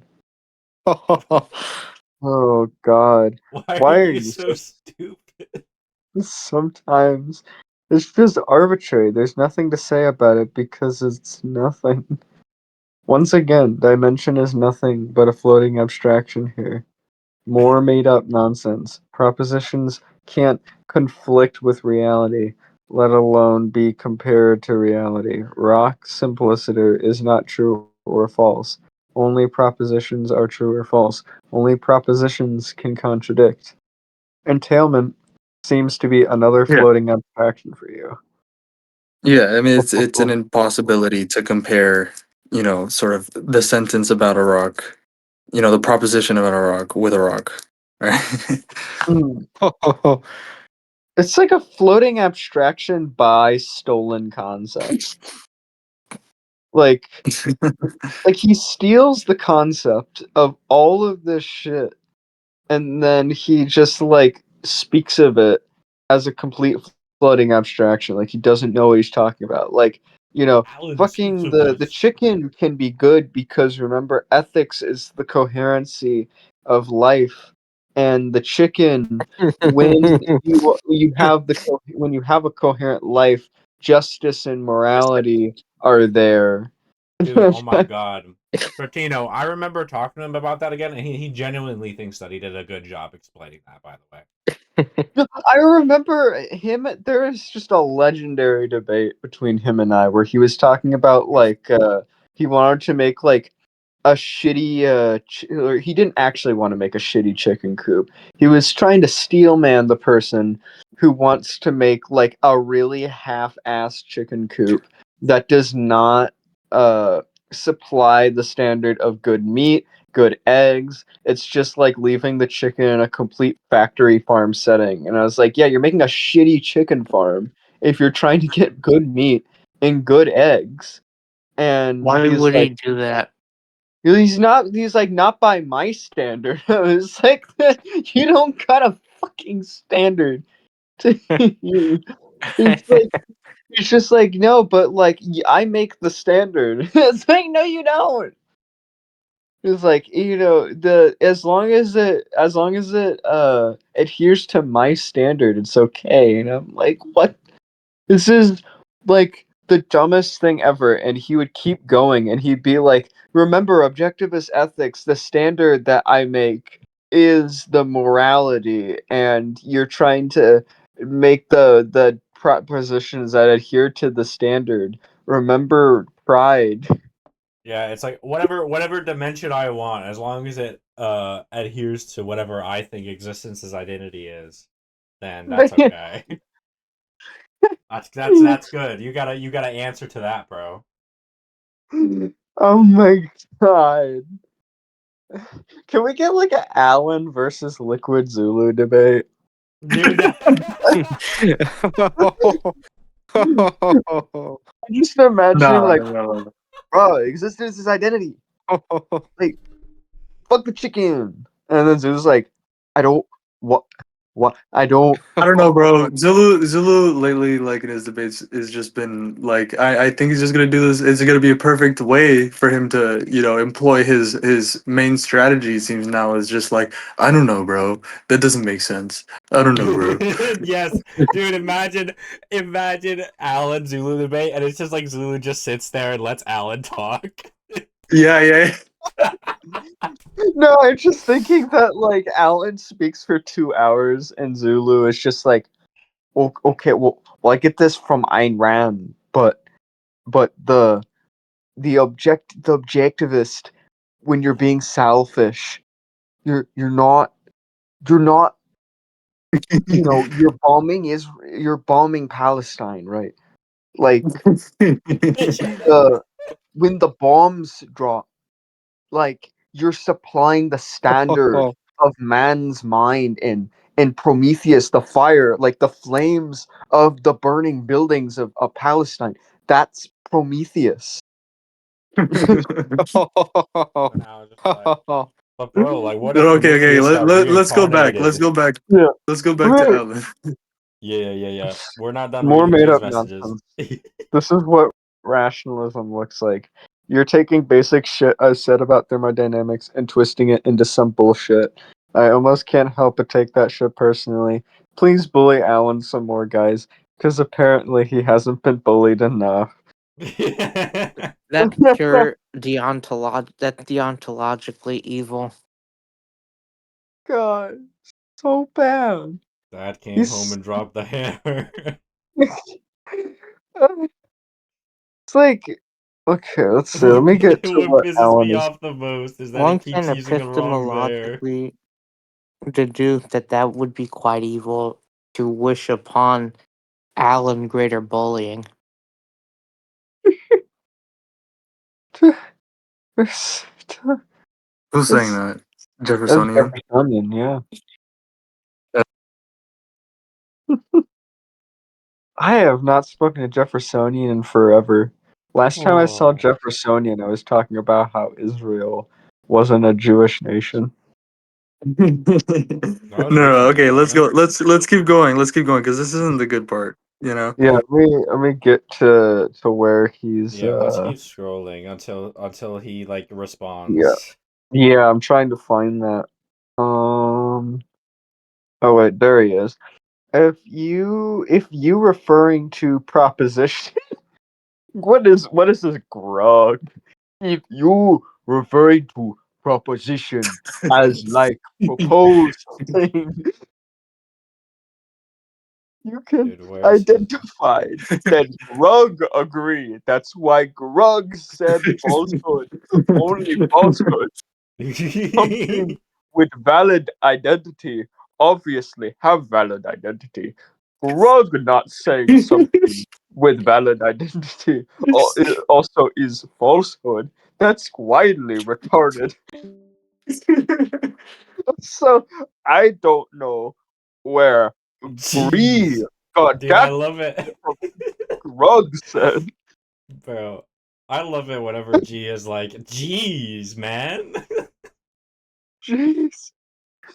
It's just like Jeez, even man, if could you he's stop just being a fucking. rationalist for 1 second, bro? It's so funny because G's so fucking autistic. So when he's saying like G's, like he actually has to take a step back and not take something so seriously. It's so baffling to me.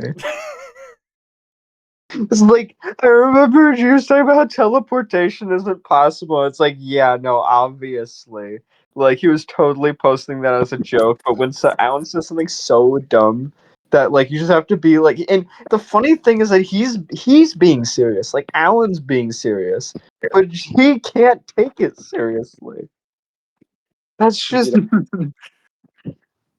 that's the beauty of it. Let me get that. Oh my god, this is like so bad. I need to get back to because for some reason it just keeps like refreshing. Okay, so this is yada yada yada He yada calls yada upon all yada. the he calls upon all of like the weed that he smoked to like manifest his hippie energy of like not caring about anything. So that's how. Odd. Let me get back to this. Is Alan. Okay, there we go. Yeah, if you were referring to propositions like a proposed thing. Let's see. I'm trying Weird. to find where Jeez. It's like, geez. Jeez, bro. let me just look up these so I can find where the hell I was because Here, I'll my ping you. okay, I found it. Okay. Yeah, jeez. That something only becomes a contradiction by conflicting with what is actually entailed in reality. Oh, that makes no sense. That's what I was Yeah. pointing out very clearly. Yeah, no, like he's just like the affordance is true or false. Like that kind of thing, where it's just like, well, the if the effectivity is false, then it's not.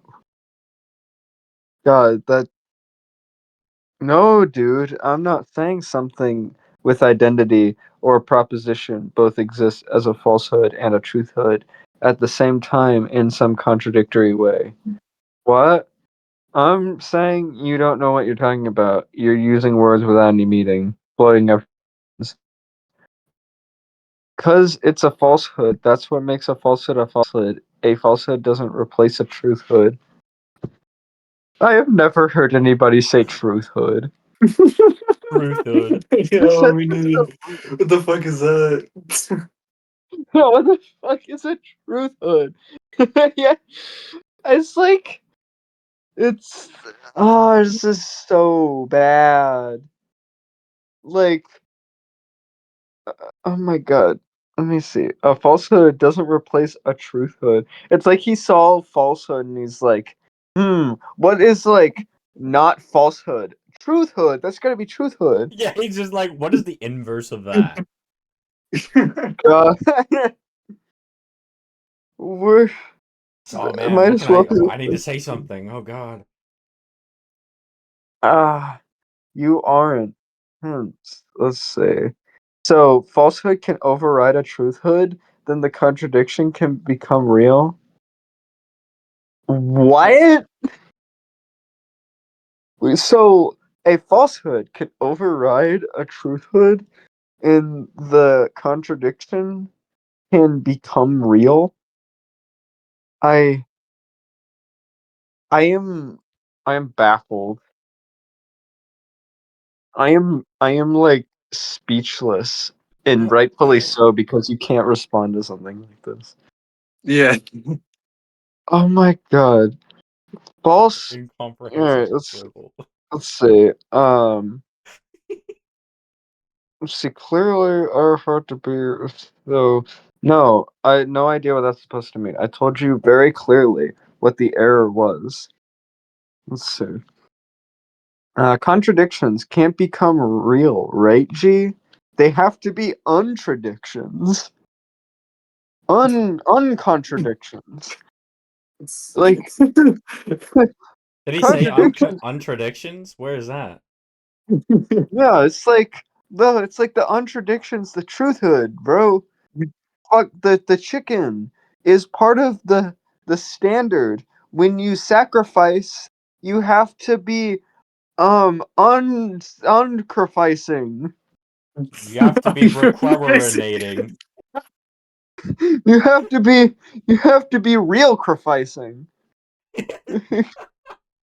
Truth sacrificing. I'm not saying contradictions can become real. Incomprehensible dribble. That's not what the error is, dumbass. No, he's not talking about errors. He's talking about truthers. Yeah. Trayers. I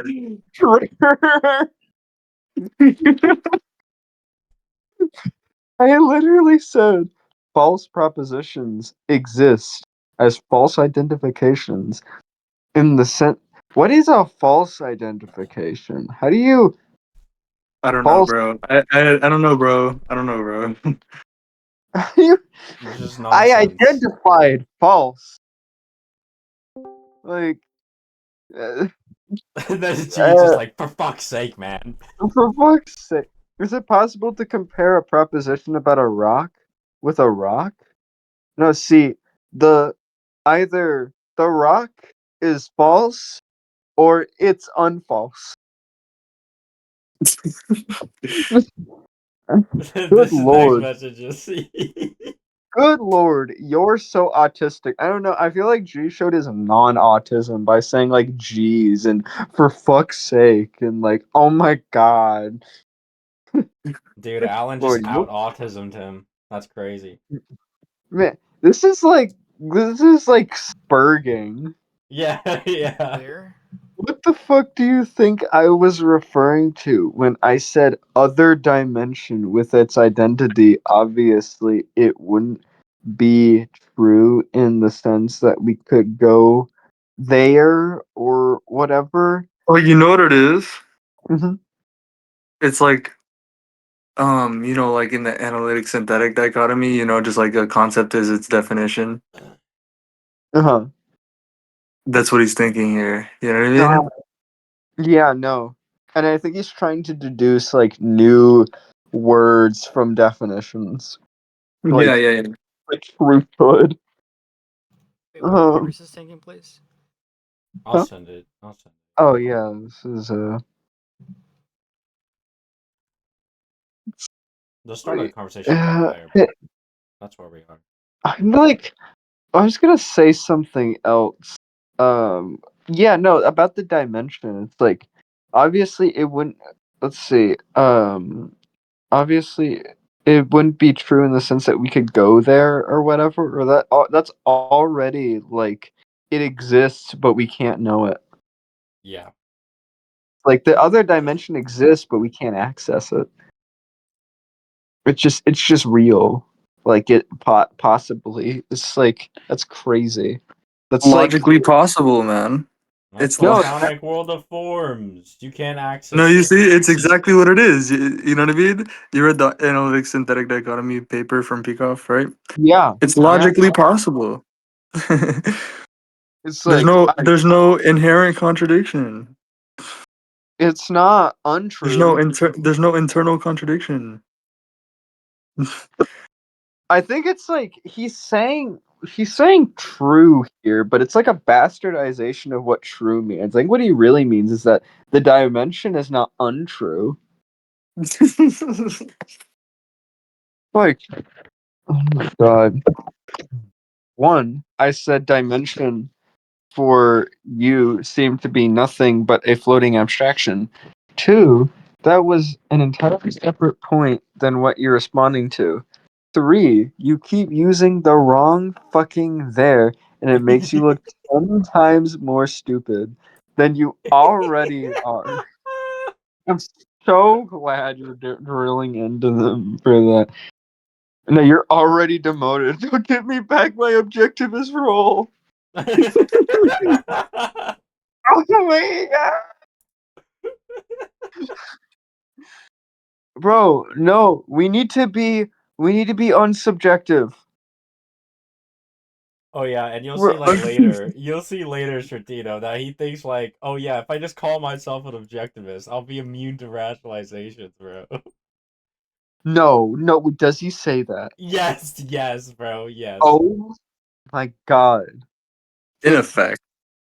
it's not a floating abstraction. It's referring to a proposition of a parallel world and how that proposition isn't just yeah, no, it isn't just inherently false. It's not untrue. It's like not in the sense of a literal separate reality. You should know what I mean by Yeah, that. logic is as separate from the facts. You know what I mean? Logic Yeah, separated from facts. I like your response to that one. It's not a floating it's abstraction, not a man. It's just a floating Yeah, bro. abstraction. It's the analytic synthetic dichotomy, bro. That's what I'm telling you. it's not untrue. Oh my god. This is this is like the idea of like he ain't wrong. Well, yeah, well he's not exactly right. It's logically Uh, possible.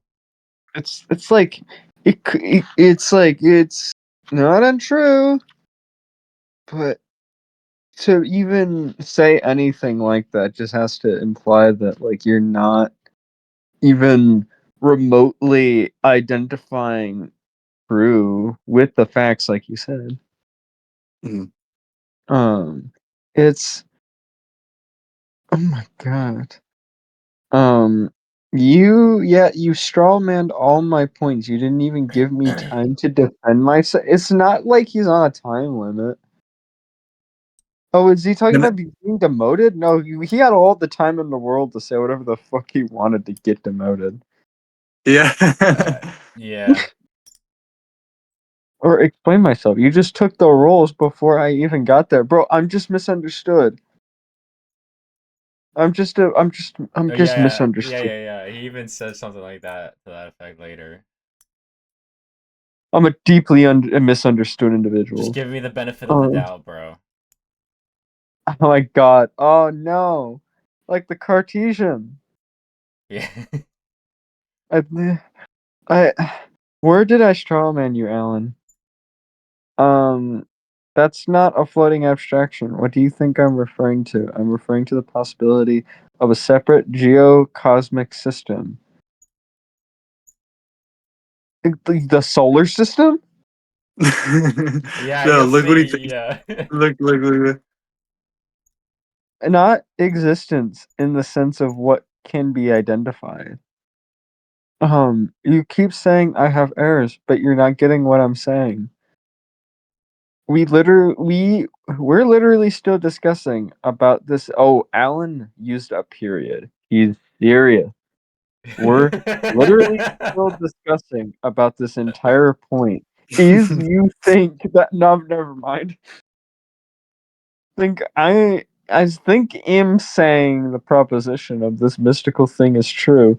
That's not what him saying. Him not saying that something beyond existence identity can exist. Him talking about the impossibility of another geocosmic system that has its own identity. And of course it would be a proposition which would be true because it has its own identity. It's not a falsehood, it's a truehood. It's a I thought true. it referred to like the whole observable universe. Yeah. he's- Oh my god. Mars is a Oh separate my. geocosmic system. Yeah. I literally said none of that. No, what you didn't do is think what it's like again. What I didn't do is think Geocosmic Earth system, bro.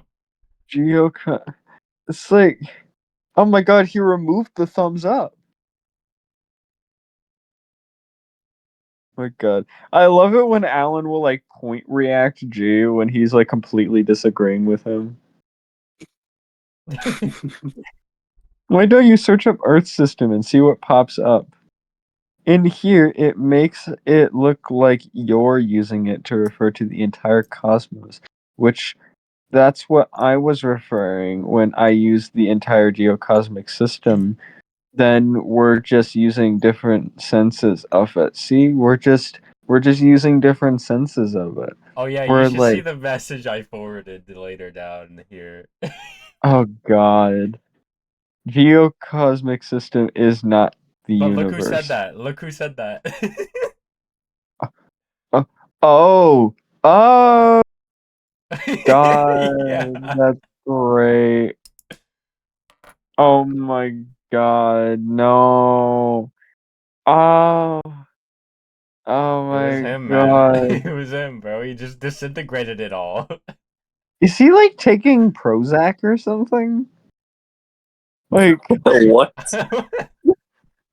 he looks like taking like Remron or like I want to give him the benefit of the doubt and He's not just even Alan, it's man. just like I want to feel bad for him. He's just Alan, I bro. just want to sympathize with him in some way in one of Alan's dimensions. Oh god, let me keep going. I have to constantly keep refreshing them on my phone, and every time it brings me all the way back up to the start of the thread. This is this is like How this is do you even painful. get this many levels deep in rationalizations here, bro?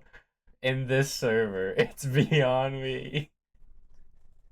There's, this is how do you even how do you even get this many deep levels deep in rationalizations here? What was in like the seventh circle of rationalization? Yeah, yeah. Like, oh my god. Um, okay then. So what's your point? Oh, let's see. Because I never said an identity is either true or false, and I never said propositions conflict with reality. I was referring to a parallel world and its proposition. A parallel to what? Small world. It's just glue. Our world. It's like we just got like a. I don't even know what it means. Like I don't even know what that would mean. Like and Right. it's proposition. Exactly. And I said and implied that it wasn't inherently false proposition. Well, it doesn't need to be inherently false. It's just completely unfalsifiable. It's just completely like nothing to do with evidence.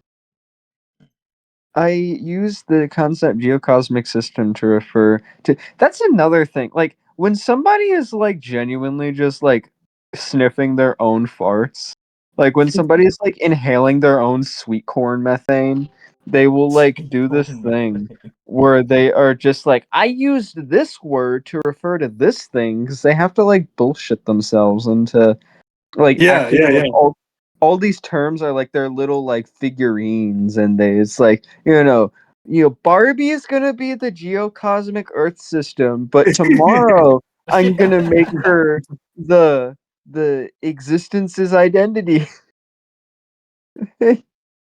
It's like I used it this time to mean this thing. It's like that's like, do you know how major of a disintegration that is?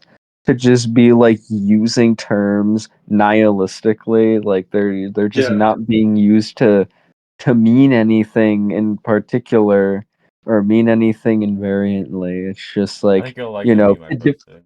it defeats the point of words. This year Like, meme. let me get back to universe. Because I have to. My phone hates me, and I have to constantly go back to this shit. This is. Oh my god.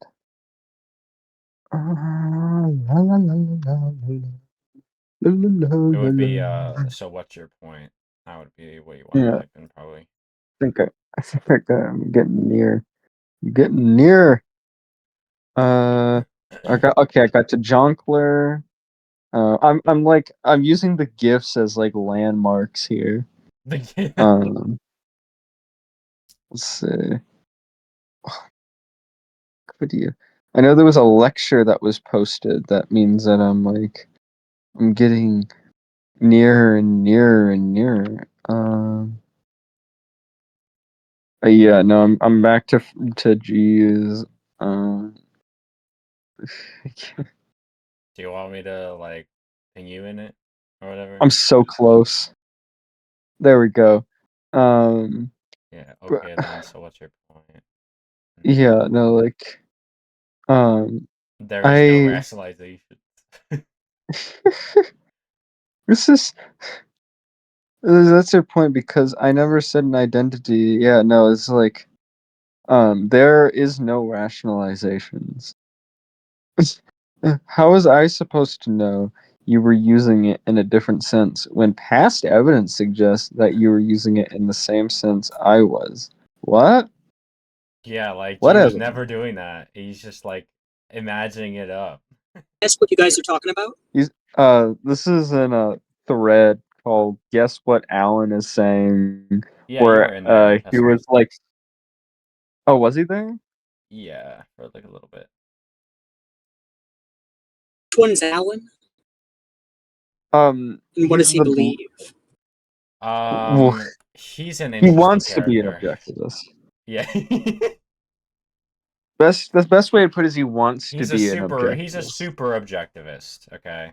He's a super objectivist. He's very special. Yeah, yeah. It's just like we had to pimp his wheelchair a little bit.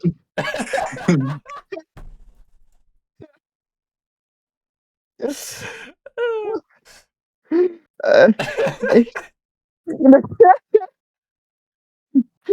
like he's like the Flash in the wheelchair. The fucking like Down syndrome Make-A-Wish kid. Like, I want to Yeah, be an objectivist. we made his Okay. wish. Okay, here you go. Here's your sticker. Yeah, we made his wish, but no, actually, I think we took away his wish.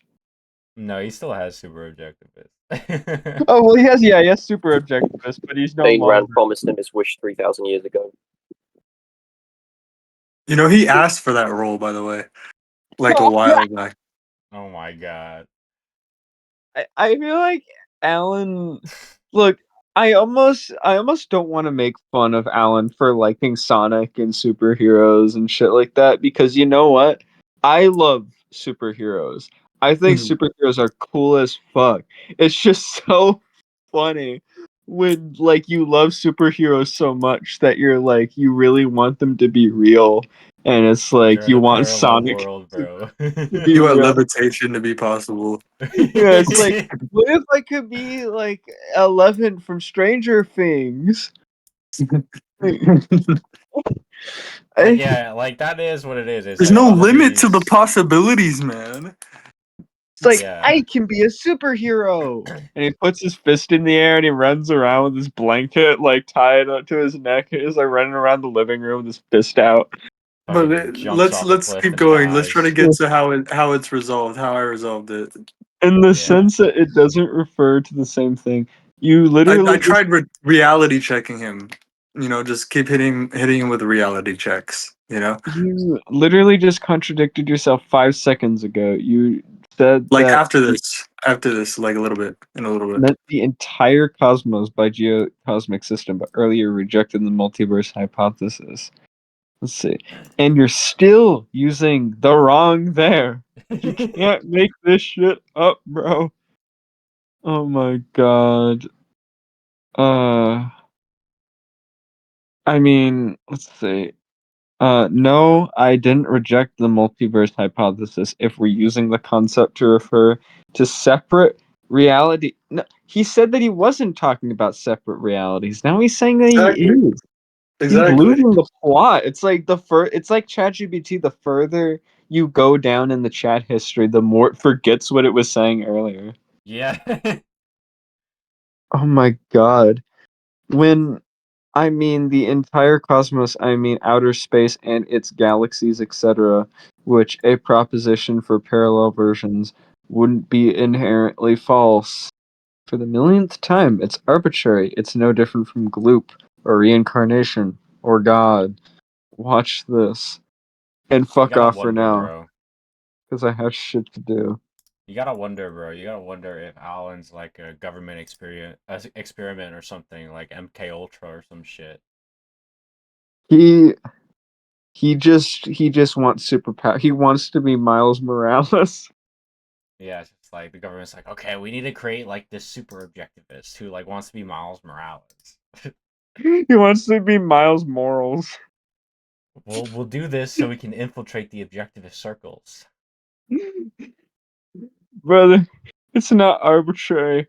I'm not attempting to justify falsehood through arbitrary means because I'm not referring to a falsehood. Oh my god, that's so bad. It's like I'm not wrong because I'm not being wrong. I'm referring to a parallel version of something that exists in reality slash universe. That's literally it, bro. It exists because it has valid identity. How did you validate that? He didn't. Huh? How bro think validation is like gassing yourself up. It's like you valid. Like Validation is just like telling yourself that you're valid. That's what it is. it's like validation is when you excuse Yeah, yourself. yeah. But you know, it's just what necessity is ontologically. In epistemology, validation is just it's a closed entailment loop, just like necessity in ontology Mhm. or metaphysics. Yep. No one entailed terms, right? So I just I just trying to hit him with reality checks, like showing him like this is unentailed here. How do you entail it? You know? No, see, it's like it like Alan said, it has its own entailment. It did its own entailment. It's real, but it could be said just as equally. What the fuck is it? He can't even get to the first step of the Yeah, yeah, yeah. sentence. And then What is it? I asked him what the arbitrary is, like what it means.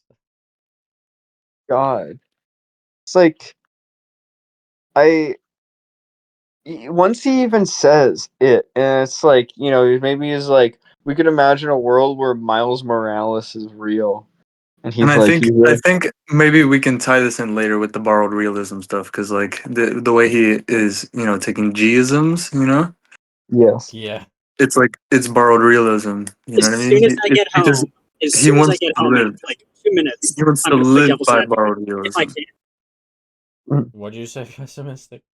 He just wants 2 minutes. Oh, pessimistic. As, Yeah, he's here. as Here. days, Okay. as soon as Okay. Yeah. I'm Let's driving right now, finish this. yeah, in 2 minutes, I'm gonna try and see if I could play devil's advocate for the guy. Yeah, Oh Oh no. God.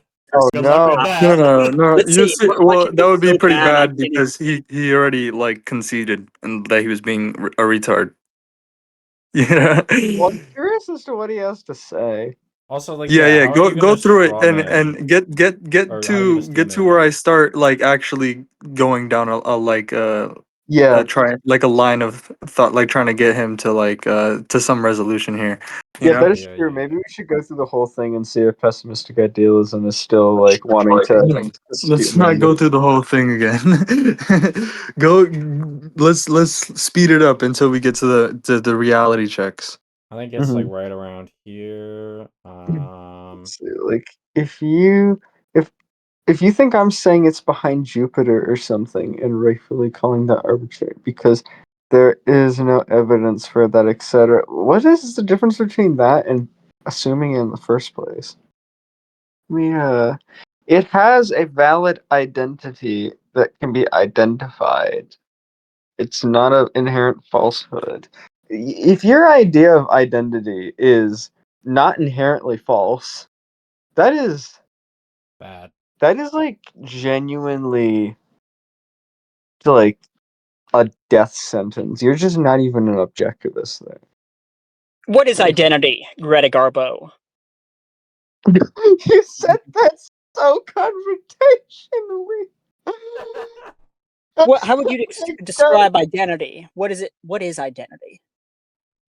You just Things that point to it. share an essential property to an object, and if the object also Who shares is the exact this? same essential Normative property, then qualia. Yeah, That's it's normative not. the same qualia. object. That's goodness qualia. I missed half of that, but you said an essential property. That was goodness qualia. He's not an Yeah, objective. to be Yeah, to yeah. to It's be kind of an weird. object, it means that it has to be the same numerical object, and to be the same numerical object, it has to be the same essential Well, property what's of one object and the other sameness? object. Okay. Can we Sameness would be like finish what we were doing, Oh, guys? please don't, Goodness qualia, please. please. I want to Pessimistic, get I past beg this. you, please do not derail it. I want to Okay. get past this. Okay. Yeah, I'm gonna have to read through this in the meantime. But yeah, keep talking. We can talk about that after, okay? Yeah, catch up on the arguments, and you can steel man it to Because we whatever did how talk you want about to it do it. earlier about existence's identity. You know, it means existence is in terms of identity, and identity is in terms of existence. You know what I mean, and what that means. And we were talking about that a bit earlier, and you missed it. So go over that again. You know, but later, please, after this. You understand what parallel means. It's not like dimension for you. Nothing but floating abstraction. No, I get.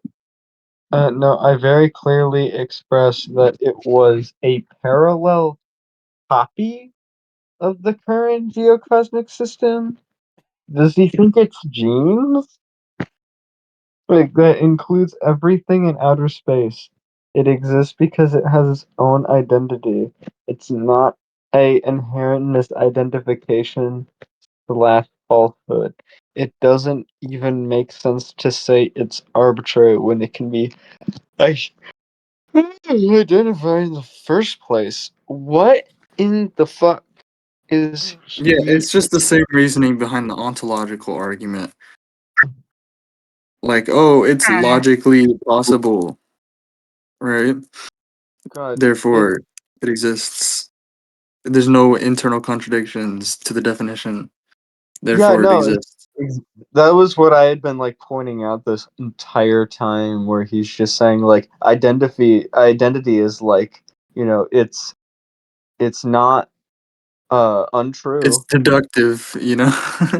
It's entirely like how did you get these concepts in the first place? You know, you put them together and then you're deducing from them, like Wiz said. You know what I mean? Mm-hmm. But yeah, It you're trying to doesn't make. deduce existence. Mhm. Oh my god! And like the idea of copying, uh, a universe, Uh-huh. is also just like hilarious.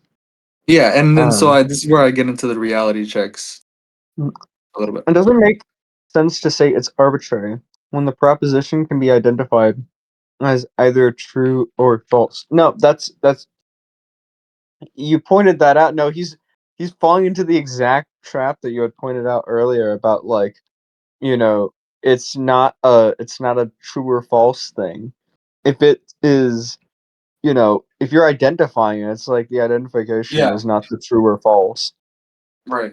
Um, yeah, no, like if it can be identified as either true or false, it's nonsense.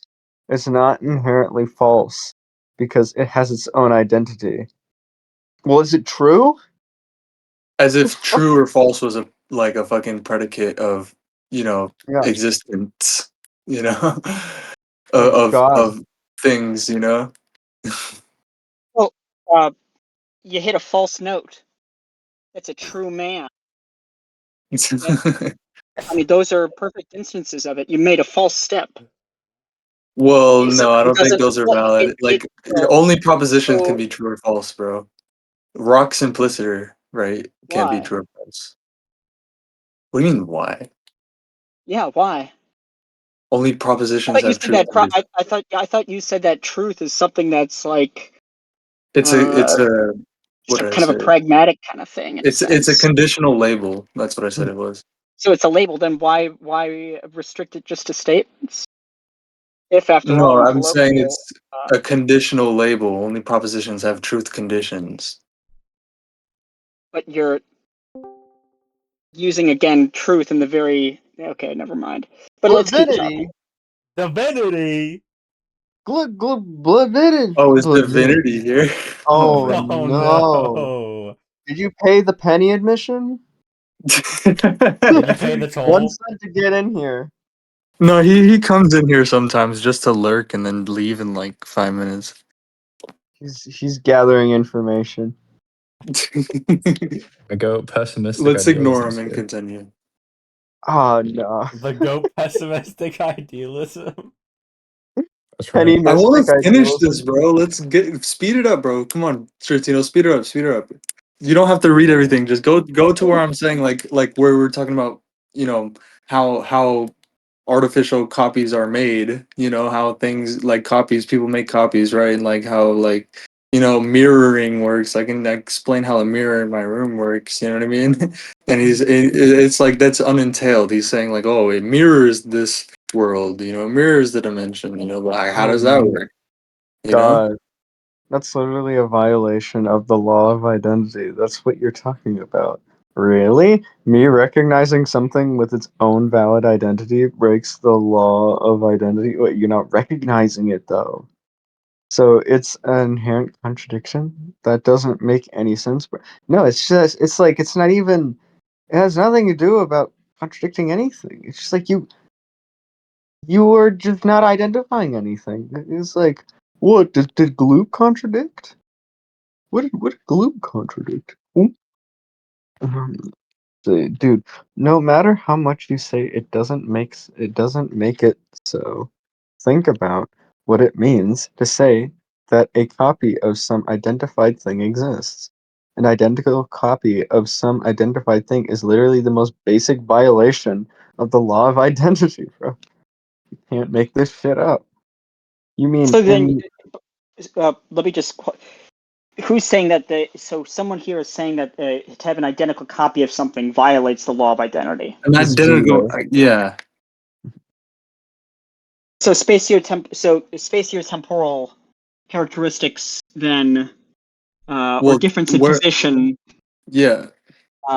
those are, I'm assuming, intrinsic properties then of a thing, if that's the case.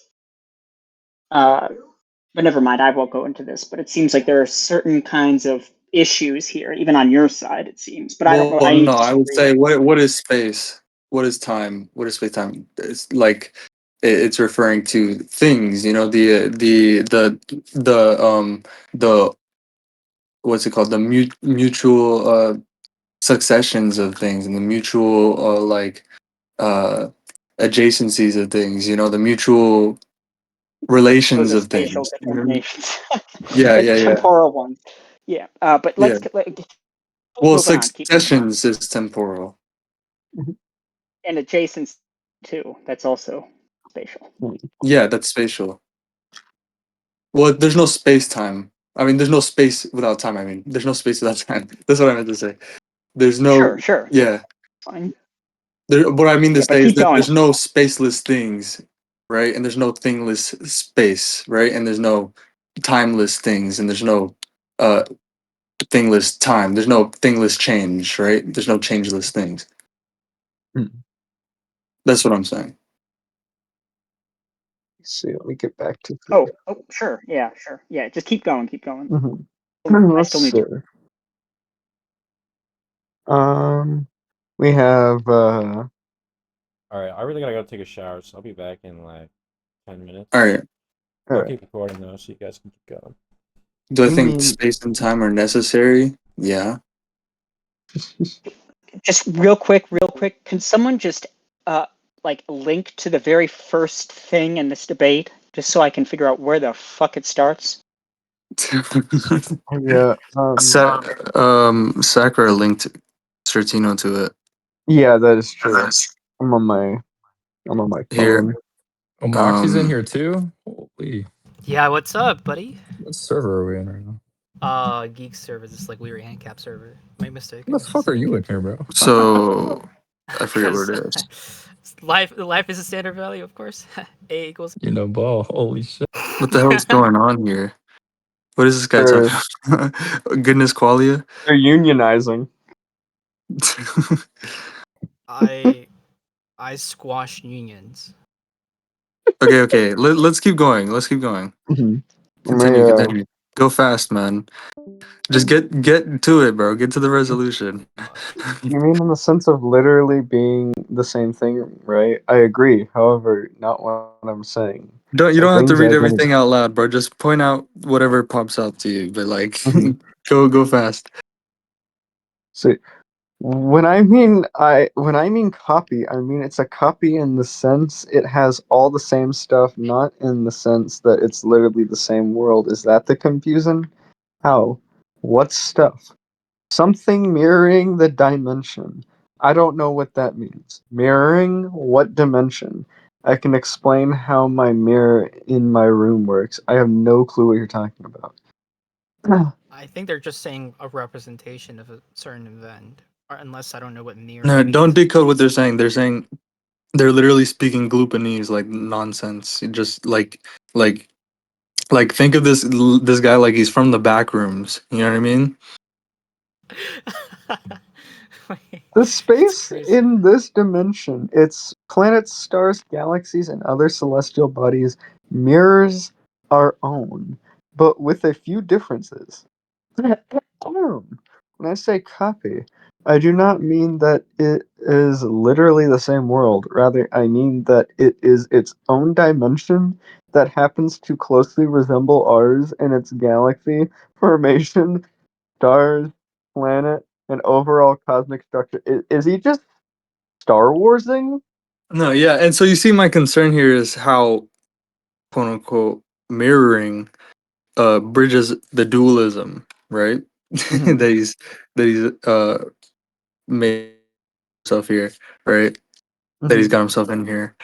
Like that's what he's trying to say is that well, it's just like this is an unentailed like it's just this magical process that bridges the dualism. You know what I mean? I mean, yeah, no, the other thing that he's mentioning is that, like, there are parallel Like universes my for the. mirror only works because it's in the same world as me. You know what I Well, mean? It yeah, no, only exactly. His point is that there has to be a replica of the universe for the universe to equilibrate with. Otherwise, it's like it can't exist. That was That what he doesn't was. make sense. Yeah, that was what he was arguing about initially. It was like, that the universe has to have some sort of replica or representation in order That for it doesn't to. make any sense. I mean, exactly. See, what dimension? A spatial dimension, like weight or height, for example, is simply a division of length among things. Oh When I wait, did I see, put weight there? I meant to put width. My bad. oh, yeah, no. I meant to put width. Like width or height. Hmm. They're For they're example, they're just divisions of length. Those are hmm dimensions. Spatial dimensions. when I see dimension, I read commensurable axis, axis of differentiation, standard unit, unit of measurement, etc. So I don't know what the fuck you mean by this dimension. That is true. That is like there is the concept in a lot of modern science of like a dimension as being like there's like a parallel universe or there's like multiple universe. I don't know what it's just a complete bastardization of what dimension means, Mhm. like in science. Yeah, I can explain. Let's see. No, I'm saying it's a replica, like how a replica of an. That's like pop science and pop like pseudoscience, really. Mhm. Like ooh, dimensions, higher dimensions, higher energy. Oh yeah, no, that's like. Oh my God, all I can hear is like 500 videos of Professor Dave explains. Yeah. God. The quantum mysticism. Yeah, no, like all of that shit, like all like the quantum bros talking about like you Mhm. can use the quantum computing in order to access the dark matter energy that is in the black hole. Like, The good frequencies. oh I yeah, still that's can't another find where this one. conversation starts. So, Huh, can someone please, So, it's or like, Sakura. oh man. Sakura uh, tagged me in it. If you can find where he tagged me in it. okay. Uh, Let's see. Um, it's not really that interesting of a conversation, to be honest, bro. But you just have a low attention span. maybe. An intelligent agent does it, uses tools and materials, and satisfies some artificial criteria. The Here world we is go, found it. certainly not an artifact. There are no intelligent agents or tools or materials that exist independently of the universe or outside of it. That's how an artificial copy is made. Let's see. I mean, geocosmic systems. Yeah, You like don't mean shit. the mirror only works because it exists in the same world as, the things that it mirrors, that it reflects. Mhm. It's arbitrary. Tell me how what you're saying works. I've stressed how much I'm not talking about outside existence in the sense of outside identification. I was Whatever explaining you have. how how I didn't the fact that I didn't even like process anything that he was saying. Like I just read past it. I just immediately saw Gloop and walked off. I was explaining how artificial copies of things are made by people, which is the sample or the example you pointed to. Because I'm asking you to explain how what you're saying satisfies any of that or anything at all. Here's the key, Alan. Here's how you know you're rationalizing. Because you're trying to make up reasons for a conclusion you already started with. That is so true. That's like that is the one thing of like so much of rationalism. It's like you wanted that conclusion That's what to begin with. rationalization is. Mm. Like you really wanted that to be true. Like you Uh, start with some conclusion and then you just start making up reasons for it? mm. Let's see. Oh my god. Brother, I'm referring to an alternate version of the super web of cat. This sounds like Alex Jones. I'm referring to an alternate version of the super web of galaxies that most people call the universe. Using the standard definition of the word, not the objectivist one. What do you mean the objectivist word of the objectivist meaning of the universe? What is he saying? I don't even like. That the universe is a unity, you know? Oh yeah, no, that would be. Objectivism can't make up its mind as to what the meaning of reality is, to be honest. And some days it says that, oh, it's physical reality. Yeah, of course, it doesn't make anything. Okay, well, what's physical reality? Other times they say, well, existence. Physicality and Reality, I existence are think, not the same refers thing. to things that it's just like the costs, right? Like reality is costly, right? That's the mark of reality, you know? Oy vey. What? We talked all about this yesterday. Costly. Yeah, like reality is costly. Oh. You know, like Nathaniel Brandon, you know, he talks about how people Hmm. losing a sense of reality is like, you know, they start thinking like that goals, right? They can be achieved by just like wishes, you know, not by appropriate action. You know what I mean? That's what a sense of reality means. That goals are only achieved by appropriate action. Like reality is what's like, you know, it doesn't conform to my wishes. You know what I mean? It's like it's what I'm remaining answerable to, accountable to. You know what I mean? That's actually quite interesting that you frame it that way. It's Yeah. a similar conclusion to one that I made in an argument back in like 2022 Mhm. about the meaning of reality. Ultimately, I Right. don't think the argument works, but that's a much richer kind of conception of reality than I think what Right. objectivism has to say. But I'm not going to go there. Basically, the term reality, existence, the physical Mhm. world, all these terms are used interchangeably, as well as universe too. And so spatiotemporal, or the spatiotemporal continuum, or the manifold, basically, all these terms are used interchangeably whenever it's convenient. So, like for instance, okay, Right. well, does the physical world have a I, cause? I I know I don't like to do that. So, you know, I like to be very clear about my concepts and stuff. Yeah, yeah. It's or like when people say like, oh, well, God created the universe. Well, God can't create existence because that would mean, oh, well, like, are you retarded? Yeah. It's like I that's don't not what even do they that. mean. It's like, yeah, that's the kind of stuff that you get. I don't But know. But you can like from all our conversations, you know, yeah, I'm like yeah. on a different level than I hope. that.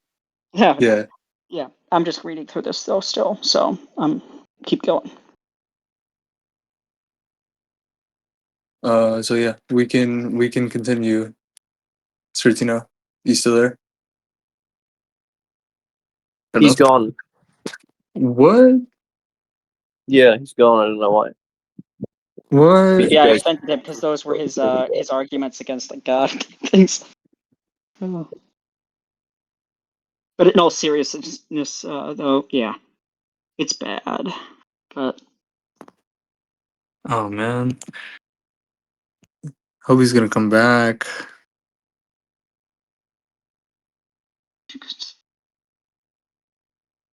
What were you good? Were you doing something with him or what? Like, what's going on? We're trying to finish this, bro. Just get past this Finish shit. what? What Alan? Because he wanted to talk about this, yeah. Why do you want to look at what Alan has to say?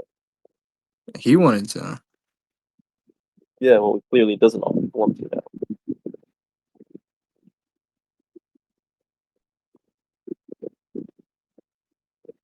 is English his first language? What Alan? Yeah. Alan? Yeah. Yeah, he's Is he American. from His name is Alan. America? Well, it could be Elaine or whatever. Like it could be You're some just fucking Alan. thing. No, yeah. He's from America. How old is he? 18, I know. think. 19. No, he's 19. Okay, so he's a Like, I'm kid. 20, so he's 19, definitely. Reality is an infinite number of finite dimensions. They're finite.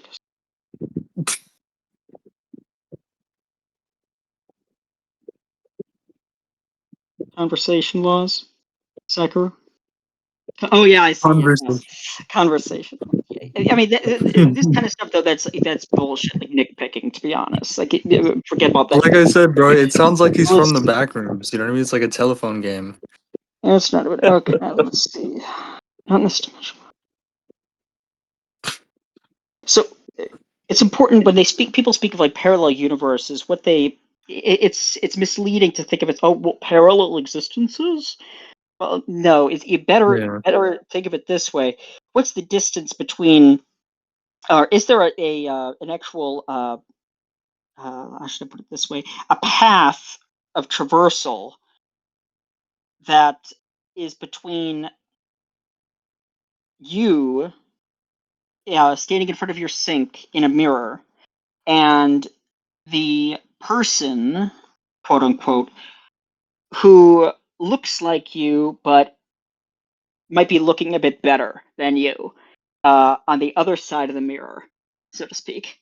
You all know like how you feel like you look better in a mirror than you do in a photograph. Never mind. But is there a path of traversal where you could actually go from one point to the other, traveling from one point to the other? No, you can't.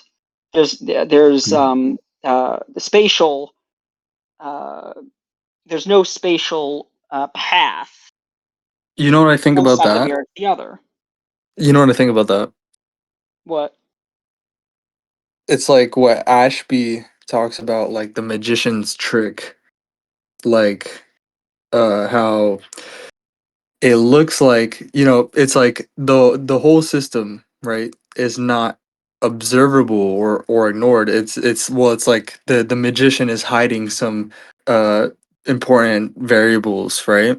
And so it seems to invoke magic in order to account for the behavior, the observable behavior, right? And it's just like you just need to, once you have the variables, once you look at the whole system, then it's just that system which embodies the laws, right? That make that behavior necessary, right? Then there's no magic. The magic just disappears, right?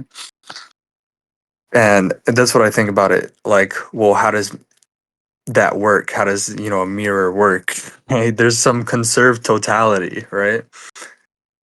Where this is explained, right? This phenomena. It was a bit of a side step to something else. Really, what I'm just But saying you, is but you get what I'm this. saying, right? Like if you leave out some of the important variables here, hey, you're gonna be like, oh, ooh, it's a spooky thing. It looks like it's magic, So, would you say that all spaces are spatially related, or that's All there could be spaces. spaces that all uh, spatial volumes or everything that is extended, if you want to call it that, is spatially related to each other. So not just Yeah. related, but spatially related. Yeah. I mean, yeah, that's like the first law, right? I wouldn't say it's the first law of Well, I mean, like thermodynamics. it's implied by the first law. It's implied by it. I wouldn't say that either. You wouldn't say Unless that the again, Noetherian unless you understanding of it equivocate. as universal time translation symmetry, of physics across reference frames. Again, that you're speaking of physical. I'm assuming you're. I mean, but it all depends upon what we mean by physical. And Physical just means subject to universal time translation symmetry. okay, but what It's just the you're speaking of continuity. time It's just the and continuity of the universe itself across reference frames, right? It's not again, like but this universe this here. over Well, here, continuity this over of here, and this over existence. here is not, like, I can't say that's in a separate universe, right? There's no breaking of spatial temporal continuity here, right?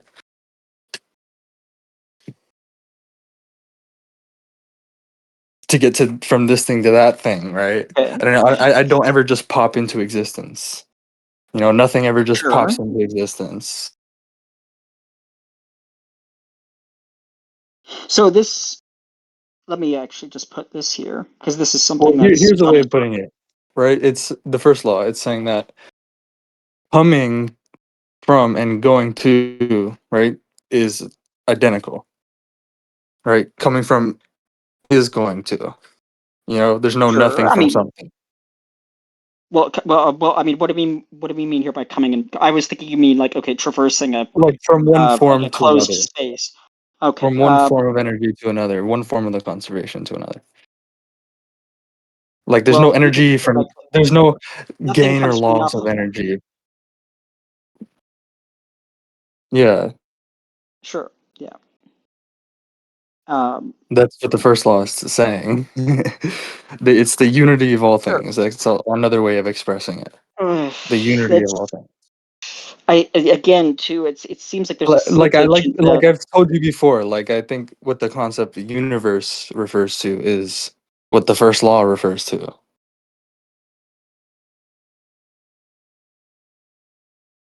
Okay. Let's just keep going here. I think we're at a bit of a dead end right now. But what I mean is this: if you think of anything, if it possesses extension whatsoever, so like a Mm. triangle, for instance, that you're thinking of, does that possess extension? Is that triangle extended? What do you mean? The triangle I'm thinking Does of? it have It's three not. sides? I'm not. That's not like my thought, right? My Okay. activity has extension. You know what I mean? But then what do you think? So what you're thinking of is not a triangle then, because the triangles have three What I'm sides, thinking right? of. Or if you're, what are I you think that's thinking of when you think of a probably. triangle? I think that's probably not the right question. You know, Why? because we have to look at the thought, right? The thought as a whole, right? As an activity, right? Of a person Okay. in an environment. And it's You know always an what I mean? activity of something directed towards something.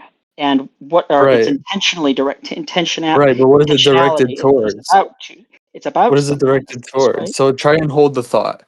A triangle has three sides. You know, Right. try And and then it hold goes that on a thought. movement and so on, Yeah, right? yeah, like But yeah, you then remember that. is You that remember that. yeah, yeah. Oh yeah, definitely. Yeah, There's a exactly. restlessness So about it so that, it's that keeps again, yeah, unfolding, that right? that triangle is not a thing, right? It's the thought that gives it sort of that character, right? Thinking like think the thought is of triangles, right? That's how we Mhm. colloquially refer to it, you know? But what I would say, Sure. right, the object of the activity, right, is the affordances for thinking about triangles, you know? Like the characteristics of triangles, what I know about triangles, right? That's what it is. Thinking about what I know about triangles. Thinking about what I know about triangles. So that's what's going on when you're thinking about a Yeah, triangle. So you're thinking about right, your own yeah. thinking about a triangle. Like a Wikipedia article, you know, it's just like it's just talking about like just things about the triangle. You know what I know what about triangles, you know, like a Wikipedia article on triangles. Like triangles have three sides that are you know, like Mhm. just like the knowledge I have about triangles, you know, I can reference, you know, I'm connected to, I'm that's available to me. That's a better way of putting it. You know, the knowledge that's available to me. I see. I see. So there's some issues with that, but I'm gonna. It's not really relevant at the point. My point is this though. Well, you're not When it thinking comes, of some platonic triangle, that's for sure, because you can't hold the Damn, bro. freaking triangle in perfection, in perfect so Stratino fixedness or in whatever. Divinity You know what I mean? Lost, That's that's not how that's thought crazy. works. I mean that The that in require no way. it's a That's requirement not of thought. Platonism to say that there's a. But you get what I'm Eh, saying, right? It's a requirement of thought that like it keeps moving, it keeps right. I a um hundred like agree 100%. refreshing it. You know what I mean? Yeah, Refreshing but it, that right? does not imply though that like I'm. It's like I now mean what? I So what? completely You know? agree. What Yeah. what am I doing with this? You know, this knowledge, right? I'm thinking about this knowledge for some reason, right? And if I'm not, Right. then I'm just like now what? So what? You know, I can't hold it there, right? For the sake of it, right? Because it's And not then, an it. You get what I'm but what saying? is It's it then the that? triangle, What right? is it Well, what's that the unit thought? of analysis here? You get what I'm saying? Oh, What's the unit of oh, analysis? The proper well, unit of analysis. what It's then is the God whole. striving for? It's the whole organism and environment system. Is what I'm saying. For any activity. But, so would you say that the well, let me think about, I mean, I All guess that. if you're going to incorporate that, but what then is the Well, that's goal? definitely necessary, isn't it? That's I wouldn't that's what say that. necessitates that behavior, isn't it? I wouldn't say. I would say that thinking and the Is it uh, disembodied? in, not in a not strictly, but I mean, there. it's I clearly would not.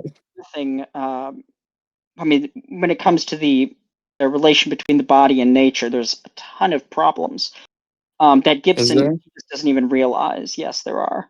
Really? Yes, and he. I'm not going to go into it now. I'm actually in the process of rewriting out several like roughly like 50 pages or so of an essay that it's mostly. I mean, it's mostly loosely On leaf ecological paper. realism? No, but it's just on the relation between the body and nature. But it does apply though, and it doesn't have anything to do really with sensations. That's another thing too. Sensations So kind of what's the irrelevant. problem? I don't know. Why don't you want to It's talk about it? What's the well, problem I that mean, that's Gibson doesn't understand? well, it's not that he doesn't understand. It's just that he's not interested. He's when he goes to when he goes about really discussing or Is about he his entitled to that though? is he entitled Not to not attending to that, not it accounting for depends it upon what his or whatever goal. it is. It depends upon what his goal is, really. If that determines whether or not he's entitled to do something. If he's saying that he is trying to articulate or give a uh, a robust and uh, treatment or description of Well, experience I can already that, tell you what the relation between body and nature is. It's in predicative. you know, oh we're no, part I of the mean, world we're striving to know. sure, well, in the sense that my body is a part of nature, and nature, well, you could think of it this way too, and here's a kind of circle. Nature is only for my body, and my body is only for nature. I can only know one in relation to the other, and that other is only known in relation to my body. And you can't know either apart from the other. But Mm. when we come into the world, Well, here's the thing, right? In like the organism and environment, right? We want to be very clear that they don't co-create the affordance. What they co-create is behavior, the actualization of that affordance. You know what I mean? That potential, that the affordances, possible activity. so the affordances which a conscious organism perceives are not perceived as being in the world in virtue of any kind of relation or interaction between that organism's body and Right, external objects. So then, right. if that's the case, then how is it that the affordances that I perceive in the room, like for instance, I wouldn't perceive your house as breedable. Why Mhm. do termites perceive it as breedable? Hmm? Why do What? termites?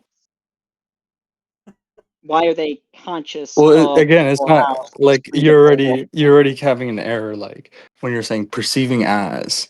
You know what I mean? Well, you can't perceive any other way if you don't perceive I'm so perceiving fair. breedable things, right? I'm perceiving Breedable things? when I'm What? perceiving a house, what am I perceiving? Right? Am You're I perceiving perceiving a breedable thing?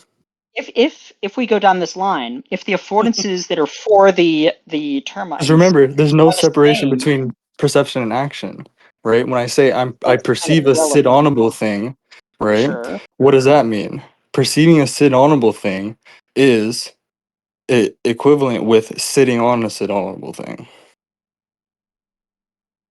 To, a It's sit-onable continu thing to sit on, rather would be a better way to because put it's it.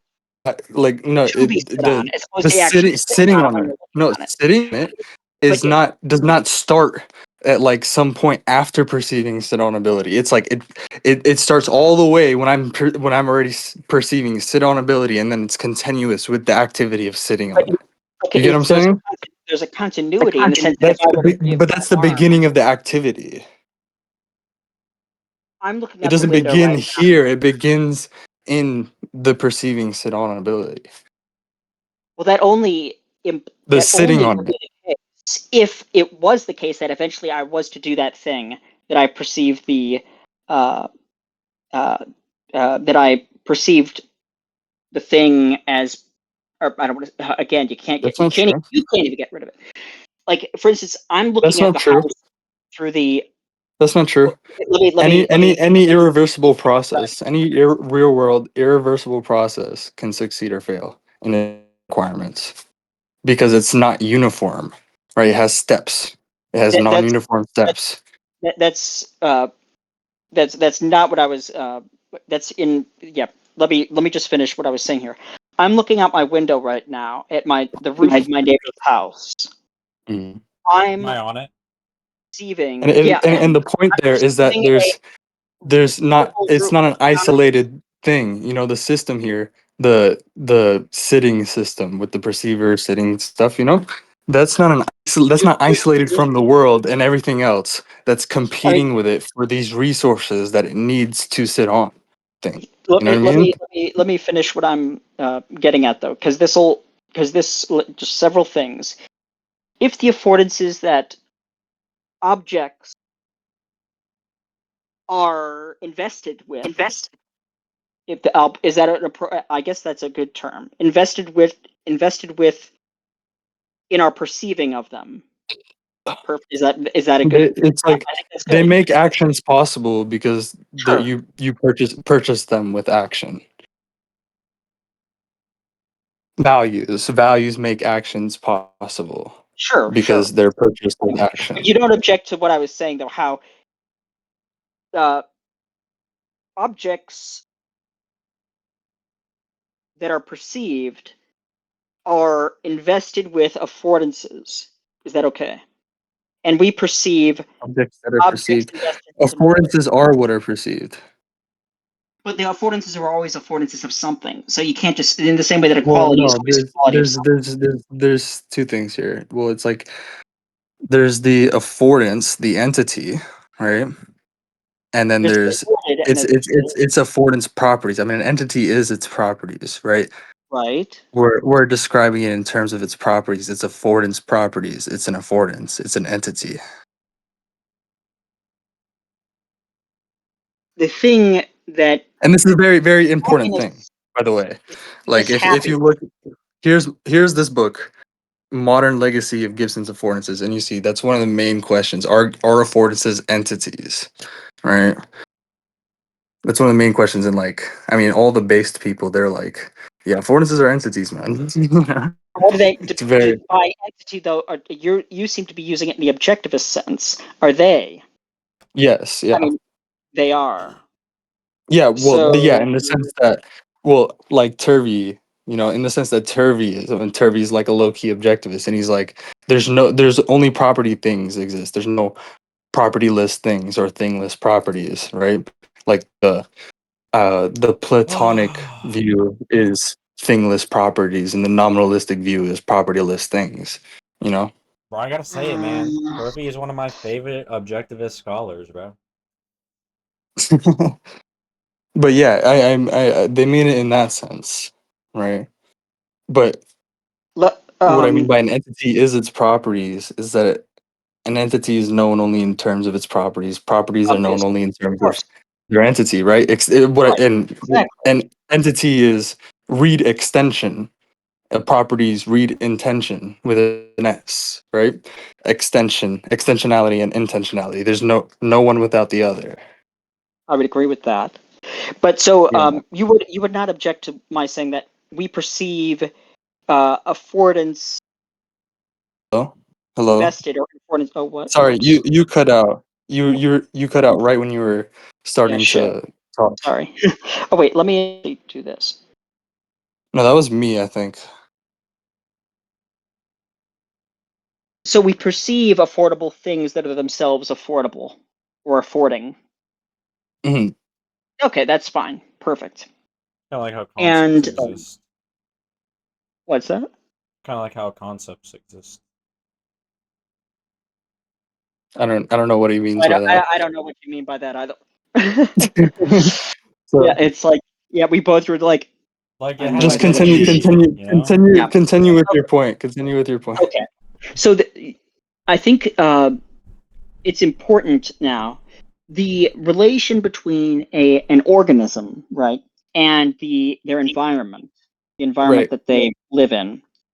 You Hmm. said that the affordances perceived by an It's organism yeah. in its environment are in no way The created things.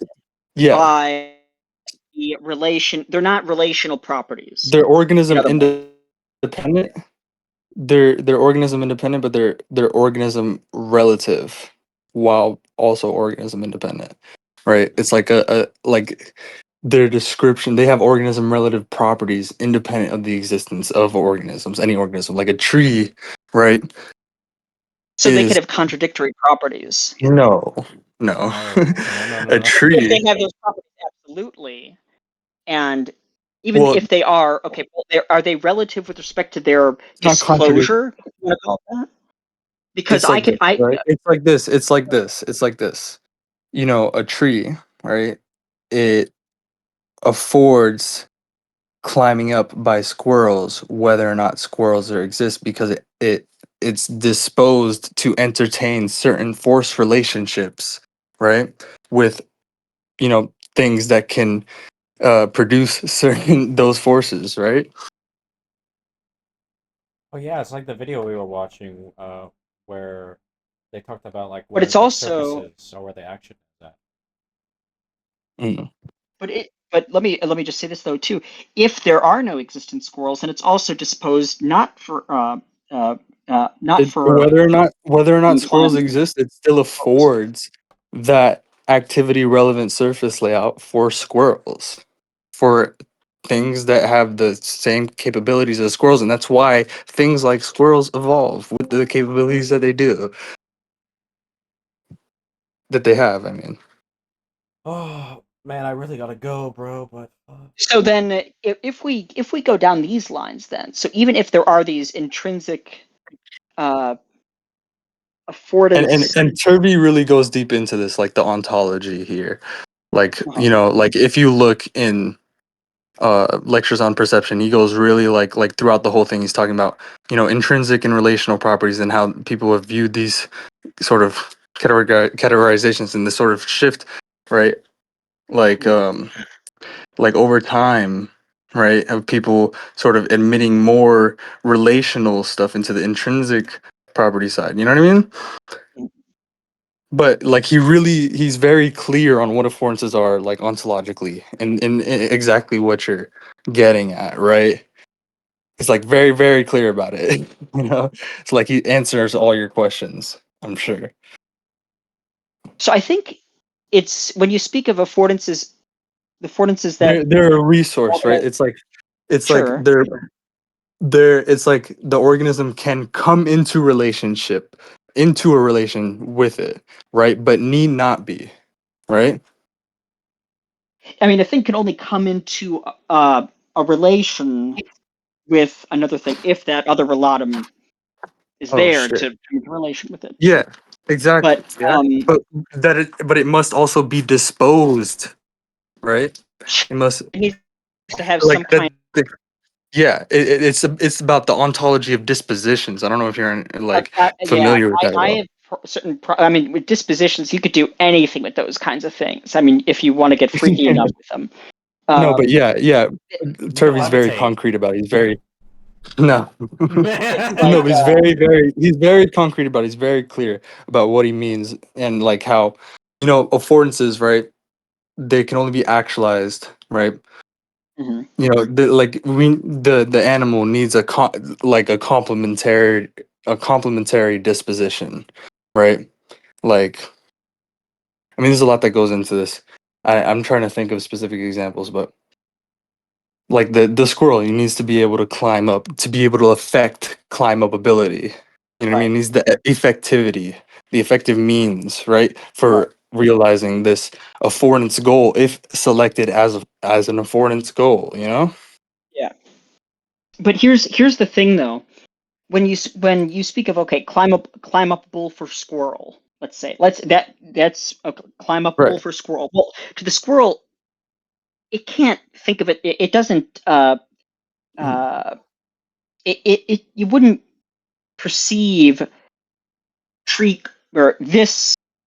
If for instance, if it's facing a tree, it wouldn't perceive it as, or it wouldn't Yeah, perceive it wouldn't tree be climb upable thinking for like it squirrels. wouldn't be thinking about it in like a counterfactual statement like that. You know what I mean? Well, I mean, it wouldn't even be conscious of No, but squirrelness, like it's or again, would instead just be you don't climbable. perceive what you think you don't see what you think you see what you see, right? And it's just like, well, what does the affordance for climb up ability looks like? It looks like a tree, you know. That's what it looks The like. It looks like a climbability tree It looks like a for, in this tree. It environment. looks like a rock for a wall. It looks like Yeah, for it a looks like a thing that the fucking the squirrel can like dig its claws into, you know, but for a turtle, and translate upwards, right? but yep. for a turtle, that tree Right. It doesn't afford is not climbability. climbable. Right, it's not climb Yeah, upable. it affords So climbability for specific organisms in specific contexts. Yeah, but the but it turtle though, exists. here's the thing though, the property or the affordance that's perceived in that case is not climb upable. In the case Right, of a squirrel, and if it's it's facing just like, that yeah, tree, the it tree perceives climb upable. independent of the existence of squirrels and turtles, it affords one activity relevant surface layout, force layout, right? For squirrels, and one activity relevant force layout uh for turtles. But Boom. those both of those organisms though would not perceive those properties as being that complex. It would just perceive it Why not? in no, because it would involve well, for lack of a better word, it would involve them possessing some high degree of self-consciousness. It Why? would involve, because they would have to know what squirrel means, No, they and just have to know what they're capable of. That's part of they are living. capable of. You know what I mean? They are Remember the. Animals. capable of. Yeah, It's not like about remembering. It's about perceiving. Remember the held what is it, held in hind kitten carousel experiment? Remember that? But they are if they know what they are capable of. Yeah. how do A you dog. No, yeah. Remember what how Gibson do you says all the time, right? The differentiate? Yeah. perception of the self like goes hand in hand with perception of the environment, right? So the There's dogs no. and cats and turtles and squirrels and the like, then they are Mhm. conceiving. They have conceptual Well, knowledge. I don't know if that like. If they go hand in hand, well, Well, would or just if one that's hand conceptual, rise? I don't know what you mean by that. It's perceptual. They're perceiving it. Well, They're perceiving what are they themselves. You know, perceiving? it's like they're perceiving. Um, Then well, why do the information that they're themselves? using, right, to perceive the affordance, right, of it's possible to move forward, and I'm moving forward all across this activity. Moving forward, I'm like it's specific, to this activity, right? It's specific to self motion, right?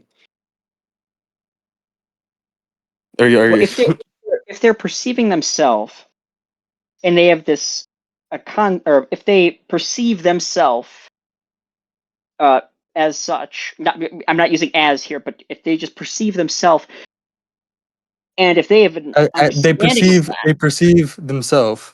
What that means is that, well, what do they perceive? They perceive affordances, right? My arm is a thrower, my arm is a grasper, my arm is a reacher, right? That's what it is. but It's an my effectivity. the my there, I mean, you could say you What's perceive wrong with your, that? well, again, that involves a possessive It's about relation between a control. self and It's about control. That's what behavior is, control, right? We're remember when we talked all about, differentiating the movements, right? Like the system is always active from the start, right? It doesn't have to go from like figure out, well, how do I become active from not being active? You know what I mean? It's never in like that stasis to begin with, right? It's always active. Yeah, Oh that's shit. kind of And then it just has to differentiate its movements, what is the movements that it's generating from things that are moving here's it, like the movements around it, right? here's the thing. And it only does Mind. that through that movement, through that activity. Here's the thing. When we say something is mine, like my arm, my dog, my table, my chair, whatever, my But that's body. I'm saying that's one of the requirements of Let, perceiving let me let affordances me let me finish. is Here, let differentiating me your let me movements. if it otherwise you won't what you're really saying will be completely like we'll be talking Okay. across purposes. Yeah, so let me finish. When we speak of anything as ours, when we say that this is my hand that I'm Okay. perceiving right now, my body, my chair, and the like. Well, Mhm. speak of Well, I don't them, have to say it to recognize. perceive it. Um, uh, I don't have to. um, mhm, mhm. Perception, not proposition I, making. I'm You know. okay. This is why we keep on. Let me. I'm trying to explain that you're investing way too much in perception than you're No, I'm allowing not. your than you're allowing yourself to. How? Um, because What does that well, mean? let me explain. The squirrel perceives a system of which it's a part. It doesn't perceive a system of which it is a part. It just Yes. perceives this, this, No. this. It perceive. And if it's able to grasp itself as being a um, a part of a universe, well, then we should be asking squirrels philosophical questions and the like. Here, bro. Uh, Look at this. yeah, yeah. I mean, here's the thing. When Why? you speak of Why would a squirrel need to have answers to philosophical questions to live? why should humans Because we need answers to make philosophical questions to live. What do you mean? well, we've been living pretty well without it for a well, I mean, we've Are you sure No, about not really. that? long well, Well, my point we need is philosophy to live because we live by principles, Humans have to live by principles. and what are those principles? The principles of our survival. Well, don't every animal doesn't every animal have to live by the principles of its own survival? I mean, no animal willingly commits suicide except by perhaps mistake. Not by principles. They don't have to live by principles. They don't have to form principles, Ah, generalizations, right? And live by them, right? Live according to them. Appreciate in order to appreciate, sort of the meaning of like such like why is abstract thing. And that? what I'm talking about abstract, right? I'm talking about like I'm not saying it's empty, it's just encompassing more differences, right? Uh-huh. It's just a unit, Uh-huh. like we attend to that unit, right? And we can It's refer to overarching. this large range of differences. You know what I mean? Okay, yeah. And And when and you humans have to live by that, by principles like that. Like in order to sort of do things like trade, trade tools, right? And form like whole practices around making tools that can be passed down, right? And sort of uh, innovated on, socially over time, like we need to do that stuff.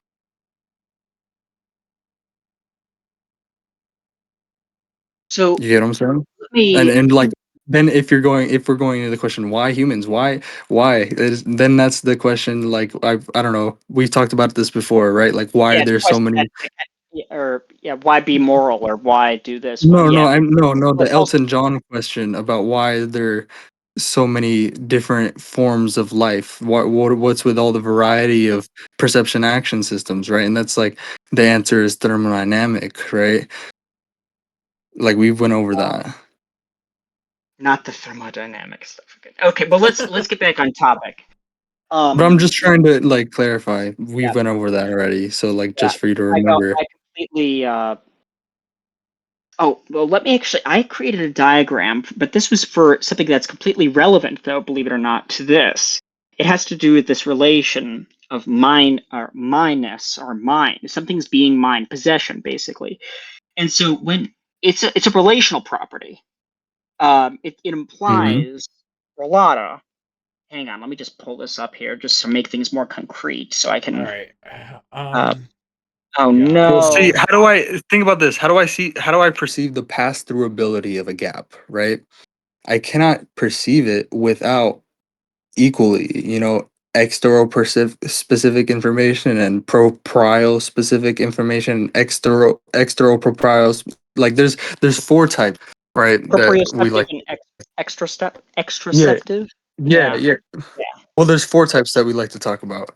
I just like I forget the names. Hold on. All right. Here we go. I gotta wake up at 7 in the morning tomorrow, so I should probably go. Yeah, yeah. If you